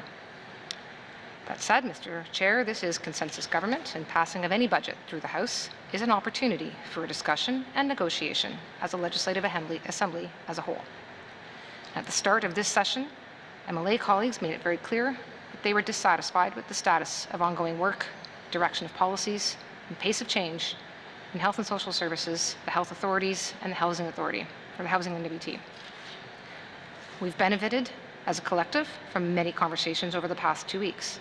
And in the course of those conversations, Mr. Chair, we have committed to renewed leadership within these key areas of priority that were set by the 20th Legislative Assembly. Those commitments for leadership are coming at a key moment in the life of this Assembly, as ministers are nearing the one-year mark in their roles. It is difficult in the course of brief remarks to summarize an intangible commitment such as this, but I am reaffirming to our MLA colleagues the commitment from their cabinet colleagues to follow through on these discussions, follow through on the critical need for leadership in these key areas. I must also acknowledge members' concerns around resource allocation within these estimates, and specifically the question of whether we need to shift our allocation towards more public housing. Mr. Chair, it is extremely challenging to shift already insufficient resources in a budget that is built from a risk analysis where almost every project has a substantiation that speaks to the need to address infrastructure that is old or lacking, and where there is such strong interconnection between so many of our needs, such as between new housing districts and the roads to get to them. As well, these investments in capital projects, whether it's road work, or otherwise, provide ongoing opportunities for small and medium-sized businesses across the Northwest Territories. And while it is challenging to meet all of the infrastructure needs of the territory with limited funding available, I am confident in our ability to continue our work with members to ensure that our resources are directed in a manner that reflects all of the Legislative Assembly's priorities. Mr. Chair, as part of the discussions I am referencing, and in addition to those discussions around strong leadership and priority direction, we have agreed to the following to support some of those shared discussions and shared priorities. Firstly would be the prioritizing the removal of at least 100 derelict housing units from across the Northwest Territories over the life of this government to free up the land and improve communities. Conducting a rent scale review of core need income threshold values, as well as reviewing the rent for both market and public housing units to ensure market units are competitive and to ensure that rent calculations are updated regularly to minimize hardship on clients and address barriers to home ownership, such as income thresholds and outstanding arrears on the Housing Corporation. Also, providing a 3-year notional investment plan for housing, which details a minimum funding level of $50 million per year, and that will also outline the operating funds associated to support any new builds. Completing a review of core programs and services in the health and social services system to ensure equitable and sustainable delivery of health and social services programming. Conduct a review of the leave policies and their implementation for healthcare professionals, and solve the challenges faced in engagement with employees at all levels in the health and social services system. Thank you, Mr. Chair. This concludes my remarks. Thank you, Minister. Does the Minister of Finance wish to bring witnesses into the chamber? No, thank you, Mr. Chair. Okay, thank you. So, Minister, please, members, I will now call the departments that have been deferred into the order, in the order they are presented in the table documents. Members may pose questions, but please keep in mind that the activity summaries have been concluded and we are only considering departments' totals at this time. The committee has agreed to forego general comments. Is the committee agreed to proceed with the details contained in the table documents? Committee? Thank you. We will begin with education, culture, and employment. Please turn to the departmental summary on page 19. Department of Education, Culture, and Employment, 2025-2026. Capital estimates, $2,330,000. Does committee agree? Thank you. Committee will now consider the document of environment and climate change. Please turn to the department summary on page 23. Department of Environment, Climate Change, 2025-2026. Capital estimates, $25,096,000. Does the committee agree? Thank you. We will now consider the Department of Finance. Please turn to the departmental summary on page 33. Department of Finance 2025-2026 capital estimates, $5,068,000. Does the committee agree?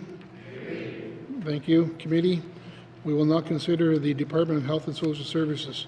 Please turn to the departmental summary on page 38. Health and Social Services 2025-2026 capital estimates, $61,932,000. Does the committee agree? Thank you, committee. We will now consider the Department of Industry and Tourism and Investment. Please turn to the departmental summary on page 45. Department of Industry and Tourism and Investment 2025-2026 capital estimates, $6,649,000. Does the committee agree? Thank you, committee. We will now consider the Department of Infrastructure. Please turn to the departmental summary on page 53. Department of Infrastructure 2025-2026 capital estimates, $184,875,000. Does the committee agree? Thank you. We will now consider the Department of Justice. Please turn to the departmental summary on page 62. Department of Justice 2025-2026 capital estimates, $1,480,000. Does the committee agree? Thank you, committee. We will now consider the Department of Municipal Community Affairs. Please turn to the departmental summary on page 67. Department of Municipal Community Affairs 2025-2026 capital estimates, $39,923,000. Does the committee agree? Thank you, committee. We will now consider housing, Northwest Territories. I will remind committee that the housing Northwest Territories is included in the capital estimates as an information item, and the totals are not votable. Please turn to the summary found on page 72. Does the committee agree that you have concluded consideration of this information item? agreed? Thank you. Committee, when we have not concluded all previously deferred items in table documents 193-20 brackets 1, 2025, 2026.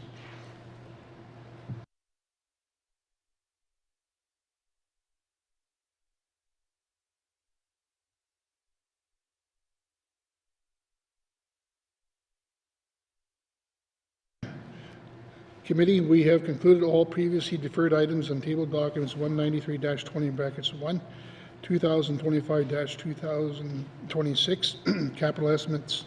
Does the committee agree that you have concluded consideration of table documents 193-20 brackets 1, 2025-2026 capital estimates? Agreed. Sorry, I'm going to go to the Premier.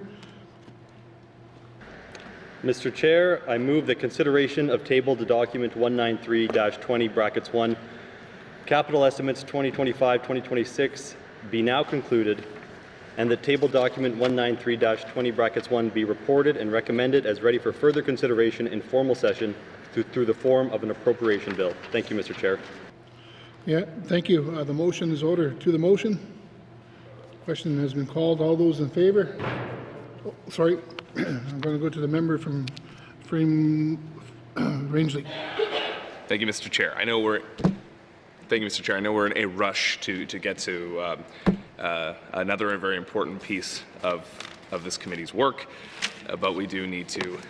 This is a house of debate, and we should be debating things. So, I've been a fan of our political process here, and I've never seen a concurrence motion being brought forward by the government House Leader, the Premier, a Finance Minister, any member of Cabinet before. I think that's significant. And I just spoke to my honourable friend next to me, who served a number of years more than I have, and neither he can remember a time when such a concurrence motion has been brought forward by a minister. And I think that speaks to the fundamental disagreement that some members of this House have with how we are approaching our priorities as a government. The Committee of Accountability and Oversight issued a report about the capital estimates with a broader mandate to look at how the four priorities of the government being met, particularly around healthcare and housing, and ultimately found that the response to date from government was lacking. The Finance Minister mentioned this in her closing comments.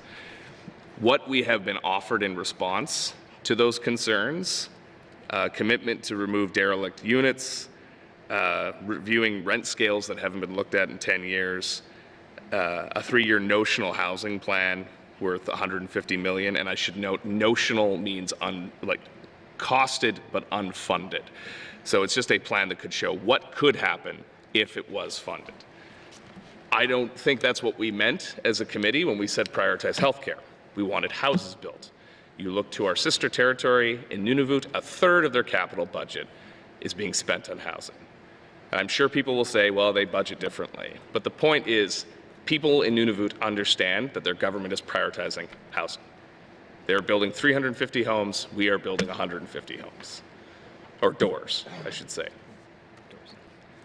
We need to do a better job. We need to do a better job on housing. We need to do a better job on healthcare, and a whole bunch of other files. But to narrow down to those two, the two most pressing issues, the top priorities of this Assembly, is what this committee was trying to urge the government to do. The actions that have been promised are not sufficient enough. We need some deliverables that we can take back home to our ridings that matter to people. Members recommended things like shift premiums for nurses and healthcare professionals, minimum contract lengths. 500 homes were kicked around at one point. We were offering tons of ideas to try to get something concrete out there so people know we're making a big, bold action. When I talk to healthcare professionals in my riding, they are used to the talk. They are used to the town halls, the employee engagement surveys, but they're not used to action, and that's what they're saying. That's why they're so demoralized. It's a lot of talk, a lot of strategies, a lot of planning, but they want to see something. and we haven't provided it as a government yet. We're on our 1-year mark, and we still haven't provided it. So we don't make the declaration that we can't support capital lightly. We understand that they're different things, that it is not the same as an operations and maintenance budget. But the point was, this was our next opportunity to speak to finances. And in any other government, that kind of lack of support would be akin to a confidence motion. And I think Canadians, and well, Northerners and Canadians are well aware of what the consequences of that are with the situation in Ottawa right now. If the House does not have confidence in government, then there's an election in most places except here. So when we made that declaration, it was an announcement that we lack confidence in how we're moving. We need to course correct. We desperately need to course correct because that's what we're hearing from our constituents. And I am not satisfied that we've done that. I'm not satisfied that we are making significant investments in healthcare or housing. I think we're taking a status quo approach with a commitment to try harder. And I appreciate the effort. I appreciate that we have to do planning, that there's been units and ADMs assigned and those resources brought to bear. But again, it's more talk, it's more planning. We need some big commitments up front so people know things are going to get better. That's what we're here at the end of the day, to make things better, to fix problems. So it's not theater to say we don't support the capital budget. And I think members we'll see how the votes end up today. And I'm sure members will have things to say. I'm sure some members will change their tune from that initial report. But I hope we all appreciate the significance of where we're at and how far along this road we've come. If we're going to make this government work, then we all need to be speaking the same language, and we all need to be prioritizing the same things and understanding how to prioritize the same things. I don't think we're there yet. And saying no to the capital budget is not saying no to all these infrastructure projects, which are important. I know they're important. I know they're important in many people's ridings. But it's to send a very strong message that we desperately need to course correct, or we can't get on with the regular business of supply that governments do. We can't get on with governing until we solve this problem and course correct. That was the point of this message. I know it hasn't been lost on our constituents. I know we've been talking about it at length. But we do need to do better, and we need to deliver something tangible, something real, something that shows people that we are listening to them. I do not believe we've achieved that with the commitments made to our report, and as a result, I will not be supporting this budget. Thank you. Thank you. To the motion, member from Yellowknife Centre. Thank you, Mr. Chairman. Mr. Chairman, these capital budgets are not the same as operational budgets, and I think that's very important. In other words, this is roads versus this is employee salary. It's not that simple, but in a sense, if you're trying to decide, why this budget matters versus the other one, the timeliness of some of the questions. My good colleague here next to me is right. Like, we don't have a lot of opportunities to say truly hold the feet of the government's feet, that is, to the fire with respect to important needs. I mean, the asks or the requests by the regular members don't come lightly. It's hard enough getting all of us together on the same song sheet. We are literally 11 independent parties that occasionally work together, and it takes a lot to get us all on the same page. If not, it's an impossible task. But what we did see this time around is such unanimity around many of the topics highlighted, again just recently by my colleague, such as housing as an example. I felt it was very important to demonstrate solidarity, to send the message of housing matters. I like numbers, so I'm going to throw a couple out here. I won't do them too fast so they resonate. It's approximately 352 days since the last territorial election. Where's the housing file? It's approximately 340 days since the member speeches in this House about all the things we're going to do. All we heard about was housing and helping people. Even big centers wanted to help little centers, little communities or small communities. We wanted to be part of the solution. It's been approximately 329 days since cabinet was picked. And yet we don't see the government as, you know, a wartime mandate with the enthusiasm that we're going to make housing number one, even though it was so loudly spoken.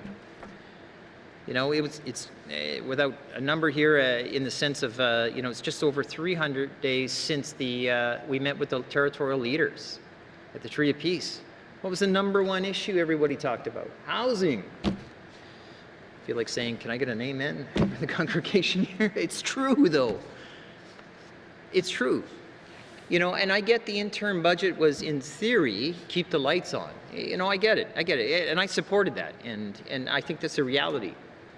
But then when we came in the May-June budget, you know, where was the system listening to the leaders of this House, the leaders of the territory, the people of the territory, when everyone's saying housing matters? You would think, in any system, you know, once they heard those consolidated echoes of passion saying, we want to make a difference on housing, they would literally stop the factory floor. You'd hit the button, the red light would go on and say, we're retooling for housing. Why? Because these people, these 19 people were sent to this building to make housing, like make a difference in housing. So we tried a couple weeks ago. We sent our letter. And, you know, I mean, it should have been written with invisible ink some days, I think, because that's how it feels like the answers get. You know, holding it up, I don't see anything for the members, let's just keep on.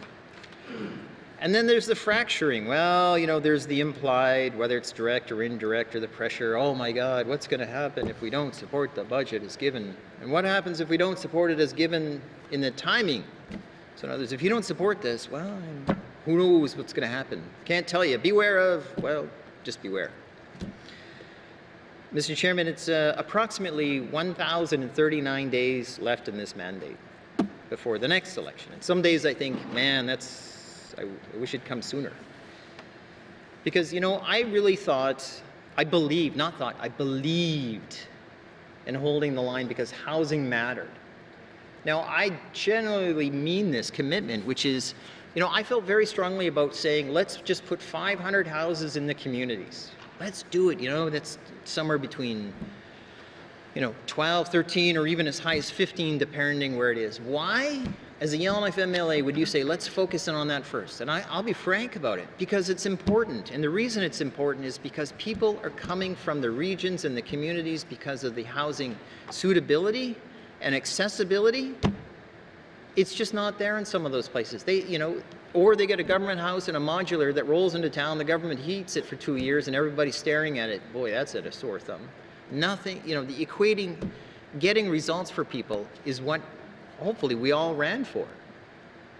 To take pressure off Yellowknife. Yellowknife is a land issue with getting housing. Now, I'm sure someone's going to say I'm wrong on this and that, but the truth of the matter is access to land is a big issue to get houses built here. We have developers to build big tracts of opportunities, whether small apartments, houses, apartment buildings, row houses. People want to build in Yellowknife. It's land, but housing solves the community problems. And I would never disagree that more public housing in Yellowknife wouldn't help. My goodness, that is certainly an important thing. But I just thought that let's, the other aspect is, Mr. Chairman, and I really want to stress this, if we could focus on an effort to have the greatest impact, I thought that would have an immediate ripple effect on everybody. Help Yellowknife, help the regions, help the communities, help families who are struggling. So, Mr. Chairman, I couldn't agree more. This notional, let's put it differently. It's hypothetical, it's theoretical, it's well-intended. It would have been a monumental shift in doing business and recognizing the important story the members are telling on this side of the House had our initiatives been adopted a little more. And that's really what's frustrating when you're on this side of the House. You know, my favorite saying is the government will always be there when they need you. Yeah, well, you know, if they don't need you, well, you're on your own. Honestly, some of these initiatives didn't do a single thing for me personally in the sense of the riding at Yellowknife Centre. I didn't necessarily see it always helping Yellowknife at large. I saw it as helping the territory as a whole. And to me, the fabric is weaved very tightly together. and I want to take only like a 30-second step off this, which draws the comparison, although it's not completely on topic, so I want to recognize I'm doing this on purpose, which is when I'm arguing about the importance of what's happening in Fort Smith is I'm not trying to save a jail. And I told that to the people I spoke to on the phone. No, I'm not trying to save an empty jail. I have no interest in that. I have an interest in saving 32 jobs that make a difference in a region. I see this as helping the fabric of the North. I see possibilities for making sure families are sustainable, healthy, and whatnot. And that's why the housing, to me, mattered in the communities. How do we bolster our territory? You know, someone tried to give a poke at me yesterday saying, I'm only doing this because I want to be in cabinet. That wasn't it. It matters. It matters. And I was kind of offended by that pure suggestion. It matters helping people wherever they are. And if you can go home at night and sometimes remember you've helped somebody, my goodness, you sleep the best sleep you've had in a long time. And when you know you've done your best and sometimes you don't cross it over the line, well, you know, you still feel darn good. And they see it on your face when you put the effort. I thought some of their suggestions were going to do that. So, Mr. Chairman, I didn't expect to take 8 minutes, and I sincerely apologize. That wasn't the intent. But I am frustrated because, like I said, members' suggestions I often deeply feel, and I want to stress I feel, like we write them in invisible ink, and that's what happens to them. You know, and it's just frustrating when you're sitting there trying to help people, not yourself, people, families, make them healthy, make them strong, empower them, help their independence, because we all want good people, you know, and we want all good results, Mr. Chairman. So I apologize, a little bit of a rant, but I am frustrated and certainly disappointed. I won't leave it to a mystery, but I'll let people wonder which way I'm going with this one, which way I'll vote. But I do think a recorded vote on this very matter will be key for Northerners to see if they want to take a point in time to ask who dug in the sand for something that's meaningful, and I feel that this one mattered. And it would have had a monumental achievement recognizable about our efforts and our passion. Thank you, Mr. Chairman. Thank you. To the motion, I'm going to go to the member from Inuvik Lake. Thank you, Mr. Chair. Mr. Chair, when we were elected, we sat down here, all 19 of us. We sat in the caucus room out there and we talked about what we wanted to do. Those who wanted to put their names forward for cabinet talked about what they wanted to do. We talked about it a top-down approach. My background is corporate. Certainly, you know, I feel that in order for real change to happen, it has to happen from the top down. You have to have that leadership. We can't keep doing the things we've always done and expect a different result. We know that. That's been said many times. And, you know, and that was a conversation. Everybody said, yes, I'm going to get in there and I'm going to make these changes. We know we've had problems.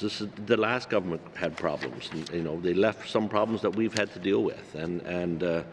And that, personally, is what I wanted to see. In the first part of our term here, you know, I wasn't necessarily seeing that. And I said, listen, you know, I want it to be driven by us. I want it to be driven by the people that we've elected to govern. I want cabinet ministers to take information from the committees that we have, from members on this side of the House as well, and to take that and implement those changes. So, Mr. Chair, what tools do we have if we don't feel that that's being done? Well, one of the tools we have in our toolbox is our ability, obviously, to vote on budgets. Now, it's not lost on me that in this case, we're actually asking for operational change, but we're voting on a capital budget. The main estimate budgets, the operations budget, we voted on 3 months ago. But we weren't happy with where we were, so we're going to take this opportunity. This is a tool we have to kind of go back and, you know, obviously everyone has heard the report we read. I actually did a member statement on that as well, that we need to see change before we can support this. You know, we talk about course correction. We've had, you know, we talk about real change. We've had, you know, what I think some significant briefings between the report and now. We've had many meetings, obviously, with ministers, and we've been given commitments in those meetings, you know, what they want to do to change that. And the question is, I guess, from our side is, are we willing now to say, fine, has this message been heard? Us doing, you know, us submitting that report, has it been heard? And are you willing to take it now to say, listen, this is the information, this is how we want you to govern. We want you to take some bold steps and do some bold things and change the course. Now, we've heard, again, through those committee meetings and through those briefings, that that is what this government is willing to do. It's going to remain to be said. As we move forward, we're 1 year in. We have 3 years left to go. We have a lot of work to do. We know that. I'm not 100% satisfied in everything I heard. There were certain things that were said and certain ideas that were brought to me that kind of gave me some, I guess, comfort that perhaps they are listening and perhaps we will get some of this work done. I'm not really interested personally. The capital budget is $300 million. Again, we're asking for operational changes on the capital budget. There are things in that capital budget that are important that we need to move forward as well. I do not disagree. Housing is one of our main priorities, our top priority, but there are other priorities as well, and there are things in this capital budget that I want to see move forward. So that's not lost on me as well, Mr. Chair. So the question I ask myself is, am I willing to allow the Cabinet to follow through on the commitments that they've said they would do? And then, of course, I will, as I'm sure my colleagues will as well, make sure that we're holding them to account as we move forward. This is not the only time we'll get to vote on a budget in this sitting, in this legislature. It's only the second time we've gotten to do it. So am I willing to do that? And that's the question, Mr. Chair, that I ask myself when I move forward. Do I want to see this budget pass so we can get some of these important capital projects moving forward? And has my message been heard, or our message been heard, that, you know what, there are tools in our toolbox we can use to hold this government to account and to make sure that change is being implemented from the top down as we anticipated, as we all said we would do when we sat 19 of us together when we first got elected, and continue to do that, Mr. Chair. So I will be supporting the capital budget as it moves forward. I'm in a position now, and I will be holding this government account as we move forward. We get these important projects going, and I look forward to the next main estimates as well, where I'm hoping we're going to see some changes to both health and housing in that budget. Thank you, Mr. Chair. Thank you. To the motion, next on my list, I have the member from Montfrey. Thank you, Mr. Chair. Mr. Chair, being here, we are not here only for us, We have to keep in mind the people, especially the young children.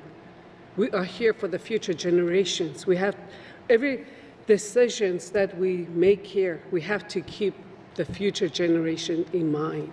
The little children, the babies that are not born yet, what kind of life do we want them to live in the future?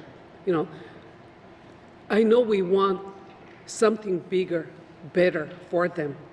And it's not just only to this legislature, it also goes for other government as well. For example, Indigenous government. Because that's what we've been hearing a lot from our government, and that's what we have to do. And when I was first campaigning in 2021, July 2021, I talked to a lot of elders, and a lot of elders have said, "You cannot do this alone. If you want things to move forward, you got to cooperate. You got to work together. Only one person cannot do it." This is what I heard from my elders. And some of those elders are no longer with us, because whatever decision we make, it's going to have an impact on our people, the citizens of the Northwest Territories and our constituents. So we always have to keep them in mind. But it's the elders' advice. Some of the elders are no longer with us. It's still with me, and I'm still hearing it from some of the elders out in the communities. When you go visit them, when I go visit them, they talk to you. And so I have to keep that in mind. And here, I know that housing is going to improve a lot of things, a lot of social problems, education outcome. We know that having sufficient housing that end the homelessness, it will solve the problem. We know that. We know that for a fact. But in my writing, there's the Frank Channel Bridge. I lived in Bichuco almost all my life, and we're using bus to travel For 9 years, I traveled on the bus, school bus, from Bichacon to Edzo to get to school. And we're still doing that now. And we're traveling on that Frank Chano Bridge, which a lot of people are hesitant. They are scared to travel on that bridge, not knowing if it's going to collapse. They fear, they're fearful of that, thinking it's going to collapse. It's just the way that, because of the condition that it's in. So with that in mind, so that Frank Chano Bridge, it's a lifeline to Yellowknife as well and to all the mining companies. So it really needs to be upgraded, and it should have been done a long time ago, but it's in the capital project right now. So I'm happy about that. And Wati transmission line. If any of you have been to Wati, you will see a big generator in the center of town. A lot of young people my age, like the older generation, they grew up with that big generator right in the center of town. It's very loud, and it's not good. So I'm very glad that they're doing the transmission line from Wati to Snare Hydro, which is greatly needed. And with the high cost of living, and a lot of people have complained to me that they are spending a lot of money paying for their electricity. So I heard that. So that's and that's good. And the school in Bichacon, it was built. Chief Jimmy Bruno School was built in Edzo. It was not the choice of the people. It was the choice of the federal government. So what the federal government wanted to do was to relocate the people to Edzo, because they're going to build more. They're going to give us more better services. They're going to do underground water, everything. That was their intention. And right now I do sympathize with a lot of other communities, remote communities, where this is what the federal government did to them. And they have no choice but because they make their living over there in some of the small northern communities. And I'm so glad that Klutcho people did not, follow the federal government request to relocate to Edzo. So, so the new school that's being proposed right now, it's going to be built in Bichacon. And I'm happy about that. And I even have a little grandson, and I don't think I want him to travel from Bichacon to Edzo to attend junior high and high school. Like I would like for him, and there's a lot of other ones too. And I think because once you miss the bus too, this is another thing too, is that once you miss the bus, the school bus, you're out all day. And that's how I know that a lot of our young people fail. I blame some of the education outcome on that, because we had a lot of poor attendance, and it still is, because a lot of our young people are going to school in Edzo. At the beginning of the school year, we have lots, but as the year goes on, our attendance drops. So I do support the school, because all these jobs, all these programs, these projects, capital projects, it's going to create jobs. It's going to create more training opportunity. And here, we're hearing about it from a lot of other people where we're lacking trades. And this is a good opportunity for Klutcho. Hopefully, education will partner with Klutcho government to provide more programs, trades programs, bring the training to the people, to the community, instead of our young people going out. Because of the housing crisis, there's a lot of our young people don't want to leave. They don't want to leave our community because they don't want to reapply for housing and be on the housing wait list. And I have some young people that are on the housing wait list for like 5 years. And it is a shame. And we do need more houses. And I know that it's something that we're not going to stop talking about. And then it is one of our mandates. So we're going to make sure that this government, live to the mandate that we all work together to create it. So So with that in mind, that, I mean, there's lots of things that we need in our communities. I know that the government, not just this government, but the previous one too, we send a lot of people out for treatment program. So the government is spending thousands and thousands and thousands of dollars, to deal with the substance abuse or with the drugs issues. And right now, a lot of our communities are having issues. We have a lot of issues in small communities related to drug issues. And drug dealers, that's a breathing ground for them because they know that a lot of our young people, not a lot of our young people, but living in the small communities, there's not too many opportunities. Unemployment rate is high. So it's like there's no hope. So it's a breathing ground for drug dealers, and then victimizing our vulnerable young people, especially the children. The children are experimenting with these hardcore drugs now. So that has to stop. So the thing that I don't like is that what we need, not only in Inuvik and Yellowknife, we need more of a transitional aftercare program where, because they spend all the money sending out our people across Canada for a treatment program. Now they need to do something about those things as well too. How can we accommodate these young people coming back? Because we all know someone in our life that has an issue with drugs or alcohol, but it's not an alcohol anymore, it's a drug issue, illicit drugs that's taking over many of the small communities. So I do have issues with that. We need that, and we need more independent living units for many of our elders in small communities, transitional housing. And I talked to a lot of young people, a lot of unhoused people in my region, especially in Betchako, where they're tired of being homeless. They're tired of being homeless. They want a house. They want a house so that they don't have to worry about where they're going to sleep tonight or tomorrow or anything like that. So, and education and disability program for children with disability and all that. So with that in mind, I will support this budget. Thank you. Thank you. We'll go to the member from Yellowknife North.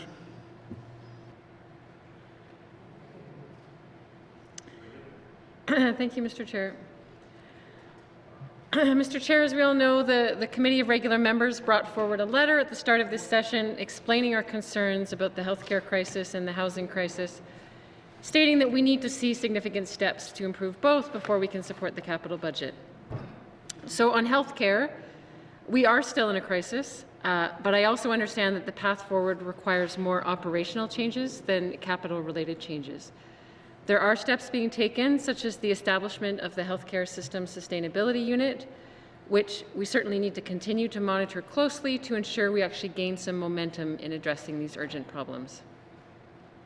Where I still do not see a path forward is with regard to the housing crisis. Currently, we seem to be stuck in an outdated way of thinking about what our vision is for public housing in the NWT.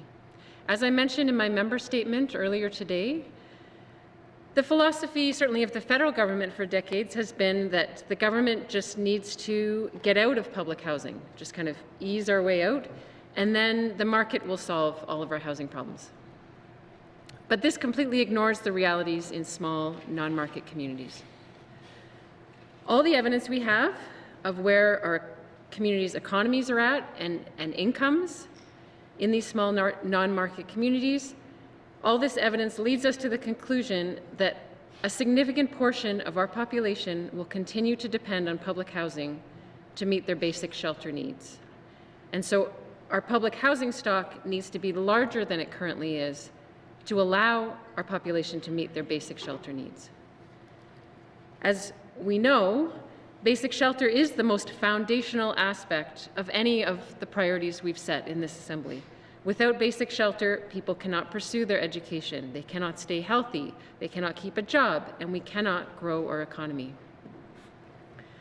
I feel like we've been wishing away the need for more public housing, just hoping or waiting until something or someone else takes care of it. that maybe the Indigenous governments will build enough private housing in each community that those who currently reside in public housing will be able to move out, and that'll free up enough public housing for all the people who need it, even though there's 900 people who are on the waiting list who apparently need it. We just have no evidence to believe that that is actually possible or going to happen. And in fact, all of our evidence leads us to a different conclusion, which is we need more public housing stock. I mean, we've been failing to allocate enough money so far even to take care of all of our existing assets in terms of our public housing stock, let alone allocating money to expand our public housing stock. And we continually look to the federal government for a Hail Mary. If we look to our neighboring territory, if we look at the Nunavut 3000 strategy, we see that it is indeed possible for a territory to increase its public housing stock and to devote its own territorial money, resources, to actually doing that, to making it happen. But why is this important for my riding, for YK North? First, I mean, somewhere between 1/3 to a half of the public housing waiting list is in Yellowknife. So it's not only demand in small non-market communities, but rising homelessness across the territory also has huge impacts on my riding and all of Yellowknife. And I hear about that every day from constituents.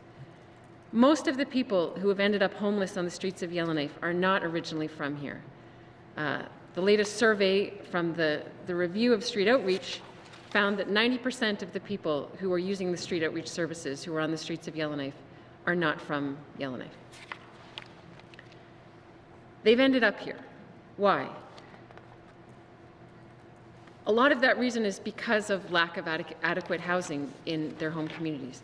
So perhaps more than any other issue, housing, and specifically public housing, links all communities in this territory with the ripple effects of chronic underinvestment.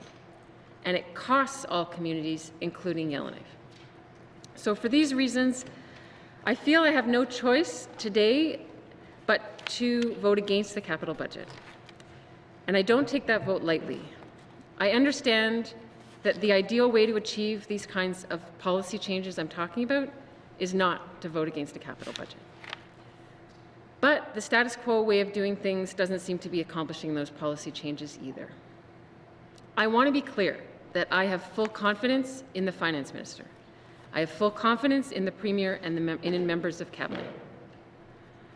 I still have a lot to learn about the best ways to create effective change as a regular MLA.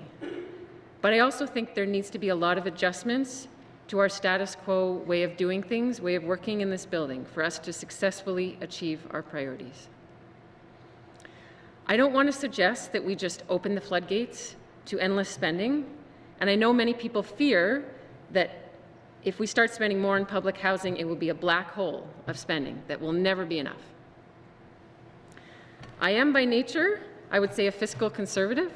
My instinct is always to help us rein in spending, to be more efficient, to find savings. I would like to have more of a role in that. I do think we need to shift where we spend. I would like to see more opportunities for regular MLAs to be part of those tough conversations about trade-offs, priorities, shifting spending, to be part of those conversations much earlier on, to talk about the kinds of things we would like to shift spending away from so that we can responsibly increase our funding for housing, and specifically public housing. So I'll leave it there for now, Mr. Chair, but I wanted to explain the way I plan to vote on this budget. Thank you. Thank you. We'll go to the member from the Sawtooth. Thank you, Mr. Chair. I'll make my presentation short and to the point and move on. Yes, there's many challenges that we inherited as a 20th Assembly, carryovers, debt carryovers, misled projects, cost increases. That is for the reason why we set the Minister of Finance gave a fiscal sustainability strategy, a strategy to recognize that and balance the books. And when I look at the budget, it doesn't really 100% accommodate and satisfy everybody. Yes, we try, we negotiate, and we come up with the best what capital plan we think is best in balancing our books and servicing the need. The need, I must emphasize, in my region alone, the only remotest area and the largest one of this territory, and yet the most impoverished one. If I shared my wish list, I'll need more than 10 minutes. Right off the get-go, we were left with no water. That put an emphasis on the impoverished side of the community. You can't create jobs if you don't have your building materials shipped to the site. And the list goes on. And I look at the design negotiated capital plan and what's in it for the Sahtu. And the people that put me in this chair, I think to myself, yes, I support this.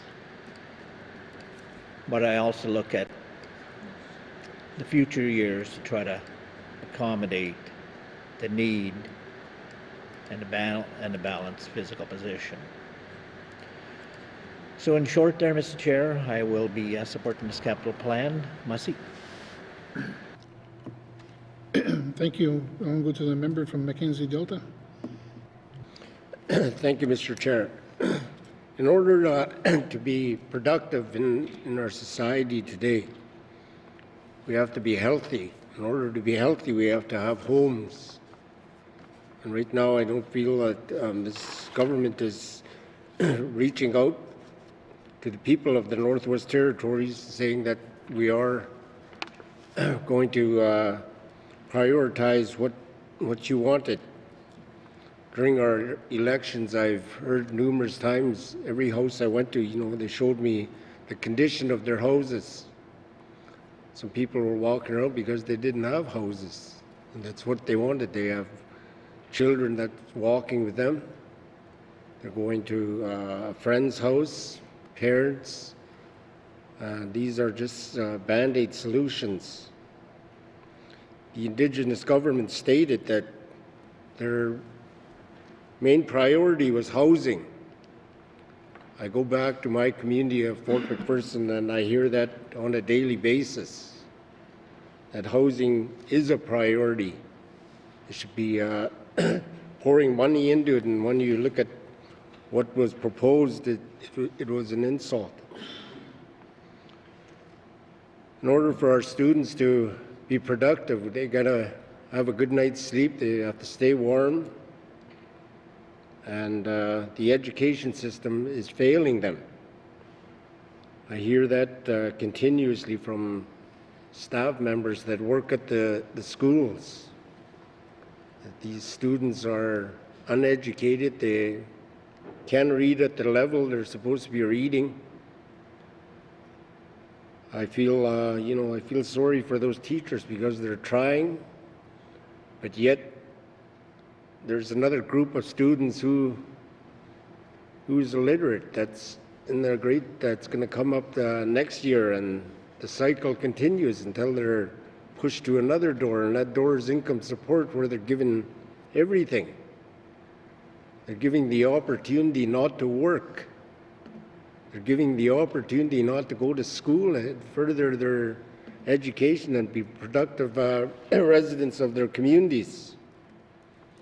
And it's sad to see that because, this previous governments, this has been going on for years.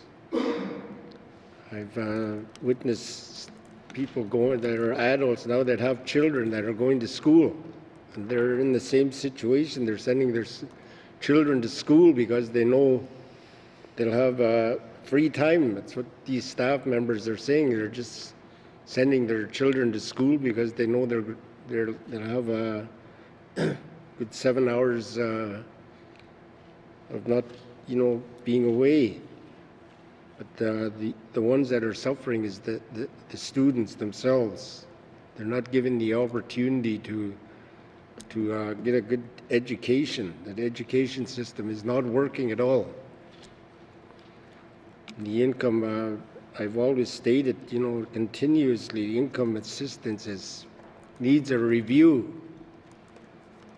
We have to give our residents of our communities a chance at life. We have inadequate health care within our smaller communities. We need to look after our elders. I've often heard that from our people in the communities, our leadership, saying that our elders are our greatest resources, that we have to look after them, and yet, as a government, we're not looking after them. We have criminal activities within the housing units that's not being addressed. The residents of each community knows of these people, and before coming into government, I tried to address that as a resource person in the community. I went to the local housing authority, and the answer they gave me was, you know, in order for them to act on this, they have to give them 24 hours notice. And by the time they give them 24 hours, you know, they deliver their letter saying that they're going to come search their house, they're moved on to another unit. So we need something in there where we can correct this problem, because it's the children of our communities that are hurting. I know of this one gentleman in my community who was homeless for years, and he slept at different homes within the community, and now housing gave him a home, and his home is like a homeless shelter, because he knows how it feels for others to be homeless. So he opens his one-bedroom house to people that don't have a place to go. He knows the feeling. So some of these, we always talk about homelessness. And I've stated this like maybe about 20 years ago. You never saw that in our communities because family members, friends took them in. You never saw anybody walking out on the streets, but now with all these drugs in our communities, people don't want to be bothered because they're scared, because these people they may be a danger to their families. And it's difficult to see this. I can't go back to my community if I support this capital budget here. I can't go back to my community and say that, you know, everything is going to be okay, because it's not. The residents of my constituency put me in this position to look after their well-being, and I have to look after their well-being. So my position is that I will not be supporting this budget. Thank you, Mr. Chair. Thank you. Next on my list I have is the member from Frame Lake. Thank you, Mr. Chair. Just sitting with the words of my colleagues here. I think the first thing I want to say is,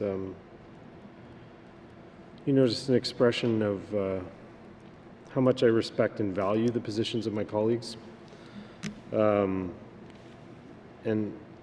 the different perspectives that are shared here, you know, regardless of whether which way you go on this vote in particular, or any vote really. You know, I deeply appreciate, respect and value our democratic process and the people who put us all here to represent them. And part of that respect is respecting the different voices that are brought to the table. So I appreciate the comments of the previous speakers. The bottom line for me on this one, I don't want to repeat too much of what's already been said. Like I said, I appreciate those comments, and we've all got places to get to, families to go home to or call. And the real sticking point for me on this one, similar to my previous colleagues who kind of spoke to housing, the ultimate sticking point for me was a word, the word notional. The word notional that meant a notional commitment to a plan, but wasn't able to fully commit to that, not knowing where necessarily the money would come from. And I think the member for Yellowknife North kind of spoke to being prepared to have the conversation about what we need to do in order to shift our resources towards our priorities as necessary. And as I've been saying through this process, I'm very open to that conversation. Still looking forward to having it. And so I was looking for us, similar to the member for Yellowknife North, to not be notional about our planning, but to make a plan, commit to it, be willing to fund it with our resources. Ultimately, when we came together as AOC and drafted the letter that we all ended up publishing in this House, making public by tabling in this House, I wouldn't have put my name behind that letter if I didn't mean it, and I was not prepared to stand by it. I am prepared to stand by it, and I will do so today. I want to speak briefly to the conditions of housing in my riding, in Yellowknife, in the communities in the Northwest Territories. Mr. Chair, before taking on this role, I served for a number of years as on the board of directors of the Yellowknife Housing Authority. Got a good idea as to what the housing issues are in our community, my community. In particular, the most impactful moment I had during my time on the authority was when we went on a tour of some of the housing in Yellowknife.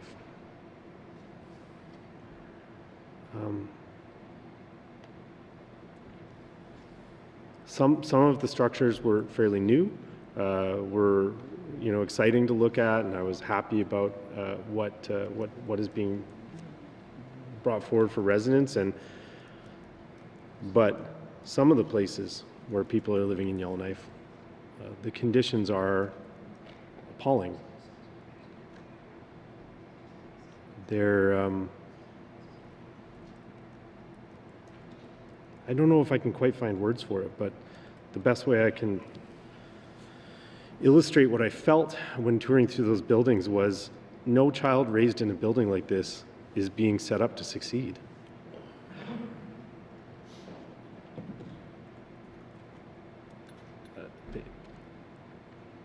And it stuck with me. I had absolutely no doubt in my mind whatsoever when I put housing at the top of my list when I ran for election. This is an issue that we need to resolve. Very few people write you a message or call you up and say, this is the exact reason I voted for you. But when you put a platform on the table, you have to assume that it had some role in getting you elected. Housing was at the top. And so I feel a strong obligation to keep it at the top until I feel that we're making substantive progress towards it. And so for me, what I wanted to see was more than a notional commitment, was for this government to really step up, allocate resources to our housing crisis as we need to in order to lift people out of the conditions that I just described. It's very important to me, and it remains important to me. For that reason, I join my colleagues who will not be supporting the capital budget.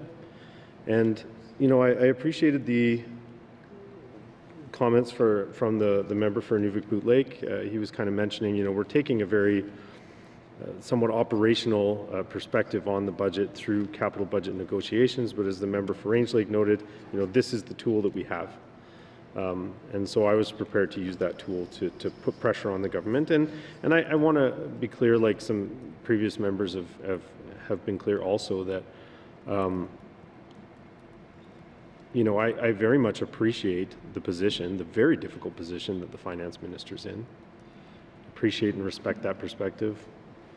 I appreciate the various concessions and the seriousness with which Cabinet approached the concerns brought forward by regular members. I do have confidence that they are taking us seriously. We didn't quite get where I wanted to get to, and that is part of how this system works.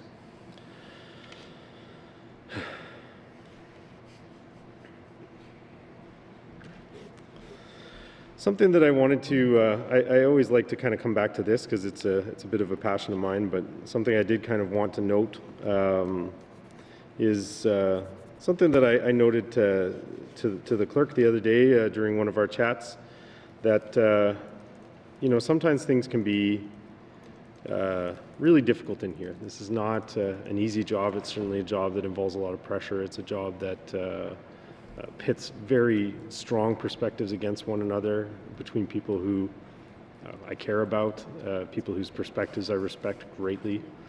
But as I said to the clerk, we are having the right conversations here. We're here fighting about the issues that matter to the NWT. We're here fighting is the wrong word, but we're here kind of discussing the major policy issues that this government is facing and the directions that we're going to go with the territory. And that is what is described by practitioners as healthy conflict. It's the right kind of conflict to be having in a building like this. So I want to just kind of highlight that and note that I think that we are having the right conversation, that the conversation we're having right now is the right one. I've landed on the position that I have. I wanted to stand strong in the position that I took, and I will continue to do that. So I think that wraps up my comments on the capital budget for today. Thank you very much, Mr. Chair.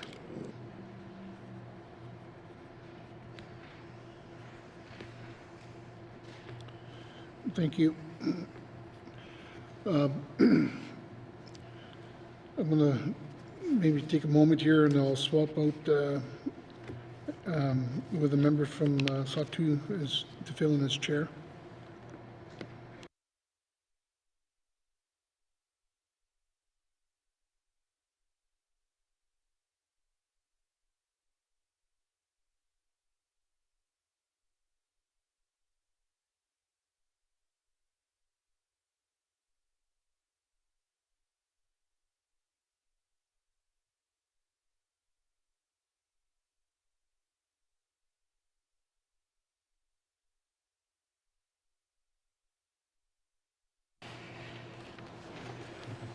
Members,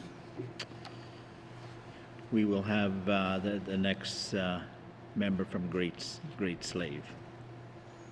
Go ahead. Thank you, Mr. Chair. It's been a year of hearing my colleagues demonstrate the unbelievable need for basic services in small communities. It's been a year of cleanup after major events.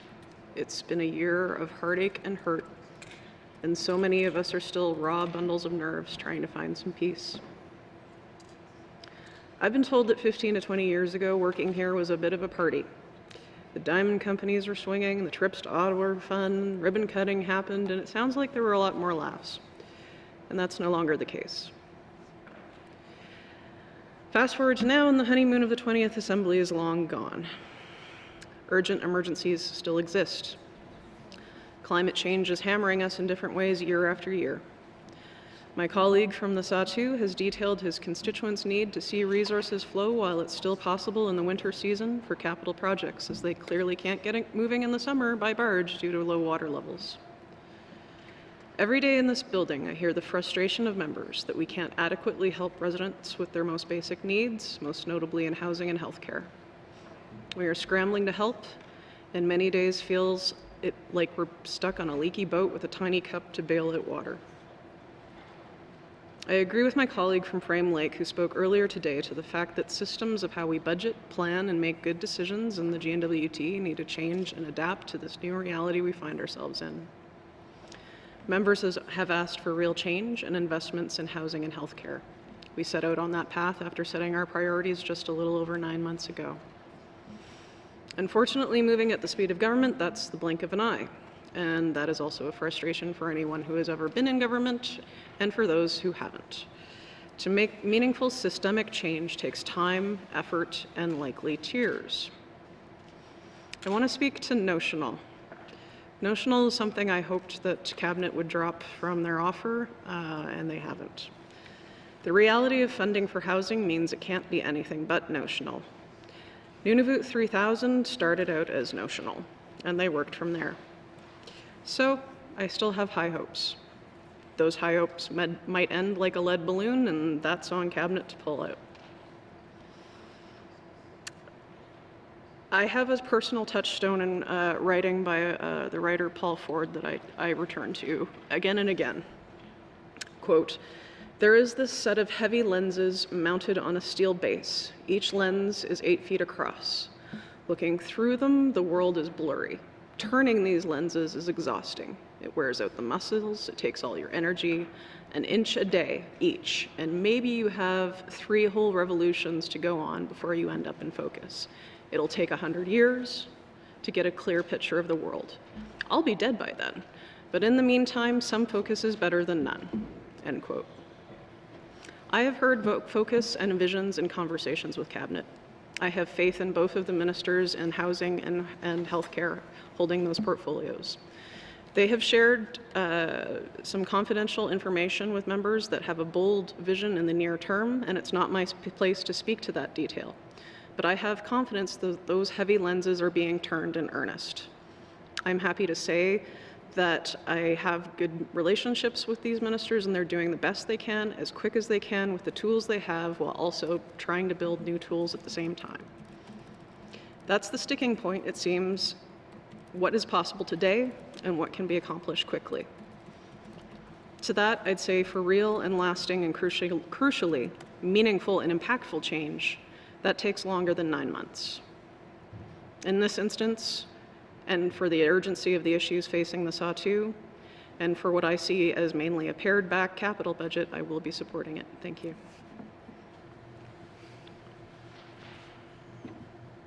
Thank you to the member from Great Slave. We will move on to the next speaker, the member from Trinidad-Willowday.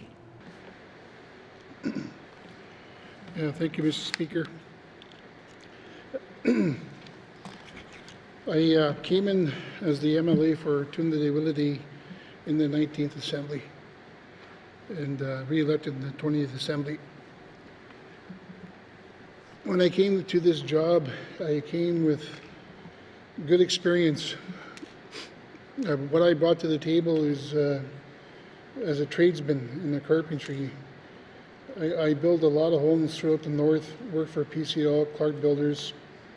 I did my time in the construction industry.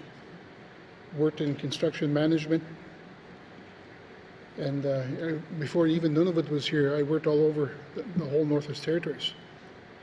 And I also sat on the National AFN Housing Board back in the 1990s, late 1990s. And even at that time, right across Canada, we're probably about 120,000 homes short. And here in the Northwest Territories, today we're about 10,000 homes short. And back in the early days with the GNWT government, they had a really good program in place with the Government Canada and CMHC. where they built home ownership programs. They had money for emergency repair programs, money for senior citizen home repair programs. Home improvement program was a big one, where they retrofitted homes. And these homes now, today, are aging out about 40,000 homes. The life cycle of a house is about 50 years before you need a complete retrofit. And it's a big issue here in the north in regards to housing. I brought this up in the 19th Assembly and spoke passionately about it. And here in the 20th Assembly, I'm doing the same thing again. But when I ran for MLA for Toondah-Devilleday, housing was one of my top priorities. And what I heard was, you know, we got to do something about housing. We need home ownership repairs. Just imagine if the fire marshal comes into our communities and look at our HAP houses today, and that's been built back in the late 80s, it'd be concerning. So I'm really concerned that if that ever happened, how are we as a government going to deal with that issue, with the housing crisis we already are in? So I've put forward ideas because I brought forward issues on housing to the housing minister back in the 19th Assembly and the 20th Assembly. When we got together as MLAs, when we first got elected in the 20th Assembly, we listened to all the leaders up and down the valley that came to Yellowknife. All the MLAs came forward and brought their issues forward, and we came up with 4 priorities. And housing was number 1. And I'm deeply concerned here in the 20th Assembly that we're not putting a lot of money into the efforts of home ownership, affordable homes, and how are we going to meet the demands of about 10,000 homes short we need today? So there is a big concern, and I know that when this government, when we put in the Premier and the Cabinet Ministers, a lot of housing issues were carried over from the last Assembly. In the last Assembly, I asked a question about austerity, and basically it was said that at the time that this issue will be brought forward to the 20th Assembly. Now we're at $2.29 billion as a government, $1.6 million in the deficit. We're $1.6 billion that comes from grants and contribution from Government Canada, and that's probably earmarked for Indian, Métis, and Inuit. And it feels like, for me, anytime I go to government and ask for help, it's like I'm becoming a beggar in my homeland and going to the government to ask for help for our people in our small communities. And it's really tough, especially when we have that kind of money that comes from Ottawa, from the Crown. And that's something that I'm hoping that this government in the 20th Assembly will take a look at. But right now, the word's been thrown around here is noticeable. That was brought up in our caucus meeting. And believe me, that when we went into a caucus meeting we had, it was a tough go-around because we all had our own views about housing. We brought forward our issues. We had disagreements, and I do apologize to my colleagues.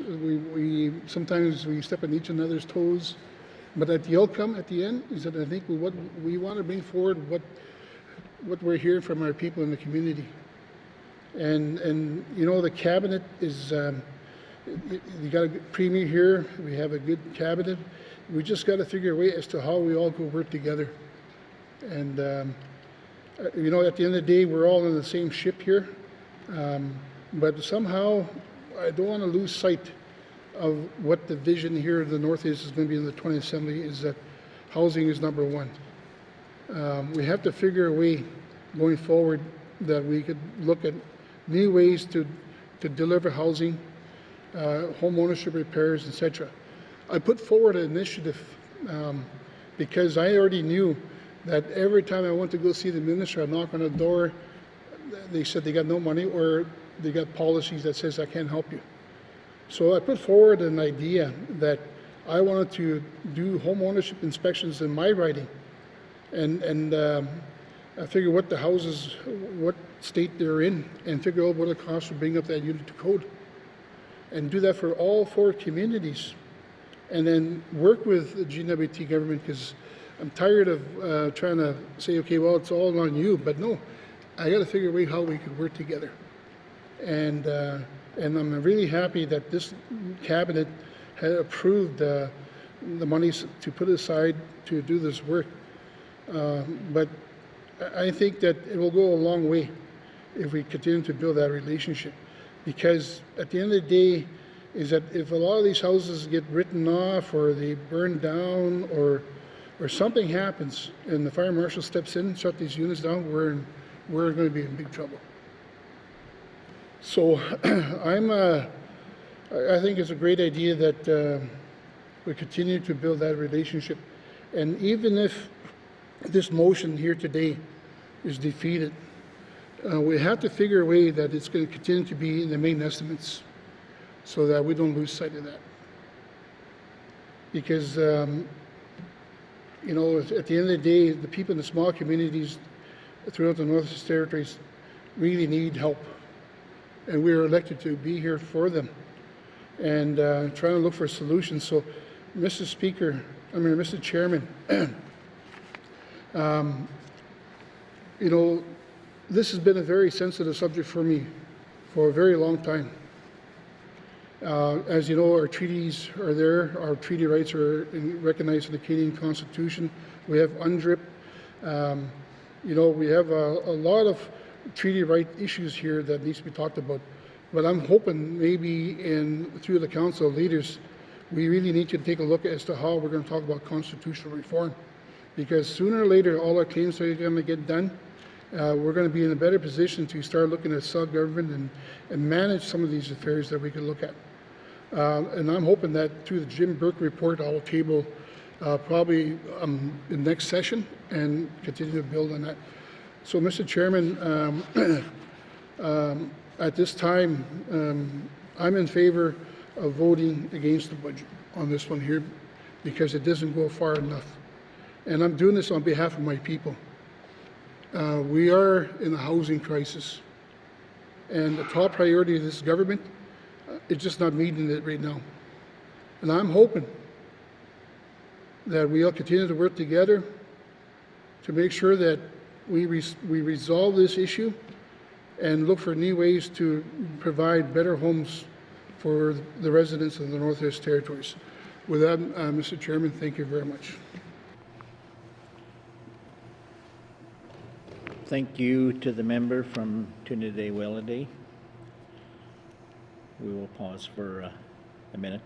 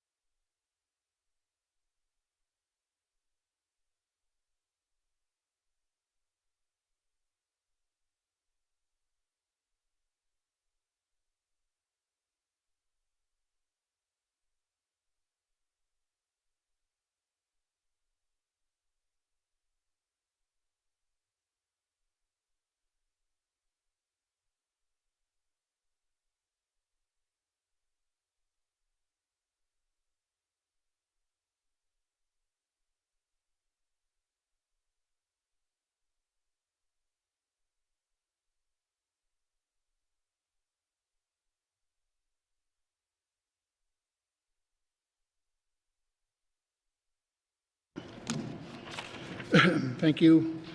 Next on my list I have is the Minister of Finance. Thank you, Mr. Chair. Mr. Chair, I will try to not take the full 10 minutes here. Mr. Chair, I wanted to make sure there's some clarity. I hope there's some clarity around what happens by voting down the capital budget and what message is being in fact sent. Mr. Chair, respectfully, we are saying no to capital projects and to the capital when we vote down the capital budget. And contrary to a lot of things often asked about improving our planning, improving our efficiency, doing better in all of those regards, this does the opposite. We vote down the capital budget, there is no appropriation for capital spending done now. So best case scenario is that we're waiting till February to bring it all back, which means there's no contracting, there's no procurement, no one can plan, can't arrange for supplies to be ready, and certainly can't arrange to have things ready to move as of April 1st, because we might not pass the budget. We might not pass it till March 31st.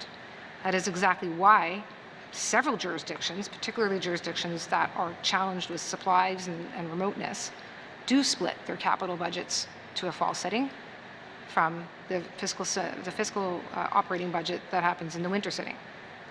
Because if we don't pass it now, we can't do all those things. So we're left waiting to see what may or may not happen. So in a jurisdiction, Mr. Chair, where we have heard many of us in this room talk about uncertainty as acting as a chill on private investment, Mr. Chair, voting down a capital budget in October is a chill on private investment.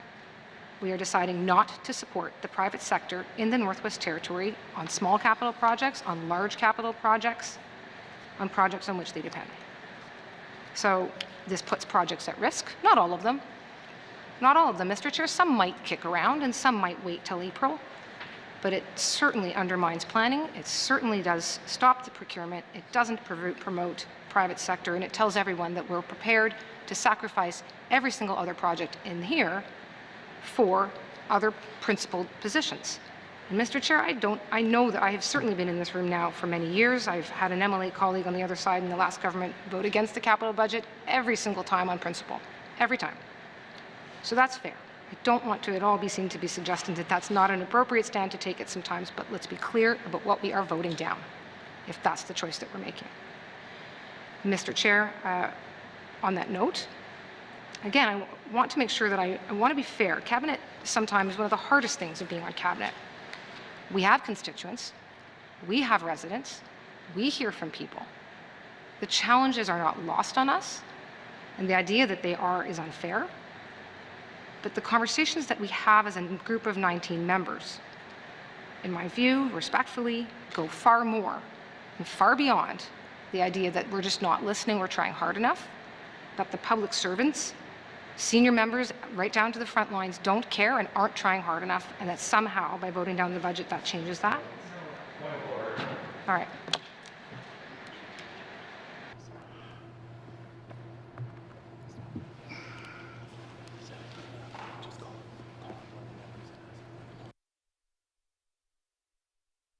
I'm going to go to the member from Range Lake to the point of order.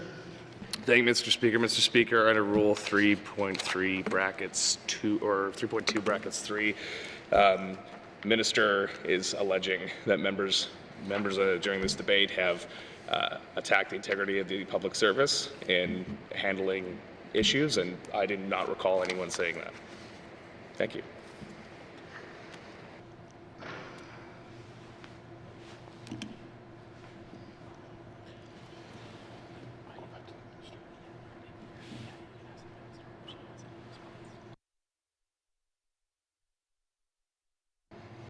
Thank you.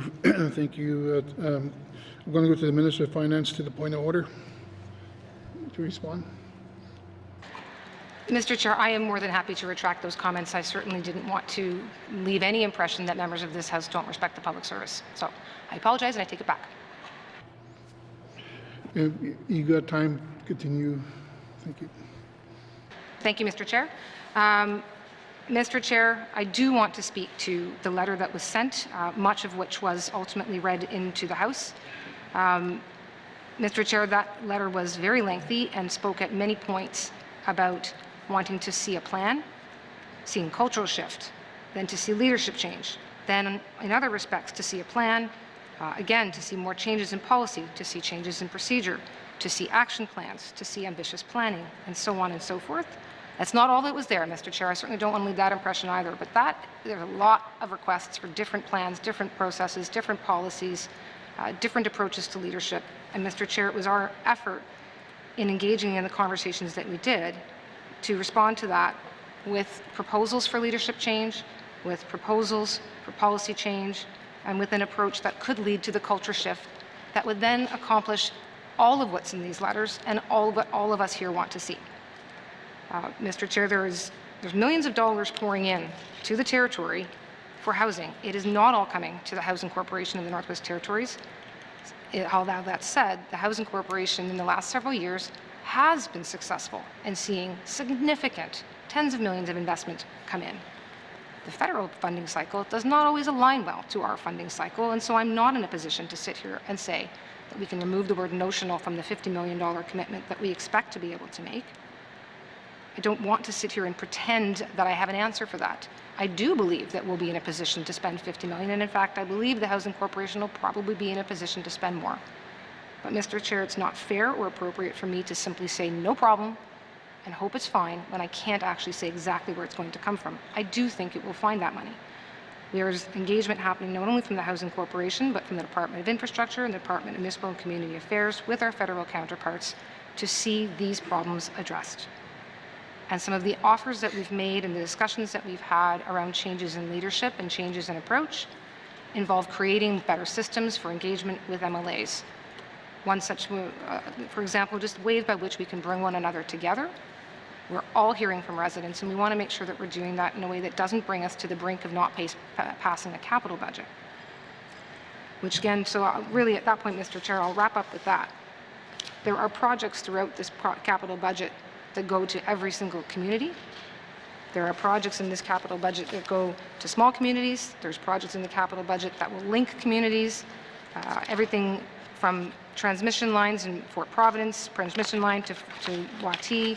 There are housing projects, planning for long-term care facilities, extension of the Inuvik runway. Mr. Chair, I know we've been dealing with this for the last 2 weeks. At the same time, the conversation here isn't about all of these projects. I realize there is one other priority that people are concerned about, but we aren't going to advance the issue of needing housing if we can't bring the supplies up on the road, particularly the Mackenzie Valley Highway. We aren't going to be able to connect those houses if they can't be connected to power systems. They are going to struggle if the municipal funding, the municipal capital funding that is in here doesn't flow to the municipalities who are responsible for water and sewer systems, who are responsible for the waste management systems. It does all need to fit together. It's a lean plan, Mr. Chair. I get that it's a lean plan. Everyone's heard me stand in the House and say that we have to already increase the borrowing limit. Times are challenging, but again, the kinds of shifts that we were hoping to make to bring about these policy changes and to move forward in advance of the main estimates, in our hope was one that would respond adequately and allow us to get to a place in the main estimates that shows some of the outcomes of that policy shift and culture shift that every one of us members in this House want to see. Thank you, Mr. Chair. Thank you.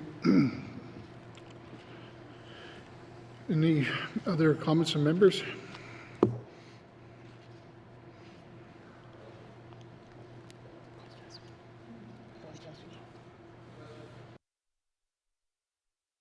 Thank you. The motion's in order. To the motion, it's been asked to have a recorded vote. Oh, sorry, do you want to speak?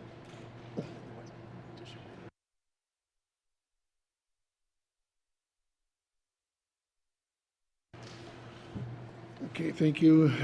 To the motion. The question's been called. All those in favor? All those opposed?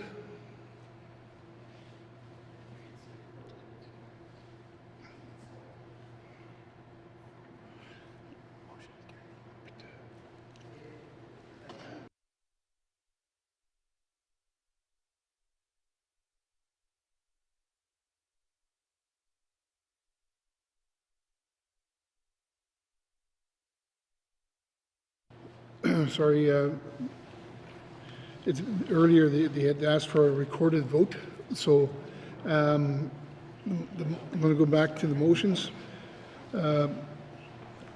To the motion. To the motion. Question? Question has been called. All those in favor, please stand. The member for Hay River North, the member for Hay River South, the member for Inuvik Twin Lakes, the member for Nunakput, the member for Sahtu, the member for Inuvik Boot Lake, the member for Montfouille, the member for Great Slave, the member for Thabacha, the member for Yellowknife South, the member for Cam Lake. Thank you. All those opposed, please stand. The member for Yellowknife Center, the member for Range Lake, the member for Frame Lake, the member for Mackenzie Delta, the member for Yellowknife North. Thank you.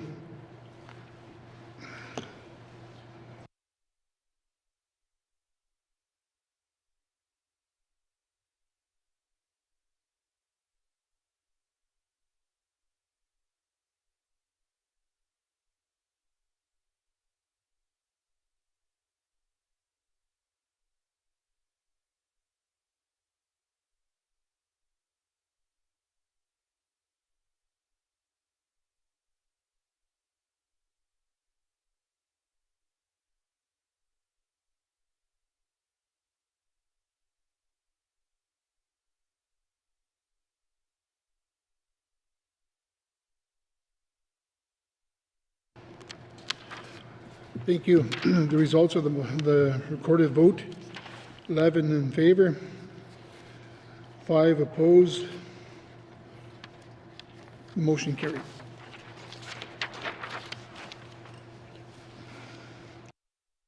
Documents 193-20 will be reported as ready for consideration in formal session through the form of appropriation bill.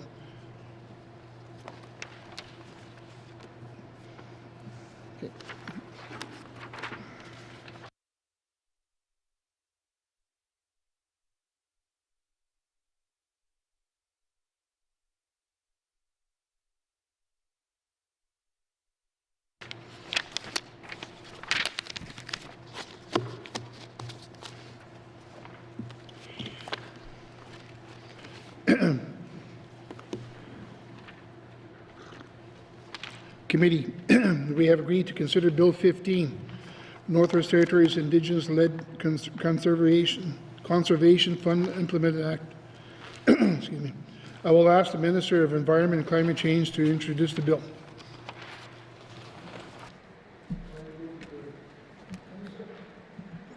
Just my speaker.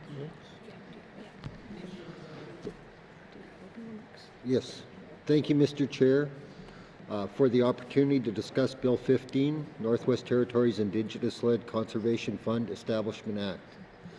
I would also like to thank the Standing Committee on Economic Development and Environment for receiving a technical briefing on the legislative proposal on October 23rd. Based on the feedback from committee, several amendments were made to the bill before you today. The NWT Project Finance for Permanence, or PFP agreement, which has been renamed the Our Land for the Future Agreement, was negotiated by the partnership of 23 Indigenous governments and Indigenous organizations, the Government of the Northwest Territories, Government of Canada, and 3 private donors. The agreement will provide long-term funding for Indigenous governments and Indigenous organizations to support Indigenous-led conservation, stewardship, and related economic diversification. The process was Indigenous-led. Negotiations involved extensive collaboration, discussions between the partners, with the Indigenous Leadership Initiative acting as a facilitator. In August of this year, final draft PFP agreement negotiations were completed. I have approval as Minister of Environment and Climate Change to sign the PFP agreement on behalf of the Government of the Northwest Territories.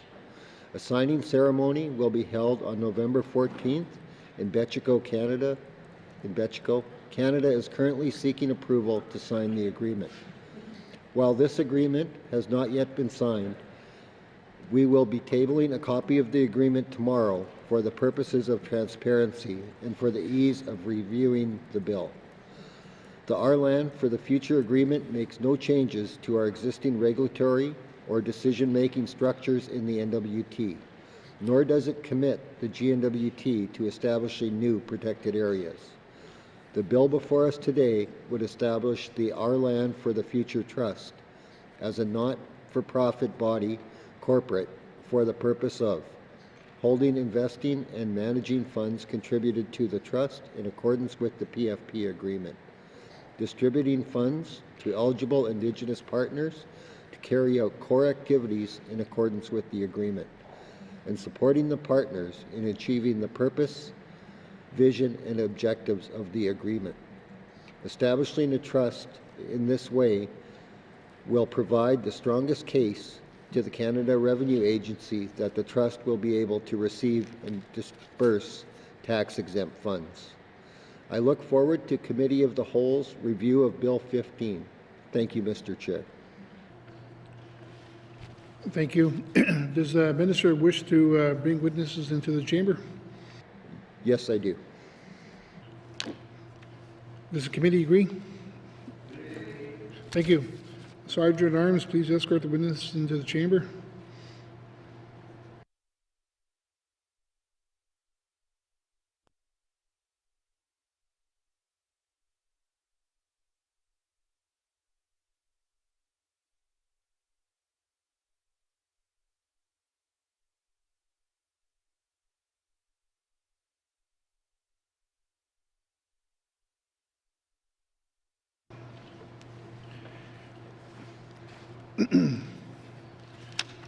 Does the minister please introduce your witnesses? Thank you, Mr. Chair. Mr. Chair, to my left, I have Mr. Charles Hunter, Senior Advisor, Executive in Indigenous Affairs. To my far right, I have Ian Remy, Legislative Counsel for the Department of Justice. And to my immediate right, I have Amy Kennedy, Assistant Deputy Minister, Environment and Climate Change. Thank you, Mr. Chair. Okay. Thank you. As the bill was not referred to the Standing Committee for review, I will now open the floor to general comments on Bill 15. Any general comments from members?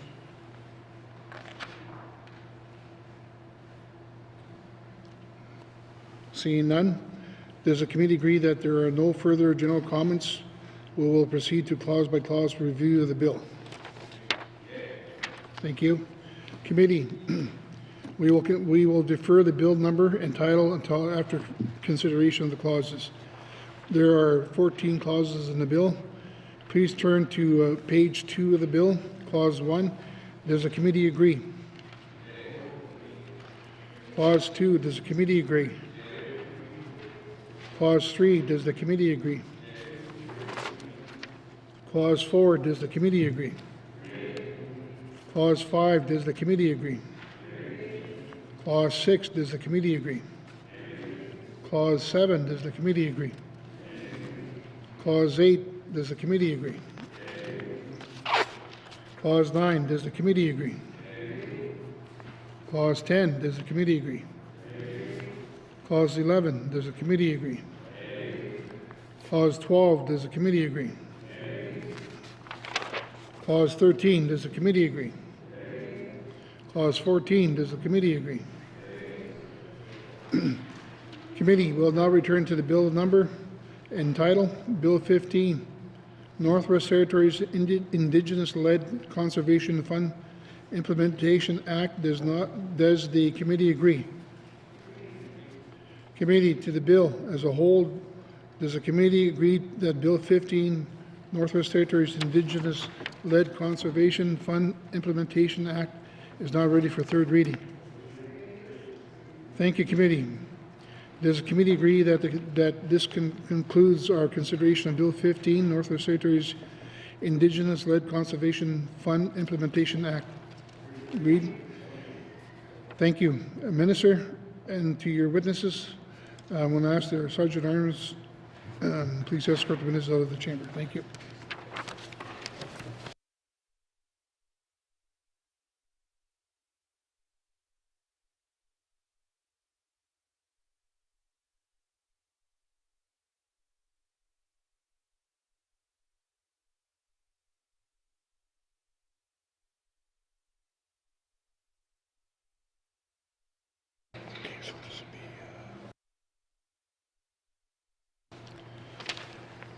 Thank you. What is the will of the committee?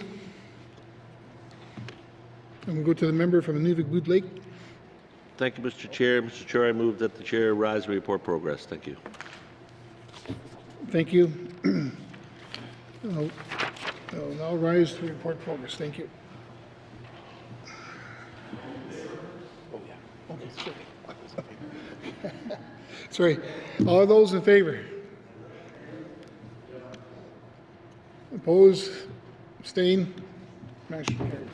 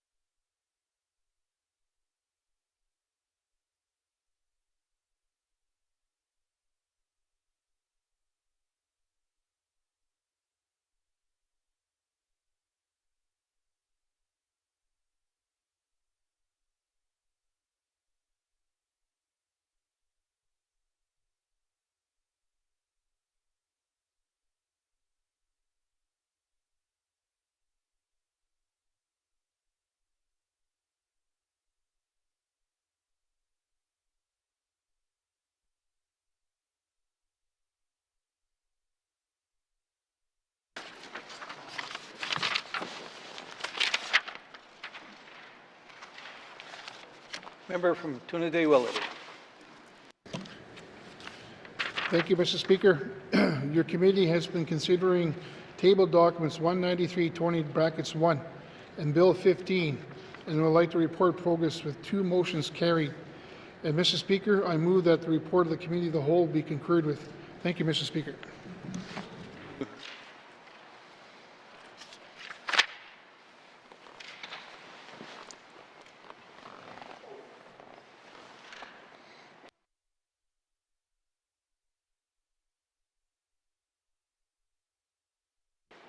Redo. Member from the Toonaday-Willity. Thank you, Mr. Speaker. Again, your committee has been considering table documents 193-20(1) and Bill 15, and would like to report progress with 2 motions carried. That Bill 15 is ready for 3rd reading, and that consideration table documents 193-20(1) is concluded, and the House will concur that those estimates and the appropriation bill to be based thereon be introduced without delay. And Mr. Speaker, I move that the report of the Committee of the Whole be concurred with. Thank you, Mr. Speaker. Member from Toonaday-Willity. Can I have a seconder, please? Member from Sot-Two. What was that, member from Inuvik-Boot Lake? You thought it was a good decision? Thank you. Thank you. To the motion. Question has been called. All those in favor? Opposed? Motion carried. Member from Tabacha. Mr. Speaker, I seek unanimous consent to waive Rule 8.4 Bracket 10 and have the Speaker put Bill 15 on the orders of the day for 3rd reading. Thank you, Mr. Speaker. The Minister of Environment and Climate Change has asked for unanimous consent to move Bill 15 onto the orders of the day. Any nays? Seeing no nays, you may proceed. Let's go back to that. Somebody wants to go trick-or-treating. Okay, let's get going here. 3rd reading of bills. Minister of Environment and Climate Change. Mr. Speaker, I move, second by the honourable member from Hay River North, that Bill 15, Northwest Territories Indigenous-led Conservation Fund Establishment Act, be read for the third time. And Mr. Speaker, I request a recorded vote. Thank you, Mr. Speaker.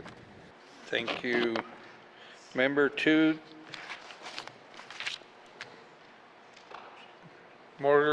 Motions in order. To the motion. Member from Rangeley. Thank you, Mr. Speaker. Mr. Speaker, I want to rise in support of this piece of legislation. Bill 15 represents a very important relationship that this government has with First Nations and Indigenous governments across the territory. This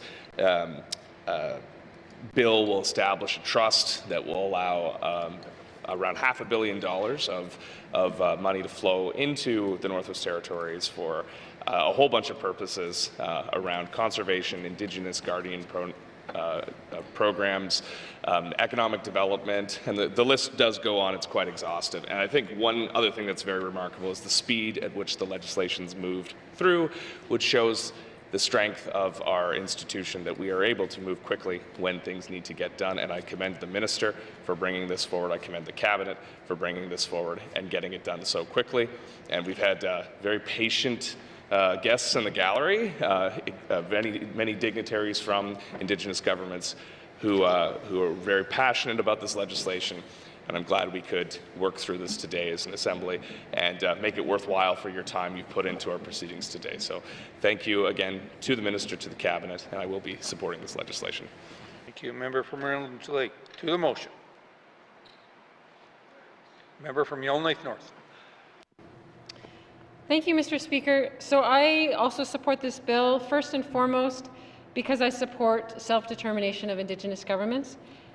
And I support Indigenous governments taking the lead on taking care of their own lands and resources. I know that this bill has followed an unusual process, unusual path, but I also recognize that we're still in the process of charting a new path of co-governance with Indigenous governments. And there needs to be some give and take on all sides. And I hope we will get to a place where we have better procedures where we can all work together comfortably in this process of co-governance. But I'm proud today that we have done something that can provide a vehicle that will allow Indigenous governments to have the resources they need to move forward with taking care of the land. So I wholeheartedly support this and look forward to where this initiative takes us. Thank you, Mr. Speaker. Member from Yellowknife North. To the motion. Member from the Sawtooth. Thank you, Mr. Speaker. I too will be supporting this bill, number 15, in consultation with the leadership that I represent and the dialogue we've had. I'm happy to support it. Mussey. Member from the Sawtooth. To the motion. Member from Tuna-Day-Willity. Thank you, Mr. Speaker. I too stand up and rise and give support to Bill 15.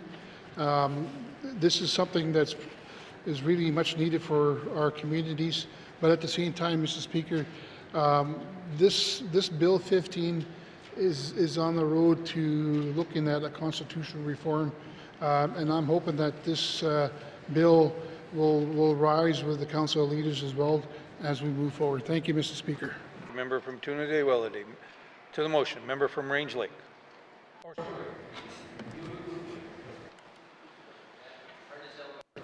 Yeah, peas in a pot. Everybody's the same, we know. Egos. I won't take much time. Obviously, anybody who knows me and follow my campaign and follow me here, I'm in full support of Indigenous governments. I'm in full support of reconciliation. This one, Mr. Speaker, is a no-brainer. I commend the Cabinet and the Minister for bringing it forward and has my full support. Thank you. Nunavut Lake. To the motion. Member from Frame Lake. Thank you, Mr. Speaker. It's been a long day, so I'm not going to stand and make a long speech about this one, but just wanted to also express my support for this, echo some of the comments made by my colleagues about reconciliation and self-determination, which are things that matter to me and I support. Happy to support this. Looking forward to seeing that it brings resources into the territory that we haven't had previously for First Nations to move forward with not just conservation but realizing the benefits of conservation of their lands. So happy to support it. I think it is an act of reconciliation by the House, and it's certainly something that I support. So thank you, Mr. Speaker. Thank you, member from Frame Lake. To the motion, member from Yonley Centre. Thank you, Mr. Speaker. Unlike, I'm going to use all my 20 minutes. No, no, I'm kidding. It's been a long day. No, I won't be using my 20 minutes. Mr. Speaker, I too want to rise in favor of this initiative. I've spoken to some of the leadership. I certainly like the intent it's was sold to me on the initiative. It's a great investment of new dollars. We should not overlook the fact that this brings not only federal government dollars to empower Indigenous organizations and groups, but peoples and families, and help protect our environment. This is all good stuff, Mr. Speaker. The one thing of note, though, I would say that this it shouldn't go past, and I know we're all pretending it didn't, but you know, I think it's important that we remind ourselves of how we went through this process, how we need to work closer together. And you know, I was never a believer that this wouldn't get to this point and believe in the sense of succeed. But you know, there are, you know, like all legislation and challenges, there's ups and downs. And I would say that I think ILI did their part, and I certainly say the government, you know, could have warmed up with us a little sooner on some of the information. And but the members, I think, did their heavy lifting and our due diligence as were required by all. And so I'm glad that we got it through. And I, from what I understand, is this works with their hoped time frames. And the important part is to stress, as I finish, Mr. Speakers, you know, the Assembly needs to be and wants to be partners with these folks as well, and these governments, these peoples, and these initiatives. So it's a lot to, all bundled together, but lastly is it's a great thing. Thank you. Member from Yonley Centre. To the motion, member from Moulfie. Thank you, Mr. Speaker. Mr. Speaker, I do support this bill as well. I am pleased. I know that there's a lot of people are going to benefit from it in NWT. I know everyone's going to benefit from it. So I am pleased to see the good working relationship between the Cabinet and Indigenous government, which we never had before. So we are making progress. So I am quite pleased about that. Thank you. Thank you, member from Moulfie. To the motion. Question has been called. The member has asked for a recorded vote. To the member from Tabacho. Sorry. To debate. Thank you, Mr. Speaker. Mr. Speaker, I think that a lot of the tremendous words from my colleagues here in this House have certainly relayed the message of the importance of this initiative and how beneficial it will be to the territory. I would be remiss if I did not stand up here and thank my colleagues in this House for the tremendous amount of work. I know this was a difficult process that was not the norm. We asked a lot of the regular members and Cabinet to move this forward at the pace in which we did, and for that I'm truly thankful. I also would like to recognize the amount of work that went into this initiative from ILI, from the Indigenous governments, from the GNWT, from all of the staff that were involved to get this through today. And I'm truly, I stand up here with a lot of pride to be part of this group of Northerners, both in this House and up in the gallery and in the communities and watching around the NWT, to sit here and be able to say that we accomplished this. So thank you, Mr. Speaker. Thank you, member, Minister of Environment and Climate Change. To the motion. Question has been called, and member from Minister for Environment and Climate Change has asked for a recorded vote. All those in favor, please stand.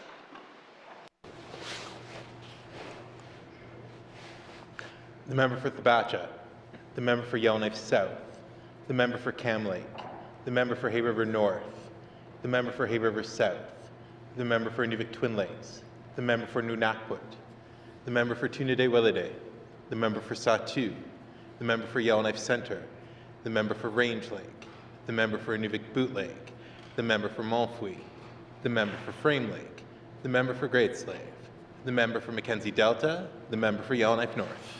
All those opposed, please stand. All those abstaining, please stand.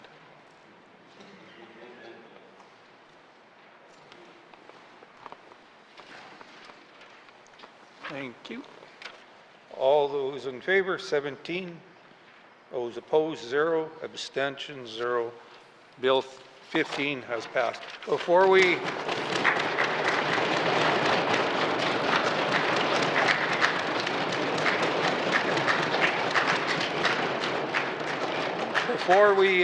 get on to this, I would like to actually thank Dottie Tetso. This started 2.5 years ago where she sat there and looked at me and went, "You want me to do what in this time frame?" Thanks to her leadership, the Indigenous government's leadership, last year's cabinet and this year's cabinet for getting this done, and I look forward to the success we are moving forward. So thank you very much, and again, thank you.